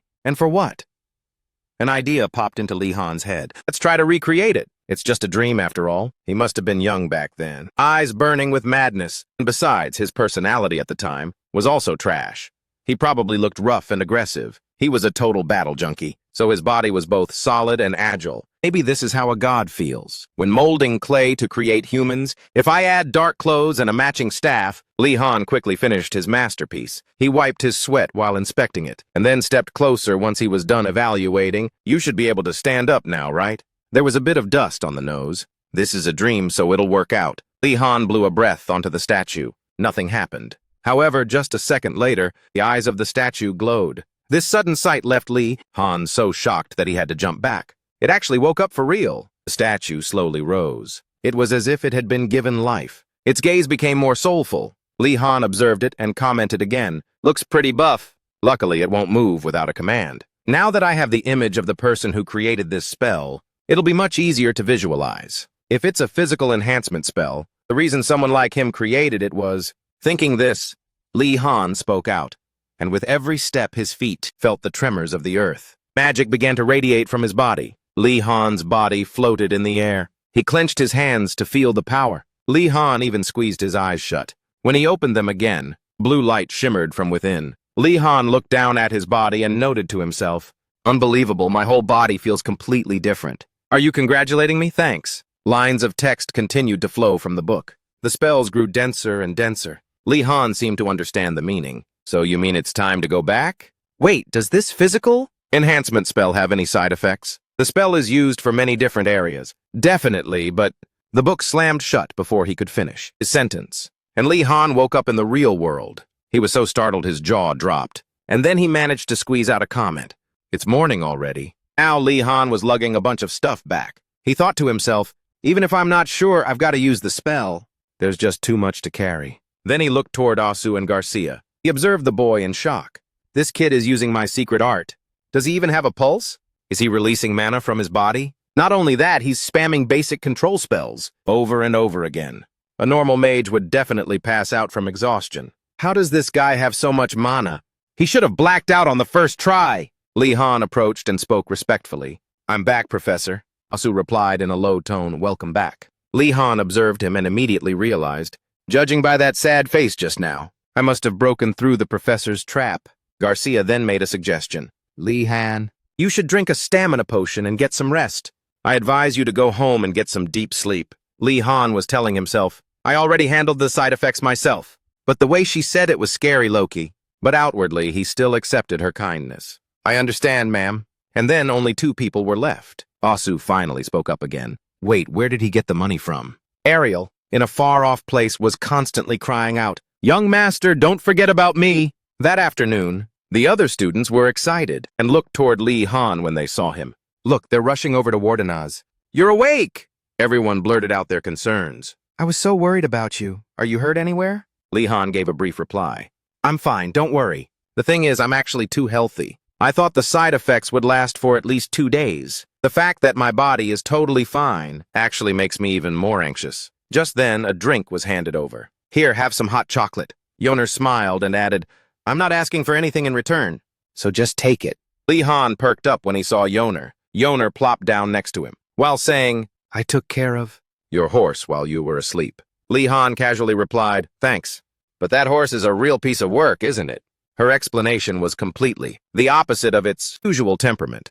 It's actually very well behaved. It listened perfectly when I led it. Hearing this, Lee Han couldn't help but feel ticked off. What, that horse? Lee Han muttered irritably. Just you wait and see. In the meantime, Ioner, standing nearby, stretched and remarked, A new week begins. What other homework do we have left? He replied to her immediately. Professor Uriam's assignments are all done. There's only one flag we need to keep in mind, Lee Han stated solemnly. Stealing the White Tiger Spire's flag, that is. The assignment from the Skull Principle. The basic character magic lesson. Though I'm not sure how it improves one's personality. We definitely need to get that flag. Lee Han looked around and spoke.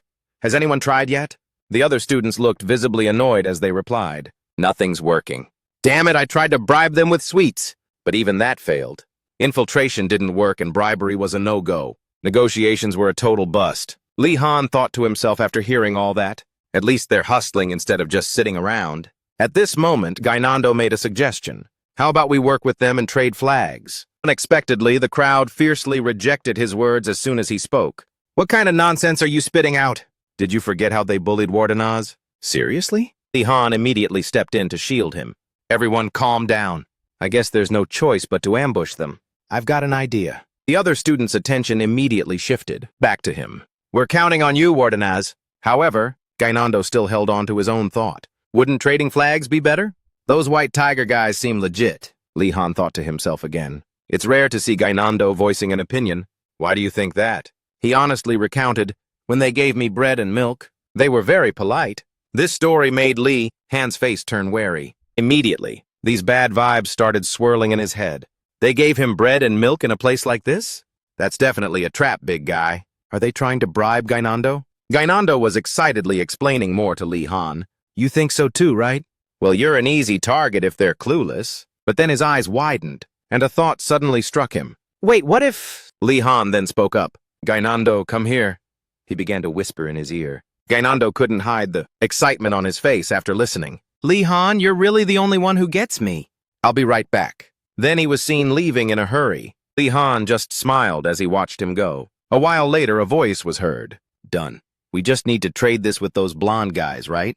Those blonde guys, right? The group looked at the object in front of them and commented, It looks like the real deal. It's definitely worth the effort to hustle them. A student came running from afar. Marathi, the blonde guy, took the bait. We're meeting him tomorrow noon in front of the academy. They were noisily discussing amongst themselves. I knew you could pull it off. Angrago, nice work. Since I get to eat good food, I should do something to help you guys out. However, Gigi was lost in thought. This attitude of hers made the person next to her feel confused. What's up, Marathi? Is there a problem? Gigi explained calmly. I'm not sure if that blonde guy is trustworthy. And the same goes for them agreeing to the trade. After following his lead, did Wardenaz actually agree to this? But the other students replied, Marathi, just trust Angrago this once. Dumak is right. I agree too. Giselle's expression immediately soured. Why are these guys so simple-minded? Just bear with it. Acting friendly once in a while is good too.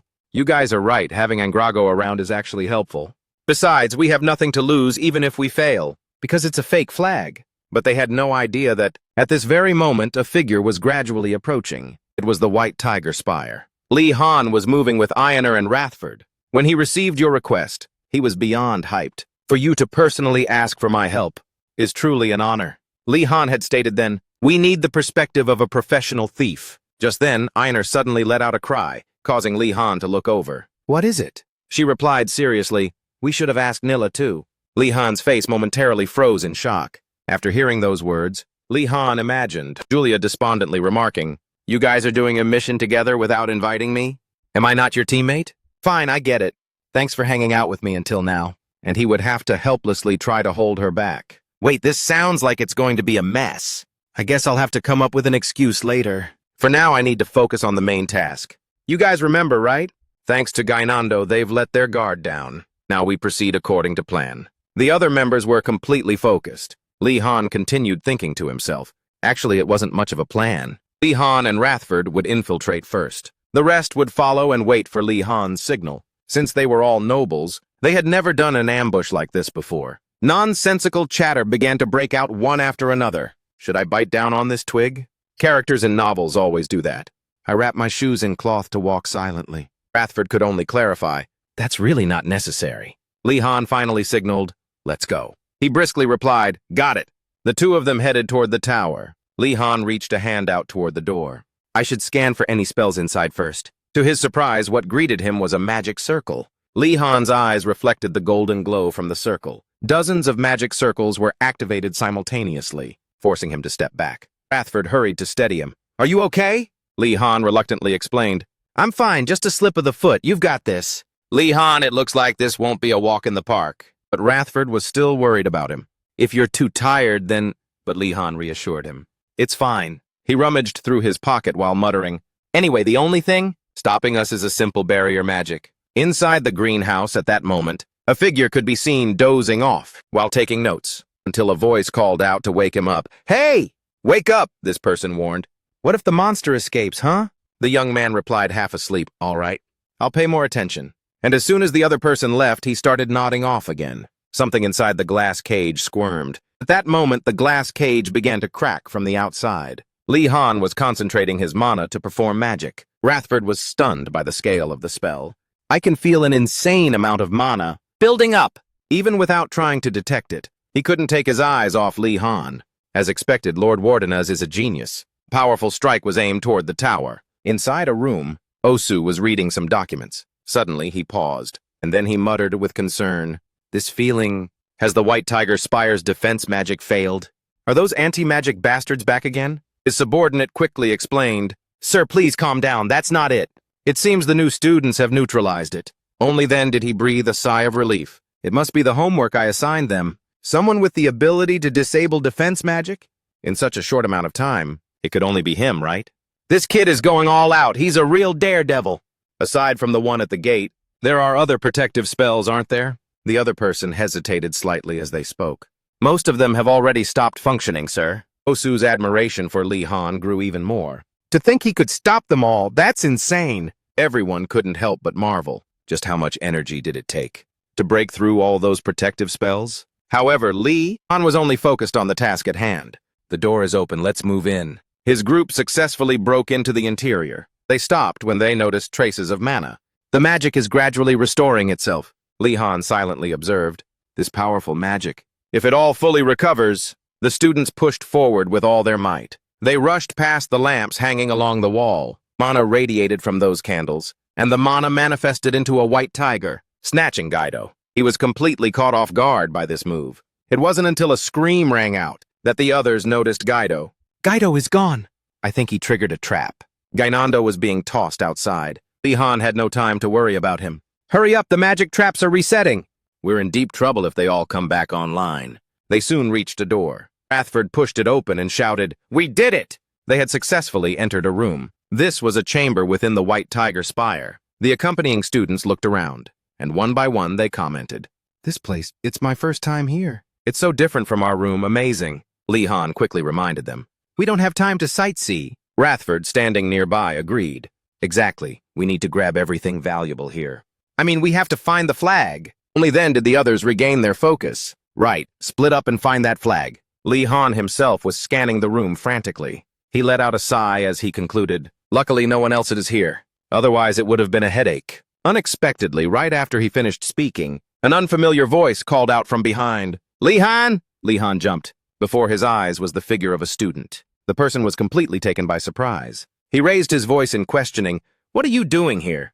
I heard a noise and it came out. How did you guys even get in?" Li-han quickly used a distraction tactic. "Rugu, look behind you!" Surprisingly, the student actually fell for it, only to take a direct hit from him. Li-han threw an iron ball straight at his face, and the unfortunate student was instantly knocked unconscious. That action made the viewers feel hyped. Trying to be a tough guy?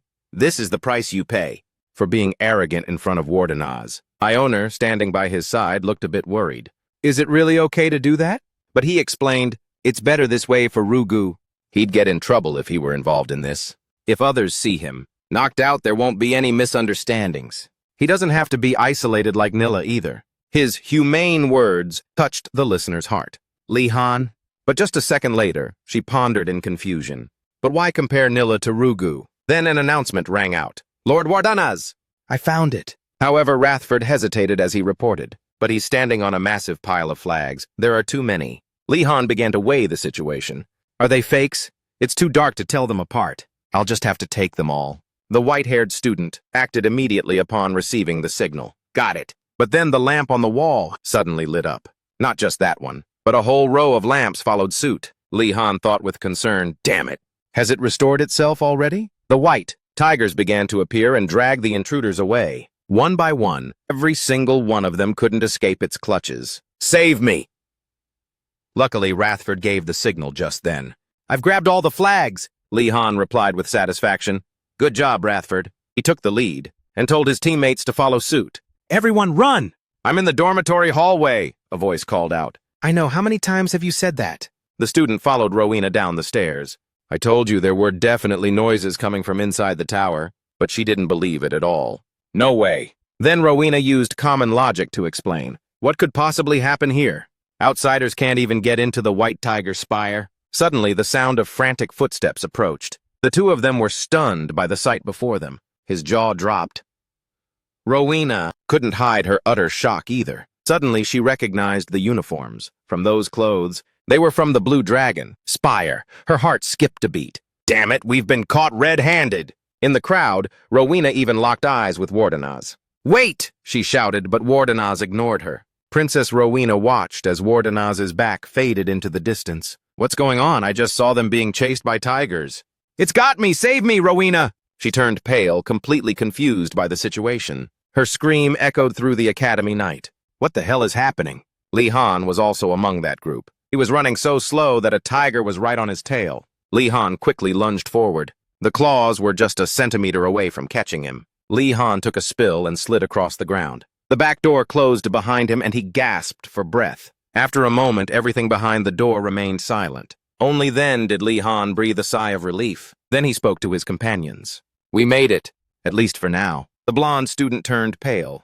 "We're out, but I feel so dizzy." Suddenly, someone inside the spire shouted, "Everyone wake up! Go after those blue dragon bastards!" Hearing that, Li-han quickly signaled them to group up. "The White Tiger guys are coming." He ran to the unconscious Gainando and assigned tasks. "Carry the exhausted ones and run!" The blonde student stammered, "Got it." With that, Li-han hoisted him onto his shoulders. "Let's go, Gainando." Gainando was having a terrible nightmare about motion sickness. "Driver, take it easy." Li-han snapped back. "Don't be so tense!" Hearing the sleep talk, Li-han shouted angrily, "I am not your driver. Gainando, wake up now." Just then, the door was burst open. A leader stepped out and pointed angrily at Li-han. "You thieves!" He turned to find an escape route. "Damn it!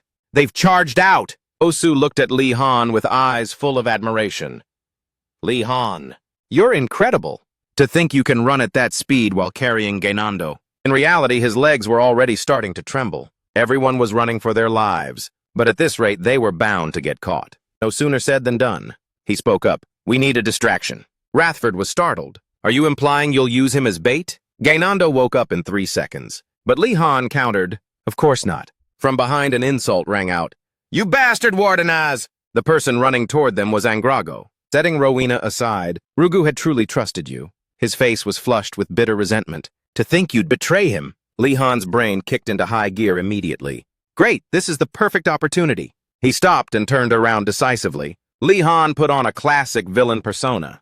"Rugu, to me he was nothing more than a pawn. He was only stupid enough to believe me." Angrago couldn't help but curse him out. You scumbag! He used magic to attack. Rising tide. Water bubbles appeared, binding his hands and feet. Angrago was wrestled to the ground. He struggled to stand up. So heavy, Warden as you monster! His friends arrived just then and witnessed it all. They gathered around him, expressing their pity.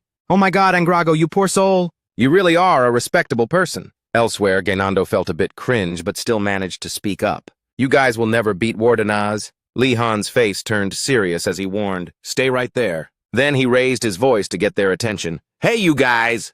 A hint of murderous intent flashed in his eyes, followed by a threat. Stop chasing us. I can use that magic from earlier as many times as I want. Besides, it's dark now. You won't be able to dodge it. Having finished, Li Han observed everyone's reactions. We need to make a break for it before more people show up. For the moment, the threat was still working, but only for a little while longer. However, Angrago had decided to go for broke. Never mind me. Make Rugu's enemy pay. Make him pay for betraying Rugu. Li Han didn't expect to run into a guy with more balls than brains. Damn it, I should have just knocked him out. Prompted by those words, Angrago's friends stood up. Step by step, they approached Li Han. This time, the four of them were officially surrounding him alone. Gainando looked up and asked anxiously, are we toast? Helplessly, he gave him a smack on the butt. Shut it! Li Han closed his eyes and took a deep breath. All right, let's think. Use a water ball on the left and a sword on the right to block the attacks. Then I'll slip away once their vision is blocked. Gainando puffed his cheeks out in a pout. Always bullying me. Suddenly, he spotted something. Gainando pointed in one direction. Then he struggled and yelled, behind you, watch out! Li Han struggled to hold on to him tightly. Gainando, stay still! Side Fringe smirked. Do you think we're stupid? The blue guy next to him added, those tricks won't work on us. Suddenly, vines whipped through the air. In the blink of an eye, Side Fringe was wrapped up. He was startled and completely bewildered. And so one guy was chosen by the vines. Li Han also sensed something suspicious was going on. Osu watched everything from mid-air. A summoned monster had escaped from the greenhouse. He declared, I know nothing about this. The culprit will be sent to the punishment room. Shut up and catch that monster, quick! Li Han thought to himself. Actually a touching conversation. Between the students and the professor about a failed experiment. He didn't even care. The blue guy was being dragged away by vines, but he just kept walking straight. Help!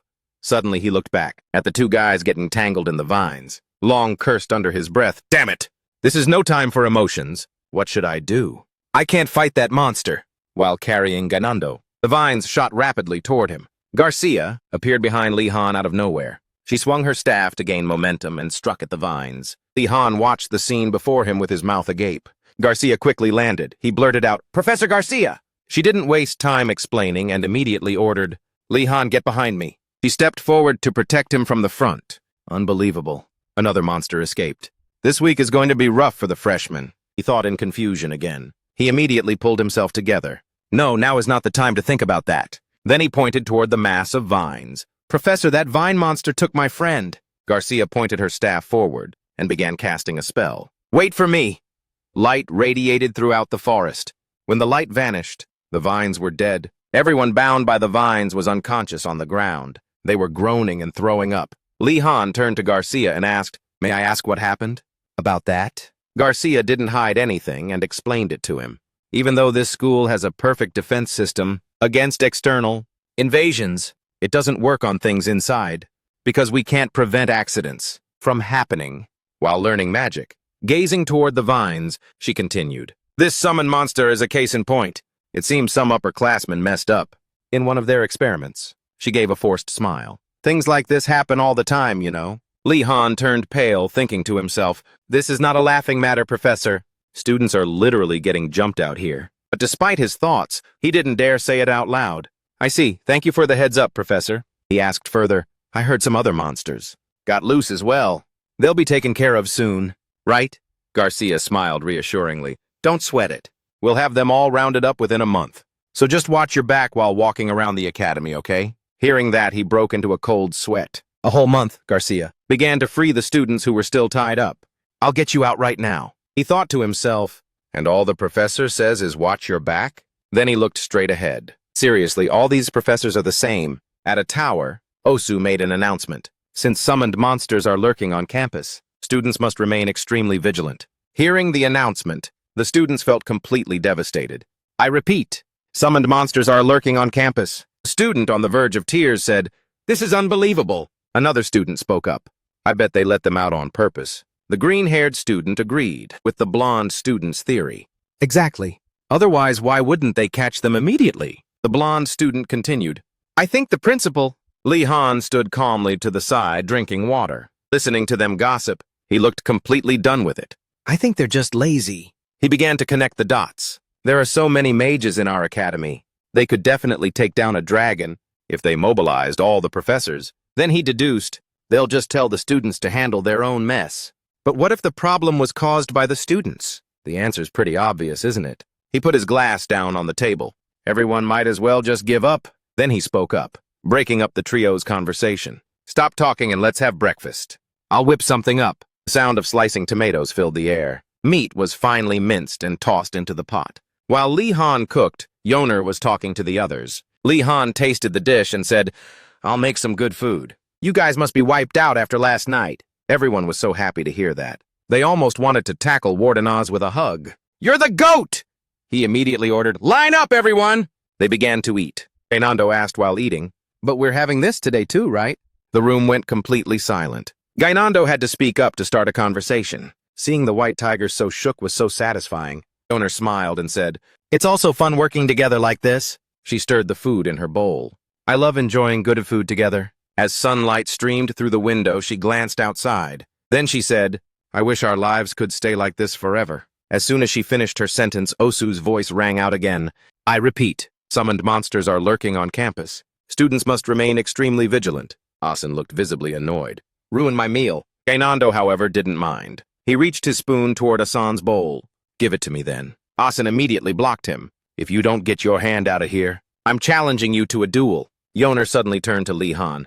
"Hey, Lee Han, are your morning classes going to be okay?" He looked up at her, startled. "Morning classes?" After thinking for a moment, he gave a vague answer, "It'll probably be fine." The students looked grumpy and irritated. All that resentment was directed toward Lee Han. He broke into a cold sweat, or maybe not. Suddenly someone called out to him, "Lee Han." Darugu walked over, his face looking dark and gloomy. "We need to talk." After the shout, Darugu continued to speak. "You don't need to worry about me." Last night, the other students kept checking up on him. "Darugu, are you okay?" Confused, he asked, "What happened?" The other student explained, "The Azure Dragon students broke into our tower. They started trash-talking Lee Han in front of him. Warden has just used you and threw you away." Poor guy. Then they began inviting Darugu to join their group. "Join our crew from now on. We'll have your back." That's when I realized, you played the villain just to help me. The two stood in silence, looking at each other. Then Darugu smiled brightly and said, "If I'm too scared to even come near you, because of some random gossip, then we were never really friends to begin with. You don't have to make yourself look like the bad guy." Lee Han felt a bit better hearing that. Those words were truly sincere. He thought to himself, but stealing the flag and knocking him out wasn't exactly a glorious move either. Well, if that's what he thinks, let it be. Suddenly a voice rang out, "Look over there!" Students gathered around, pointing and gossiping about the two of them. "Rugu is getting played again." Two students came over to pull the two apart. "Lee Han and Rugu, we have to stop him from talking to this jerk." "Get behind us, Rugu." Darugu tried to explain. "You guys don't have to do this." Lee Han wasn't even bothered. He thought to himself, "This is actually better for Darugu." A professor's voice boomed, "Good morning, class." It was Ingarel. The students quickly greeted him back. "Good morning, Professor." He walked up to two students and asked, "I just woke up to find a bunch of monsters howling around. What the hell is this place?" The two stammered in response. Yes, that's right." He continued, "But since you students still have to study here, I've given it some serious thought. How can this situation benefit you?" Lee Han suddenly got a bad feeling. It sounded suspicious, but Ingarel kept going. "This conversation is going south fast." Then he made his decision. "After careful consideration, I've decided to capture a real monster and have you all practice fighting it." Hearing that, he was shocked. His face turned pale. This was a total misstep. Normally, a professor should be making sure no monsters are running loose around here. A reckless student immediately agreed with the professor's idea. "The professor's right!" With someone leading the way, the others all began to accept it as well. "We can't win if we back down, out of fear. A true knight faces his fears." When Ingarel heard his students say that, he felt incredibly pumped. "I was going to reconsider if anyone objected. But like talented swordsmen, your mindset is clearly built different." Then he suddenly turned to ask Lee Han, "Don't you agree?" Caught off guard, Wardenaz blurted out, "That's a fantastic idea, Professor." Realizing he'd messed up, he quickly covered his mouth. "Crap!" I spoke out of habit, but it was too late. He just had to accept his fate. "Guess I'm locked in now." Ingarel praised him. "Excellent." He pulled out a box. "You will divide into groups of 3. Draw lots, and those with the same number will be on a team." As it turned out, Lee Han and Darugu drew number 4. Giselle did too. The 3 of them looked at each other in silence. Lee Han, Darugu, and Giselle, group 4. Lee Han thought gloomily, "Talk about rotten luck. Out of all these people." Giselle smiled half-heartedly and said, "Wardenaz, thanks to you, I've had a lot of fun lately, especially that day." Lee Han recalled what happened last time and sighed. He tried to make peace. "We were both acting pretty childish back then.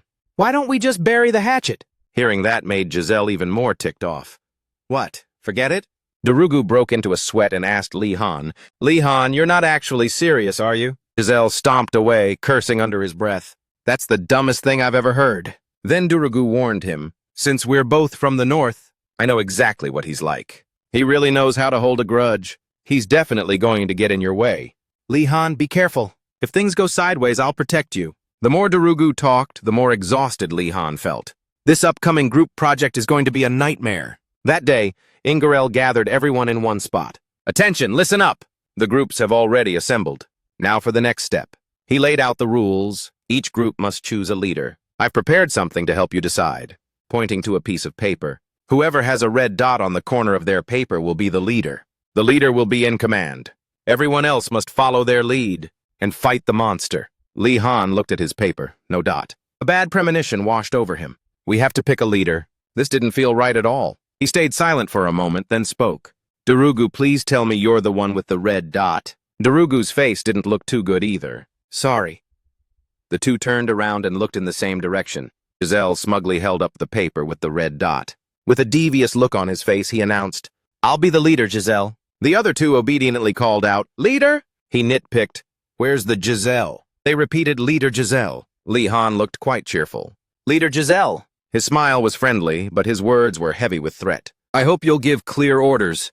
Unless you want to get backstabbed, sir." Giselle flashed a radiant smile back. "My number 1 lackey. I'm really looking forward to working with you." They looked like they were chatting amicably, but their words were dripping with mockery. "I'm so excited to see those northern fighting techniques. Just worried you might not be able to keep up." Darugu felt the tension was sky high. There's a saying that knights who have survived the blizzards of the northern mountains fear absolutely nothing, and Darugu was one of them. But watching these two smile at each other like that, Darugu couldn't help but break into a cold sweat. He was actually terrified of the current situation. A student spoke up. "Professor?" Curious, he asked, "What kind of monster are we going up against?" Lee Han immediately tuned in. That was crucial intel. But Ingarel didn't plan on revealing anything to his students. "I can't tell you that yet." The student looked baffled. "Huh?" He calmly declared, "To deal with unknown summoned monsters. In the future, you must learn to fight when you have 0 information." Lee Han and Giselle's expressions were priceless. Lee Han thought to himself, "There goes that irresponsible professor logic again." Then he asked him, "Is there anything you can tip us off about beforehand?" Out of nowhere, another student cut Lee Han off. "That's our professor for you." The students shouted excitedly. "We'll overcome every challenge you throw at us. We'll show you the honor of a true knight." Lee Han was speechless. "But this is a magic school." Giselle was fuming but couldn't do anything. "These idiots!" Seeing Lee Han staring, he snapped, "What are you looking at?" Lee Han answered calmly, "I just realized we were thinking the exact same thing." Giselle immediately denied it. "Don't be ridiculous. All you need to do is just to follow my orders," Lee Han said very cooperatively, "as long as your orders are reasonable." "Why would I go out of my way to start beef?" Giselle raised an eyebrow and said mockingly, "Weren't you the one who knocked us out and handed the whole gang over to the professor?" Lee Han maintained a friendly attitude, trying to play peacemaker. "Come on, Lee Han, we're on the same team." Seeing things go south, Darugu tried to talk him down. "I think it's best if you just stop talking." Lee Han explained, "I just want to clear up the misunderstanding." Darugu knew Lee Han meant well. Some misunderstandings just can't be explained away. Besides, you have a real knack for getting under people's skin. He was about to speak his mind, but felt this wasn't the right time, so he let it go. "Never mind, it's nothing." Ingarel commanded all the students. "Each group will enter 1 by 1. The monster will be waiting for you inside. I want each group to use their own way to escape to the exit. On the other side, the three of them stood before a mansion. Lee Han went first, opening the door into a pitch-black room. He reached his hand inside his coat. It was midday, yet the interior was dark as ink. They probably darkened the room on purpose, to simulate a monster encounter at night. He pulled out his wand and cast a lighting spell. A powerful light chased the shadows out of the mansion. Giselle stared at the light Lee Han created, secretly gauging this source of energy. Could it be an enhancement potion? Suddenly a sound echoed, grabbing all three of their attention. A bovine leg appeared. Cold mist snorted from its nose. It was a bull. It glared right at them. Lee Han and Giselle spoke awkwardly to each other. Don't tell me it's that bull from before. No way, right? Suddenly, Lee Han seemed to realize something. He observed the ice blocks on the bull's body. That energy was quite similar to an enhancement potion. An image of a man flashed in his mind. Don't tell me it's that same bull. His face froze. It can't be! Darugu noticed Lee Han's expression was a bit off and asked, "What's wrong, Lee Han?" He didn't intend to explain to Darugu. It's nothing. He sharpened his focus. I should focus on the situation at hand. Then he shared what he knew. I'm sensing two different types of energy from it. Enhancement potion and a spirit. Darugu said, then what should we do? Even in this situation, Giselle still found a way to nitpick Lee Han's words. Duh, that's obvious. Great analysis. Lee Han didn't even bother arguing with him. Normal attacks probably won't do much. Can you guys channel mana into your weapons? For the record, I can. Darugu nodded. I can too, Lee Han. Giselle started to speak but then caught himself. Obviously, I can too, okay? His face turned red with anger. Lee Han thought to himself, he's not even from a knight family. How can he do that? Lee Han took command. Then we'll split up and take turns attacking it. Giselle accepted Lee Han's leadership, but he didn't want to talk to him directly. Instead, he went through Darugu asking, ask him who's going to take point. Who's going to be in the most dangerous spot? Standing right in front of the bull made you the easiest target, Darugu thought. But Lee Han is standing right there. Lee Han pulled the same move as Giselle. Ask him, he said as if it were obvious. The leader is the one who should take point. Darugu felt helpless. Not you too, Lee Han. Giselle flipped Lee Han off. He just sighed and ignored Giselle. Darugu let out a breath. He couldn't believe these two were acting like such babies. Finally, he had to suggest a way. Let's just settle this with rock, paper, scissors. A moment later, the three took a step forward, forming a triangle to surround the bull in the middle. Lee Han thought to himself with a sigh. It really came down to this. The core strategy is simple. We'll split into 3 different sides and slowly close in on the bull until it reacts to one of the 3. The target will focus on dodging, while the other 2 keep hammering it. He watched the bull getting closer to him every second. The problem was the person dodging the bull's attacks. This method is only exhausting for the bait. The offensive positions were pretty chill. The bull started to wind up, letting out a roar. Its whole body radiated power. The wind it kicked up was so strong that Giselle and Darugu had to cover their ears. A bad feeling welled up inside Lee Han. Why does it feel like this thing won't go down easily? He pulled out his wand. If that's the case, instead of getting close, hear my command. A torrent of water appeared at his command, striking the bull all at once. It snorted in rage. Darugu looked at Lee Han in awe. He couldn't believe it.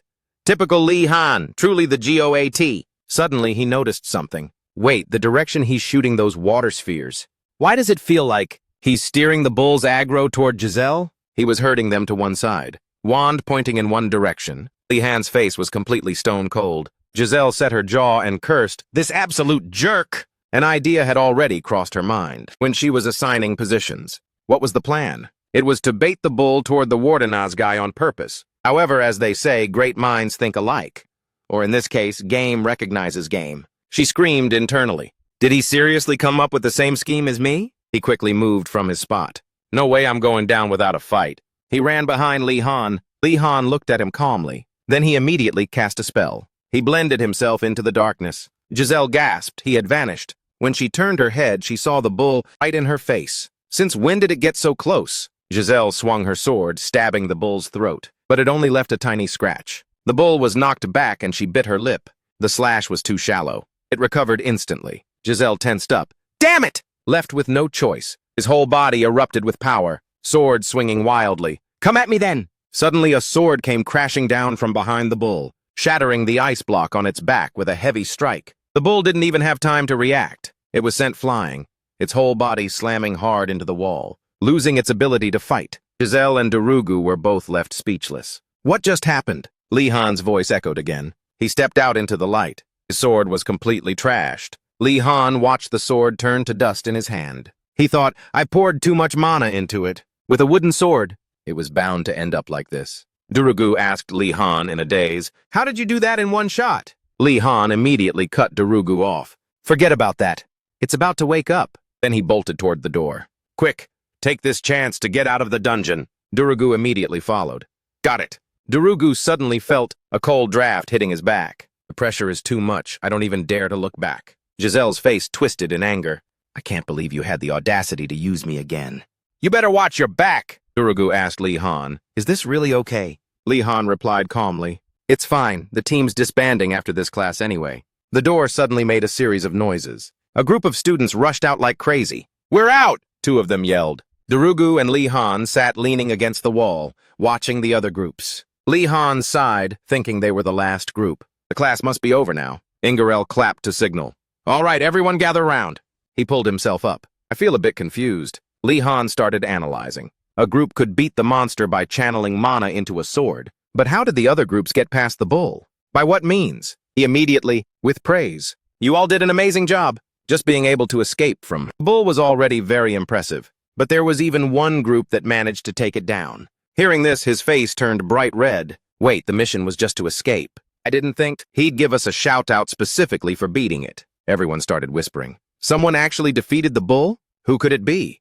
Must be Giselle. Ingarel continued to ask, what did you think of the monster? The students answered honestly. It was way faster and stronger than I expected. I never thought it would be immune to our attacks. He beamed with a bright smile. I'm sure everyone was caught off guard by it. Durugu glanced at Lee Han's gloomy, ominous face. He probably didn't mean our group. He explained the purpose behind this training. I believe you've all realized one thing, after successfully making it out. There's no reason for us to be paralyzed by fear. You must face your fears head-on, if you want to overcome them. This applies to swordsmanship as well. You must always stay calm and analyze the enemy. If winning isn't an option, figure out how to get away. I trust you've all learned a lesson that mere words could never teach. Hearing this, the students felt a surge of pride. Suddenly he said, oh right, one more thing. Before dropping a bombshell decision that made Durugu freeze up completely. You will keep these same groups until the end of the semester. This grouping provides a better balance for the class. I think he turned around in a panic. Say what now? Both Lee Han and Giselle turned pale. The vibe around the three of them was incredibly cursed. Lee Han leaned in and whispered to Durugu, do you think I should apologize? For what happened earlier? Durugu said bluntly. It's best if I just keep being the middleman between you two. Hall of Illusions alchemy class. Yoner brushed the dust off her hands. I'm ready for class. She looked toward the door. Lee Han should be here by now, right? Seeing something, she cried out. Lee Han watched the weird behavior of the three in confusion. Why are they escorting him like a criminal? Lee Han gave a forced smile. It's just a misunderstanding. They showed up after my class ended and insisted on protecting me. The other two declared solemnly, everywhere outside the Blue Dragon Tower is a battlefield. We must protect Lee Han. The image of two bodyguards protecting a fragile prince, escaping from two terrifying monsters. There are monsters out there, and that White Tiger Tower mob wants to hurt him. Who else can protect Lee Han if not us? Yoner said, but I think he's stronger than both of you combined, Lee Han. He immediately denied it. No, they're right. Sienna brought over a box. Our current situation is very dangerous. Professor, Lee Han spoke up to greet her. The peerless genius of Freeman Church. Sister Sienna, the master alchemist. Long time no see. She held out a potion vial to him. This is a magic potion I made to take down monsters. Give it a try. His surroundings suddenly sparkled with starlight. I'm truly surprised by this wonderful gift, Nilia whispered to Yoner. Is Lee Han in debt to her or something? Yoner gave a dry laugh. I was wondering the same thing. Uregum stepped into the classroom. Everyone, take your seats. Why are you all hovering by the door? Seeing him, they immediately behaved and sat down. Yes, Professor. Professor Uregum walked up to the podium and asked, how was your weekend? He grinned widely. Have you finished the magic potion? Every single one of them was cursing him internally, but no one dared to speak up. Yes, we have. Our weekend was a total disaster thanks to you, Professor. Of course, no rest for the wicked. Lee Han glanced at them. Why does it feel like I can read their every thought? But Uregum couldn't believe everyone was done. No way. Sienna felt quite annoyed hearing that. We teamed up to get the assignment done, Professor. He let out a sigh of pure frustration. Fine, whatever, good job. Uregum laid out a bunch of potion vials on the table. If you've managed to brew a low-level companion spirit potion, then this is your first step into the world of alchemy. He picked up a vial and popped it open. But I'm willing to bet that your results are just mid at best. He held the vial up to a tree branch. The leaves instantly caught fire. Uragum held up the branch and explained, "See, if the formula is too weak, it only creates a tiny flame like this." All the students couldn't help but gasp. "That's sick! I can't believe it can actually make fire." He went on to open another vial. "Now for the next one, shall we?" The branch immediately burst into a violent blaze. "What's the deal with this potion?" Uragum quickly checked the name tagged on the vial. "Whose is this anyway?" He looked up at him. "It's you again?" Wardenaz Li Han looked at him confused. "Why is the professor looking at me like that?" He spoke with a bit of awkwardness, even though a few vials were brewed quite well. "Don't get too flexed yet, because it only gets harder from here." Today Uragum manifested a small rabbit in the palm of his hand. "Today we'll learn about spirits."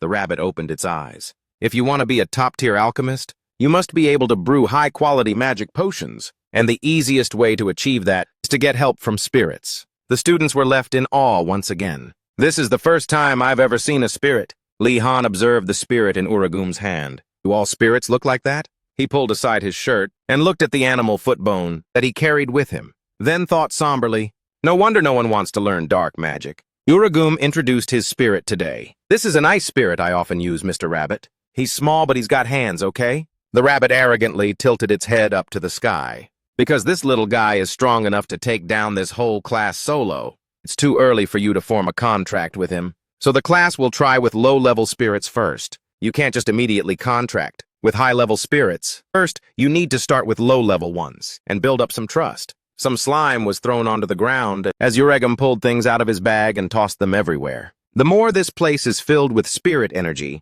the easier it is for us to enter the spirit realm. What I'm doing right now is boosting that source of power." The students intently took notes on everything he said. "First of all, make a plan on how to befriend a spirit. The only way is through sincerity and honesty. If you approach a spirit with bad intentions or arrogance, that spirit will sense it instantly and dip. So be careful." Li Han couldn't help but give him props. This might be his most useful class so far. Suddenly, a potion vial appeared on Li Han's desk. Uragum ordered, "Now drink that potion. Now everyone, pick up your potions and drink." He smiled. "I hope you all have a nice trip." Li Han closed his eyes and then opened them. He was surrounded by two polar opposite climates, ice and snow on one side, lava on the other. Li Han observed everything around him. "This feeling is just like the headmaster's black book. So this is what it feels like to enter the spirit realm willingly, rather than being forced like last time." He gave a slight smile. "Clearly. I've landed right next to the habitats of fire spirits and ice spirits. Neither side is chill at all." He stepped forward. "All right, let's get started." Donor looked super hyped. "That was so fire." She said to Hassan and Julia, "I can't believe only a few seconds passed in the real world. I felt like I was in the spirit realm for ages." Hassan also shared his experience. "I talked to a carp spirit. The two of them seemed to really vibe." Uragum shouted, covering his ears. "Stop it! Save it for the tower." He advised, "I'm sure you all have realized by now how tough it is to communicate with a spirit. Why don't you all try to vibe with the spirits whenever you have some free time?" With that, he wrapped up the lesson. "Class dismissed." The students shouted in unison, "Thank you for the lesson, Professor." Everyone flooded out of the classroom. As Li Han was heading out, Uragum called him back. "Hold on, come over here." He asked Li Han how it went, silently thinking to himself, "Don't tell me this kid has already formed a contract." Li Han bit his lip and said sadly, "I ran into a huge problem, sir." He flashed a bright, beaming smile. "Now that's what an alchemy rookie should sound like." He stroked his beard. "What's the matter? Were they not listening to you?" He looked even more downcast than before. He pointed to himself. "Every single one of them ran away the moment they saw me. I met so many spirits." "But..." He called out in pain to a spirit fleeing in the distance. "Mr. Fireball! Mr. Flame Pigeon, wait!" Their reactions were all the same. He was floored when he heard that. "What? They all ran away?" He answered dejectedly. "Yes." Uragum then seemed to recall something. "Wait, thinking back, I've heard a similar story before. It's a tale about a wizard who returned to the spirit realm after becoming an archmage. That person crossed the border easily, thanks to their sheer talent, but none of the spirits liked him. That was because the aura radiating from his soul scared them all half to death." Li Han was completely baffled. "Then why are they acting like that toward me?" He sighed. "It might be because of the amount of mana you possess. Luckily, there is a solution." He continued. "Eventually, that archmage successfully befriended a spirit." Hearing that, his spirit lifted instantly. "Really? How did he do it?" He explained, "He used Magic to bind them and force them to be friends with him. He had a look of disbelief on his face. He forced them? Li Han followed up. Wait, aren't spirits way stronger in the spirit realm? Uragam nodded, confirming his point. There is indeed that slight issue. He gave a thumbs up to encourage him. Hang in there anyway. Who knows, it might actually be fun. Sure. Li Han was fuming but powerless. Wow, the audacity of the professor to even say that.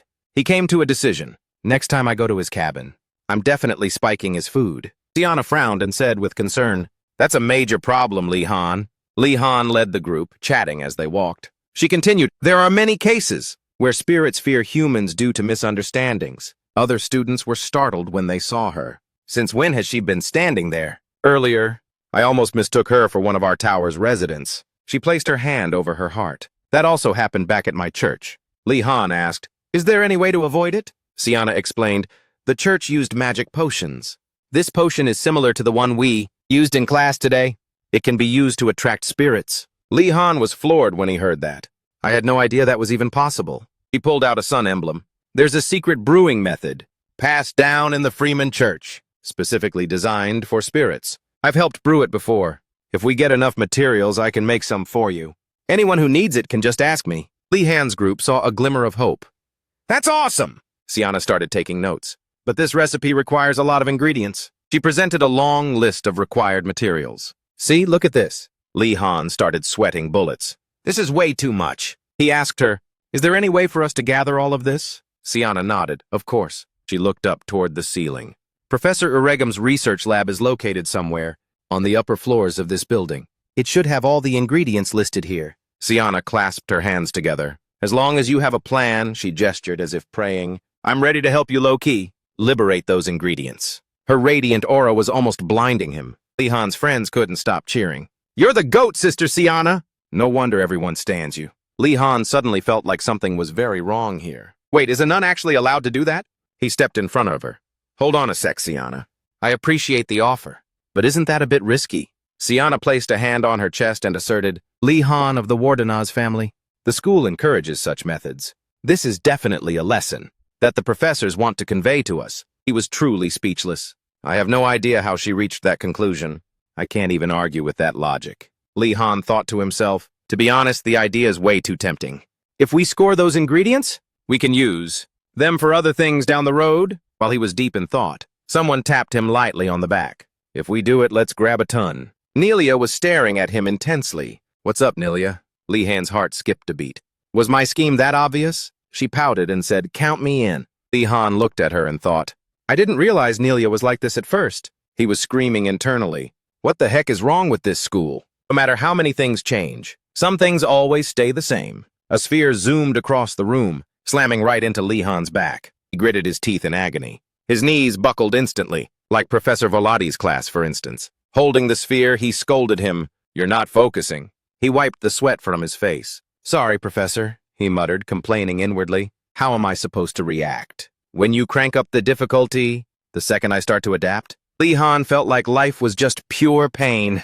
What happened to the chill days of spinning monostones? Volati stared at him silently for a moment. He felt conflicted. Li Han wasn't the only one feeling confused. Professor Volati was also puzzled. Why? Why does he struggle so much to dodge? Of course, a professor could easily bypass a student's defense, but Professor Volati didn't even realize that. Instead, after long consideration, he reached a different conclusion. He suddenly blurted out, I get it. Li Han thought he was being let off the hook. It's over? We're taking a break? Volati, thinking he had fully understood Li Han, said, I understand why you're having trouble focusing. You're trying to recreate that spiral move from when you defeated the golem, aren't you? Li Han looked at him with a look of, what the actual heck? It's just too hard, you old man. He continued, don't overdo it. No need to rush. Then he started moving his sphere again. His eyes shifted to the side. For the first time, Professor Volati tried to put himself in a student's shoes. He imagined he was Li Han. What would I do if I were him? Even if forbidden, I would still do it. Those who are afraid to step forward, when the path is right in front of them, lack the qualities to become a mage. He blurted out another cryptic remark. I understand now. Li Han had no clue why the professor kept saying that. Volati approached him. Your eagerness is commendable.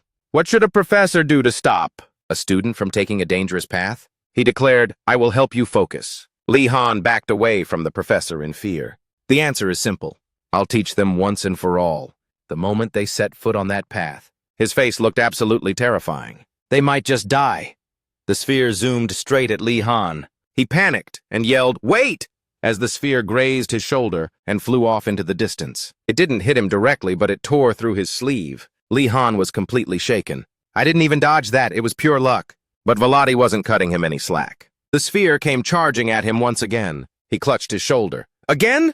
He immediately channeled his water affinity. The two forces of power collided, halting the sphere's momentum. Then they both exploded, splashing water all over Li Han's face. His face darkened. What the hell? Is he just gonna go all out like that? Even the magic spheres felt much heavier now. Is this professor trying to straight up murder his student? Sopping wet and gasping for air, Li Han thought, what on earth? He's really not holding back at all. The magic spheres were getting even more intense. He looked at Volati's gloomy face and wondered, is the professor actually planning to kill his own student? Struggling to stand back up, Li Han thought further. Well, since it's Professor Volati, it's definitely a possibility. He closed his eyes to regain his composure, since things have already come to this. The more he pondered, the more bewildered he became. Am I going to have to take out my own professor for real? Granted, I have thought about doing that before. Volati didn't say much. He just raised his hand and launched a strike at Li Han. The magic sphere narrowly missed him immediately. While dodging the magic spheres, Li Han brainstormed a plan. Even if it seems impossible, I have to find a way to stop him first. He gripped his staff tightly. In that case, I'll have to...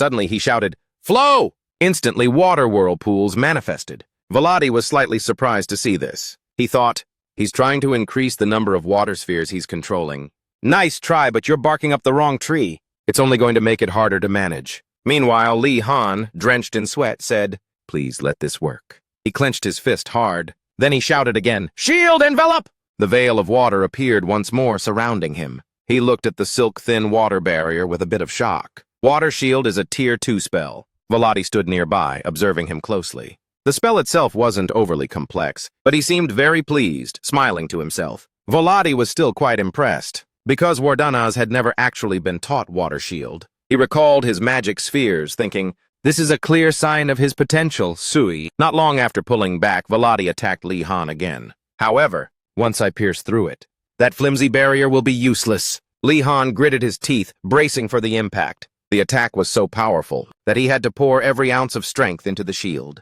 Just as it was about to smash through Li Han's barrier, the magic sphere suddenly stopped dead. Volati was caught a bit off guard by this, but looking at Li Han's shield, it clicked. I see how it is. Since he doesn't have to keep moving the barrier like he does with the water spheres, he can focus entirely on compressing and reinforcing the shield. Li Han looked at him and gave a smug little smirk. He used his staff to regain control of the water sphere, sending it back to attack Volati. Now it's my turn, Professor. Volati saw it coming but kept a totally straight face. As the magic sphere lunged forward, he simply tilted his body slightly to dodge the strike effortlessly. Seeing him dodge so easily, Li Han wasn't about to give up. He cursed under his breath. Damn it, this isn't enough. He pulled out his bone arm and hurled it forward, shouting, "Bite him!" He wasn't satisfied yet. He scanned his surroundings, thinking that still wasn't going to cut it. Noticing a large table nearby, Li Han kicked it down. He aimed the table straight at Volati, determined to take the professor down no matter what. The skeletal arm almost reached Volati. Even so, he didn't show a hint of fear, only a faint smile. Looking at that expression, he was a bit shook. Volati waved his hand, and the table instantly froze mid-air. Li Han also scrambled backward. The magic orb on the table, behind his back, slowly began to move. Then it shot forward like a bullet. The orb zipped right past Volati. It slammed in, shattering Li Han's skeletal arm. Then it looped back around. It lunged straight at Li Han's face. The magic orb easily pierced through his water shield. Only then did he snap back to his senses and raise his hands to block the attack. But it was too late. The shield had already been smashed. Water droplets just rained down on him. Li Han slumped to the ground, feeling helpless. Volati walked slowly toward him. Before long, he was standing right over Li Han. He looked at him with a gloomy expression. Panting, Li Han looked at him and thought, no way. He handled everything in just a few seconds. When Volati raised his hand, Li Han thought he was going to get hit. He thought, I knew it. Everything I did was just self-defense. But he just gave him a light pat on the shoulder and praised him. Good job. This left Li Han a bit confused. A moment later, he blurted out in surprise, Wait, Professor? After a few months and countless questions, Lee Han finally understood Volodi's intentions. While walking, he thought, the professor is telling me that. He sat before him lost in thought. He likes to back me into a corner, because that's when I show my true talent. Thinking that, he felt a spark of spite. Next time it's my turn to clap back, Volodi slowly advised him. Wanting to level up your power is understandable. But you'll get it one day, don't rush it. Sometimes taking a step back is actually the shortcut. Volodi walked behind, guiding him. This way. As he was complying and thinking, he spoke up again. Don't get discouraged. The next class will be about what you just showed me. Lee Han snapped out of it and replied, yes, sir. Lee Han looked at him and thought, what is the professor even saying? Is he going to skip the details again? Whatever. Volodi gave a light flick of his finger. The table he was sitting at suddenly moved. Then he tumbled straight to the floor. Lee Han scrambled up, panic-stricken. What the? Tables and chairs in front of him were all levitating in the air. Volodi glanced at them and explained, from now on, we'll learn how to focus. In chaotic situations, he turned to Lee Han and said flatly, you're allowed to redo what you just did. I'll crank up the difficulty if necessary. Lee Han's face clearly showed his reluctance as he thought, please, just stop. The night sky was now only illuminated by moonlight. Outside the house, Jetta was carrying a basket and singing, going to check my beloved garden. Suddenly, she saw a figure lurking near the door and thought, huh, is someone there? Just then, the person turned around with a gloomy face and said, good evening, Professor, making her scream in terror. She looked at Lee Han and asked worriedly, why do you look like you're half dead? He walked over with the vegetables and replied, oh, it's nothing. I just had a really tough lesson with Professor Volodi. Hearing that, Jetta cried out in shock, what? Why are you so clueless? Hearing that, he turned and asked her, I'm sorry? Jetta quickly covered her mouth and said, no, it's nothing. She pivoted instantly. Oh, by the way, now that you've been here for a bit, do you have any questions? Lee Han walked up and asked, questions? Thinking for a moment, he asked, are we allowed to keep flying pets in the school? At this question, she said in surprise, why on earth would you ask that? Lee Han set the vegetables down and said seriously, I'm just curious about our school, that's all. Jetta thought to herself, it seems he doesn't know. That white horse is a griffin. Under the night sky, she answered his curiosity. This academy has everything, from mountains and forests to rivers and underground dungeons. If you look hard enough, you'll find it. Hearing that, he asked further, if I find it, am I allowed to tame it? Jetta crossed her arms and replied, that'll be tough. Even for those with experience, taming wild monsters is no walk in the park. Lee Han dropped the potatoes into the stream to wash them. In that case, he earnestly proposed to her, could I learn from the professor during my free time? I believe the professor can teach me how to master taming monsters. He said that, but deep down he thought, it's to help me ditch this school. Unaware of his true motives, Jetta was secretly impressed. I didn't expect the kid to be so passionate about monster taming. After considering it, she agreed and replied, fine, I will teach you everything. The conversation of the two echoed through the night. Don't regret it. These lessons are going to be brutal. Yes, Professor. The next day, Lee Han covered his mouth, yawning nonstop. He and Yoner headed to class together. Basic magic knowledge. Seeing his sluggish appearance, she asked, hey, you've been acting like a zombie lately. Did you not sleep well last night? Lee Han sat down at his desk and replied, I just had a nightmare. I saw the professor show up. He imagined the brutal training sessions from the professor, turning pale as he said, it was terrifying. Yoner lightly patted his shoulder to comfort him, saying, hearing that, I totally get it. The classroom door suddenly swung open. Professor Garcia walked in and raised her hand, saying, hello, class. Hello, Professor. He looked at Professor Garcia feeling relaxed and thought, at least Professor Garcia doesn't terrorize my soul. Suddenly, she spoke up and asked the class, anyway, do you all remember Professor Mort? Who came to teach dark arts last week? Hearing that, the whole class thought dejectedly, don't tell me we're having that subject again. No thanks. Garcia pointed toward the door and said, this week. From outside the door, the sound of footsteps rang out. Another professor stepped into the classroom. Garcia gave a brief explanation, saying, another professor is here to teach us summoning magic. The professor also introduced himself. I am Professor Min, and I teach summoning magic. Hearing this, the class erupted in excited cheers. Seeing the excitement, she added, it's a pleasure to be here. Garcia gave an overview. Like the dark arts, summoning magic is normally taught when you enter your second year. The reason I invited Professor Min here is because, as she spoke, the shrieks of two thunderbirds outside the window cut her off. A moment later, she continued, I think it will be very useful for you all right now. Two female students exclaimed, Professor Garcia, you are the GOAT! Min gave a slight cough and said, Ahem. Now let's begin the lesson. As soon as she posed the question, is anyone here interested in summoning magic? Countless hands shot up into the air. Seeing so many people raising their hands, Li Han thought, looks like everyone is on board. After all, summoning magic really is clutch. There are many branches within this magic, and countless types of summoning magic, so many that no one can know them all. They even appear in fairy tales. Li Han flipped through a page in a book that said, a nameless mage, who worked like a dog his whole life, accidentally signed a contract with a summoned beast. From then on, that person lived a life of leisure and longevity. After reading it, he thought, in other words, it's about luck. You could summon a literal jackpot. Min stepped forward and said, I'm glad to see the whole class is hyped for this subject.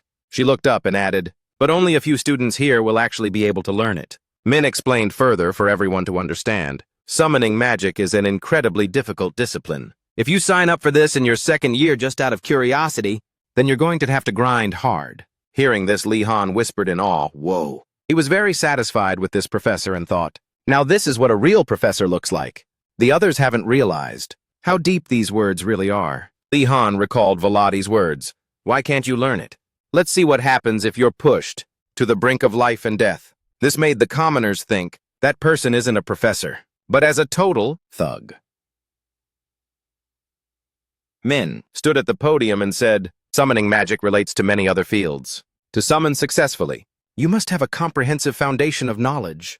Even summoning non-living objects, which is considered easier, is still a tough nut to crack. Having said that, she advised them, so if you're only here for the hype, you should really reconsider your choice. The other students started buzzing with excitement. You gotta try it to know. What if we actually have the talent for it? Seeing that none of the students intended to give up, Min could only sigh in helplessness. Garcia also spoke up for the kids. They are all very talented students. Could you please give them a chance? Hearing that, she gave her wand a light flick instantly. A sheet of paper appeared in front of every student, catching everyone by surprise. There was only a single drawing on the paper. At first glance, everyone recognized the magic scroll. As Yoner held the paper in her hand, she said, that's not a magic scroll. One-time use ones just need to be torn. Li Han added, this is just a regular sheet of paper, with a magic circle drawn on it. Min stood below and asked, you all must be studying basic geometry and arithmetic. Empire style? The whole class replied in unison, yes, ma'am. Seeing this, Li Han thought to himself, just one word and the vibe of the whole class turned dark. It's true that some students aren't good with math. The numbers, contrary to Li Han's thoughts, but to be honest, what they were learning here was much easier. Ga Nando groaned beside him. This is way too hard. Hearing him complain, Min immediately said, if that's the case, you'll never be able to use summoning magic. Faced with the professor's sternness, the whole class fell silent. Focus on the lesson. In summoning, drawing, magic circles and calculations are essential. Then the professor requested, now redraw the magic circle on the scroll, inside your minds. Li Han picked up this paper, thinking, let's see what's up. He stared at the circle on the paper for a long time, then remembered microchips and thought, a magic circle is like a type of circuit board. The flow of mana within the magic circle is similar to the electric current on an electronic circuit board. The higher the rank and difficulty of the magic, the more complex and sophisticated it becomes. Magic circles were created to help with this, to cut down, streamline, and regulate the flow of mana. There are countless different formulas, which lighten the burden on the mage. Li Han closed his eyes to reflect, then understood. So that's how mana flows. The more he thought about it, it felt as if he could see the actual movement of mana. Suddenly it reminded him of... Li Han remembered his pens. A quill pen. At this thought, he startled and rubbed his head. Huh? A quill pen? Why did I suddenly think of that? That magic circle. Professor Min held a quill in her hand and said, is a minor spell to summon a quill pen. He was shocked to find his hunch was correct. Li Han looked at the paper in his hand and thought, so that's why. That's why I remembered them. Professor Min added from below, all right, let's get started. A male student went first and said, appear, quill pen. Someone nearby frowned and said, what the heck was that? A student further down also tried, oh great quill, please appear. Then a surge of power erupted from the paper, not just from one sheet, but from all of them. Everyone else's papers were also affected. One student realized something and said, I see. Even high-level magic scrolls will break if we abuse them. Too much. When that paper broke, another one took its place. The professor immediately gave us new ones. When they looked at the student next to them, they cheered. Hey, everyone, look! It looks like everyone has summoned successfully summoned the quills. Look, Her Highness summoned something similar. Mine too. But despite the students' excitement, Min could only sigh. Garcia also thought helplessly, oh no. They shouldn't be satisfied with just summoning something that looks close enough. What they summoned wasn't actually a quill pen. The requirement for absolute precision in every minor detail is what makes summoning such a difficult subject. Summoning something similar is basically an L. Unless everything is perfect, it's all for nothing. Asen was struggling with his own quill pen. Furthermore, since the creation process requires the mage's willpower, there is a chance it could backfire and attack the summoner. Indeed, the quill pen summoned by Asen flew straight at Gainando's head, making him cry out in pain. Gainando clutched his head and turned around, snapping, "How dare you attack me with a quill?" Asen quickly explained, "It's just a misunderstanding.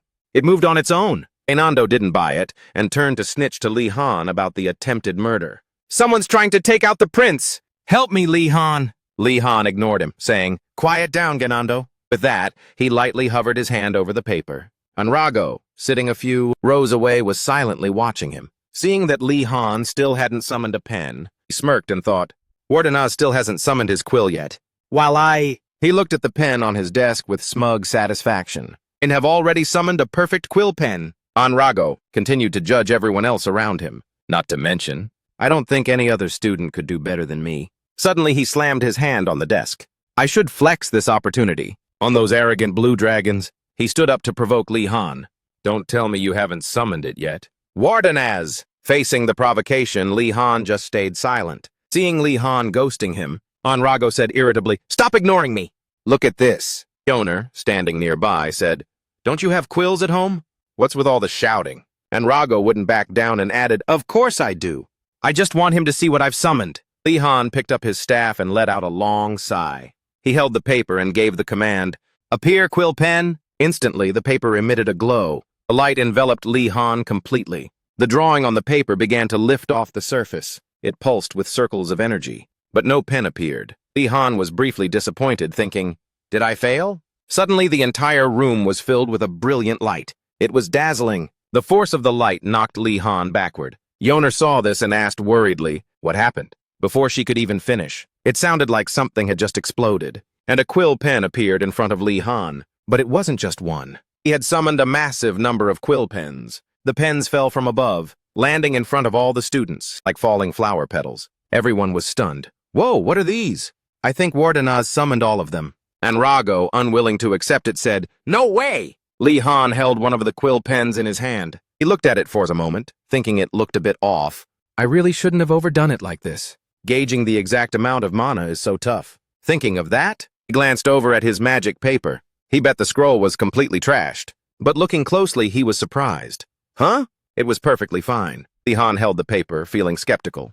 Can this really happen? He remembered Professor Boladi. This was why Li Han's mana control was much better than he had imagined. Then Garcia caught one of the quill pens. She held it up and smiled to herself. She turned to look at Professor Min, thinking that summoning even one was difficult enough. To think he could summon something like that. Professor Min must be really... But seeing Min's dead, serious expression, she was left confused. "Huh?" She walked toward Min and laughed, saying, "Haha, Professor, Li Han has so much mana. So these mistakes are just..." Before she could finish, Min shook her head and said, "No." She added softly, "This isn't a mistake." Garcia asked in surprise, "Wait, what?" Min looked at Li Han and praised, "That student is incredibly gifted." But she adjusted her glasses and said, "But way too arrogant." She believed that summoning that many quills was just a flex. If that isn't arrogance, then what is? Garcia stood up for Li Han. He's not like that at all." Min said nothing and just glanced at her in silence.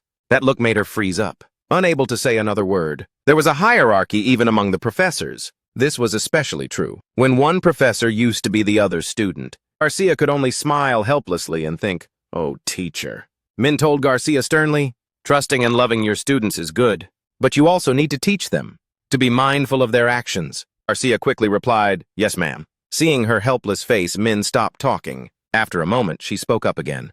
"But there's no need to worry." She looked toward Li Han and added, "There are plenty of ways to fix that ego." Back in the lecture hall seats, Li Han controlled a quill to draw on Andrago's face. "I don't have a quill." The words on his face made him cry out in annoyance. "Ah, you're so toxic." Other students chimed in to defend him. "Stop it, Andrago." Garcia called out from below, "Everyone, stay calm." A voice rang out from the front of the classroom. Class, settle down. In an instant, the classroom returned to normal.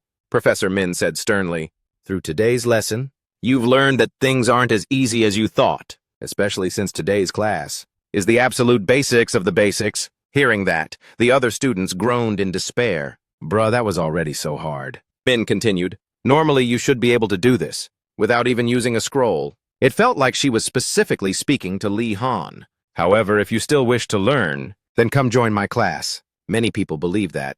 Talent is the most important thing in magic. But as Lee Han sat there listening, it felt like the professor was targeting him. He thought, huh?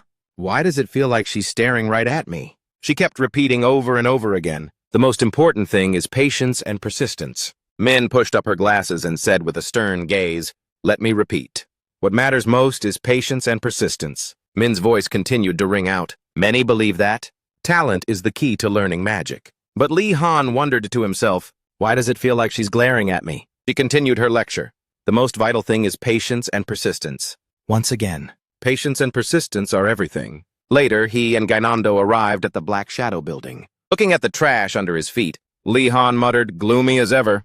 The least they could do is make this place look decent. He let out a contemplative sigh. If this weren't a sought-after subject, then things like aesthetics would actually matter, especially when the only people interested in this class are us two. Suddenly, someone else appeared there, startling them both. It was Raftel and Yim. They were staring intently at the door ahead. Hearing a noise, the two of them slightly turned their heads. Lee Han was a bit spooked.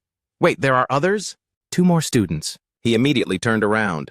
"Why would those two come here for dark magic?" he asked in shock. "Do you hate this subject that much?" Gainando pointed at himself and explained, "It's because the professor said I have talent." Lee Han thought to himself, confused. "But don't you hate dark magic?" At that moment, he walked up to the two of them, looking annoyed.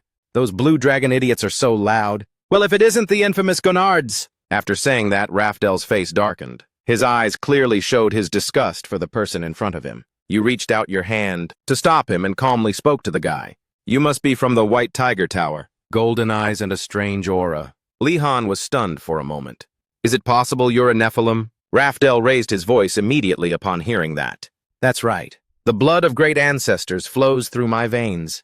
Even a low-life sinner like you can recognize my nobility." He analyzed the situation silently. He seems quite proud of his half-angel bloodline, but that angelic blood isn't even as pure as a spirit's. And though he's showing hostility toward me, he doesn't look like the type to follow Maradi. Maybe I should use this chance to give the White Tiger Tower a little shock. At this point, Lee Han continued to probe. "Why would someone with such noble blood work for Maradi?" He replied, "Don't get it twisted, Gonards. I, Raftel, would never take orders from Maradi. You're trying to insult me on purpose." You acted surprised. If you don't take orders from him, then why are you being a trashy jerk? Why are you acting so trippy? Why are you being so hostile toward me? Gainando watched helplessly. Damn, look at him flexing so hard. Raftel angrily pointed at you. Do you really not know? Lee Han remained calm. Of course not. He shouted, Daru of the Choi family. That is the name of my esteemed friend, whose honor you have insulted. It finally clicked for you. Oh, so that's why.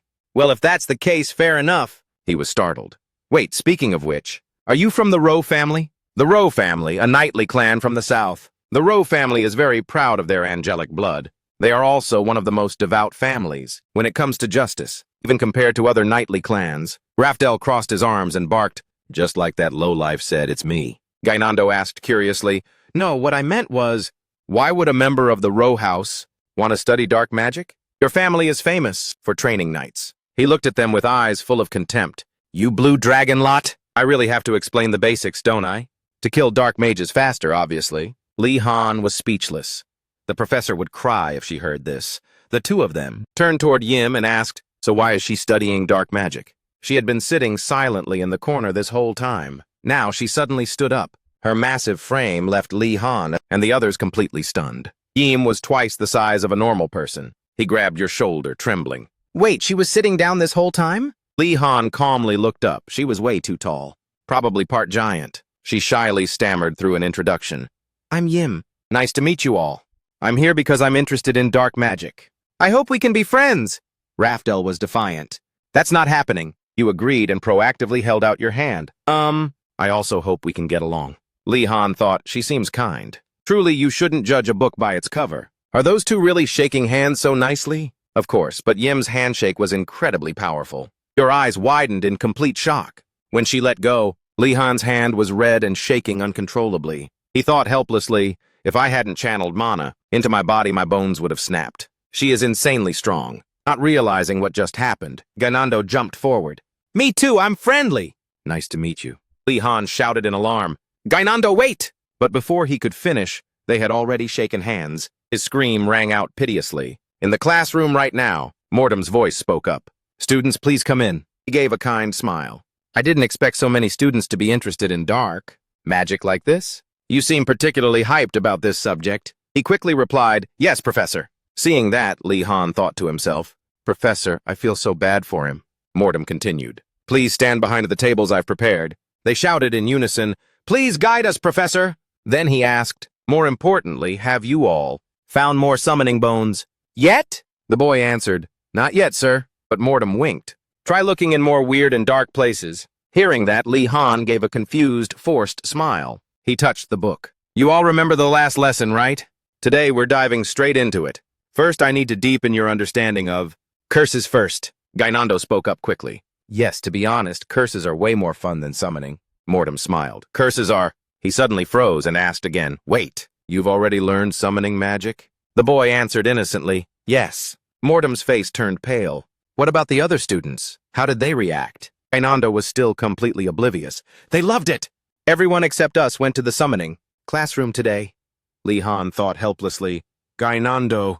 Hearing this, Mortem's expression became very dark. His voice trembled slightly. Then he raised his voice. Today we won't be studying curses. Instead, I will teach you how to summon the undead. Hearing that, they all became excited. Lee Han said to himself uneasily, is he really okay doing this? How much knowledge did we just skip? Mortem stood before the class, explaining, you might not know this, but undead summoning is essentially the core, the most basic element of summoning magic. Raftel wondered, I have a question. Don't we need bones to summon the undead? He immediately explained, yes, in the old days, professors had to go grave robbing, but now we use corpses that have been legally permitted. The boy asked further, even if it's taboo. Those dark mages still love digging up graves, right? Mortem replied, it's true that such people exist. Lee Han glanced over from beside him. Does he even know what he's talking about? He turned away and coughed lightly. Let's put that issue aside. I won't force you to perform a complete undead summoning, because when summoning the undead, if you accidentally lose control, you could kick the bucket. His face turned pale after hearing that. Why exactly are we doing this again? Gainando chimed in quickly. I almost died once because of that magic brush too. Mortem summoned a small wisp of magic in his hand. First, let's start with just the hand. His eyes began to go vacant. Seeing that magic flow, Lee Han hesitated for a moment. Mortem created small magic circles on the desk of each person. Suddenly, a skeletal arm sprouted from those spots. The fingers kept clattering and moving. It detached and stood upright on the table. This left him completely stunned. They stared at it and cheered. That's so dope! He lowered his voice. Everyone wants to learn summoning because it looks cool and grand, but it's not easy to do. There are so many things to consider. Even just summoning normal monsters, which have their own will involve even more uncontrollable factors. If you're summoning undead monsters, that's why you need special methods to approach death. You can't achieve it just yet, so try to connect with that hand using any other method that you can think of. He focused and held out his hand. Let's try a light touch first and see. Lee Han's face now shows a hint of hesitation. He spoke up and asked, Professor, are there any undead monsters that get spooked easily? Mortem replied, not really, because they aren't living beings, so most of them don't even know what fear is. At that moment, he suddenly saw something below. Mortem was instantly startled and panicked. On the table, a skeletal hand was shaking uncontrollably. It was sitting on Lee Han's desk. He was puzzled and thought to himself, why is it acting like that? Or is there something wrong with the chemical reagents I'm using? He looked over at Gainando, who was using a skeletal hand to massage his face. Mortem still maintained, no, that's definitely not it. But the other hands are all perfectly normal. He began to sweat. Could it be? Mortem stared at Lee Han. Try summoning one yourself. Hearing that, Lee Han couldn't help but be surprised. He hesitated. Can I really do that? He encouraged him. Of course you can. Mortem tossed a bone fragment toward Lee Han. The strength of a dark mage lies in the fact that training can be adjusted as you see fit. He walked away, saying, follow me. The boy trailed behind, thinking, Is it really adjusted? I'm getting bad vibes. Sounds more like winging it to me. Mortem placed a long bone fragment on the ground. A large magic circle appeared beneath Li Han's feet. He said, "Now chant the spell." The boy closed his eyes, thinking, whatever happens, happens. The small bone under Li Han's feet began to move. A surge of magic suddenly seeped into his mouth. Li Han held a staff in his hand. He glared and shouted, "Rise, skeletal hand!" Seeing this, the people below were a bit scared. A magical aura radiated and enveloped the staff. Mortem's gaze remained focused on the progress. The magic current rushed toward that small bone. They seemed ready to merge together. At that moment, a magical hand appeared before him. Li Han was slightly stunned. From that dry skeletal hand, thick, malevolent energy constantly emanated. After that, the magic flow detached itself from the hand. It stood tall, much to his surprise. Li Han thought nervously. Did I succeed? He looked over at him. Why is the professor so quiet? Meanwhile, Mortem was still concentrating hard on that dry skeletal hand. His face darkened as he analyzed the situation in his mind. The nature of summoning magic is actually like a chain that controls the summoned monster, just like that. Because of that, a novice mage wouldn't be able to control those chains. If that skeletal hand has any intention of attacking Li Han, I must cancel the summoning immediately. Suddenly, that hand moved in a strange way. Mortem was puzzled.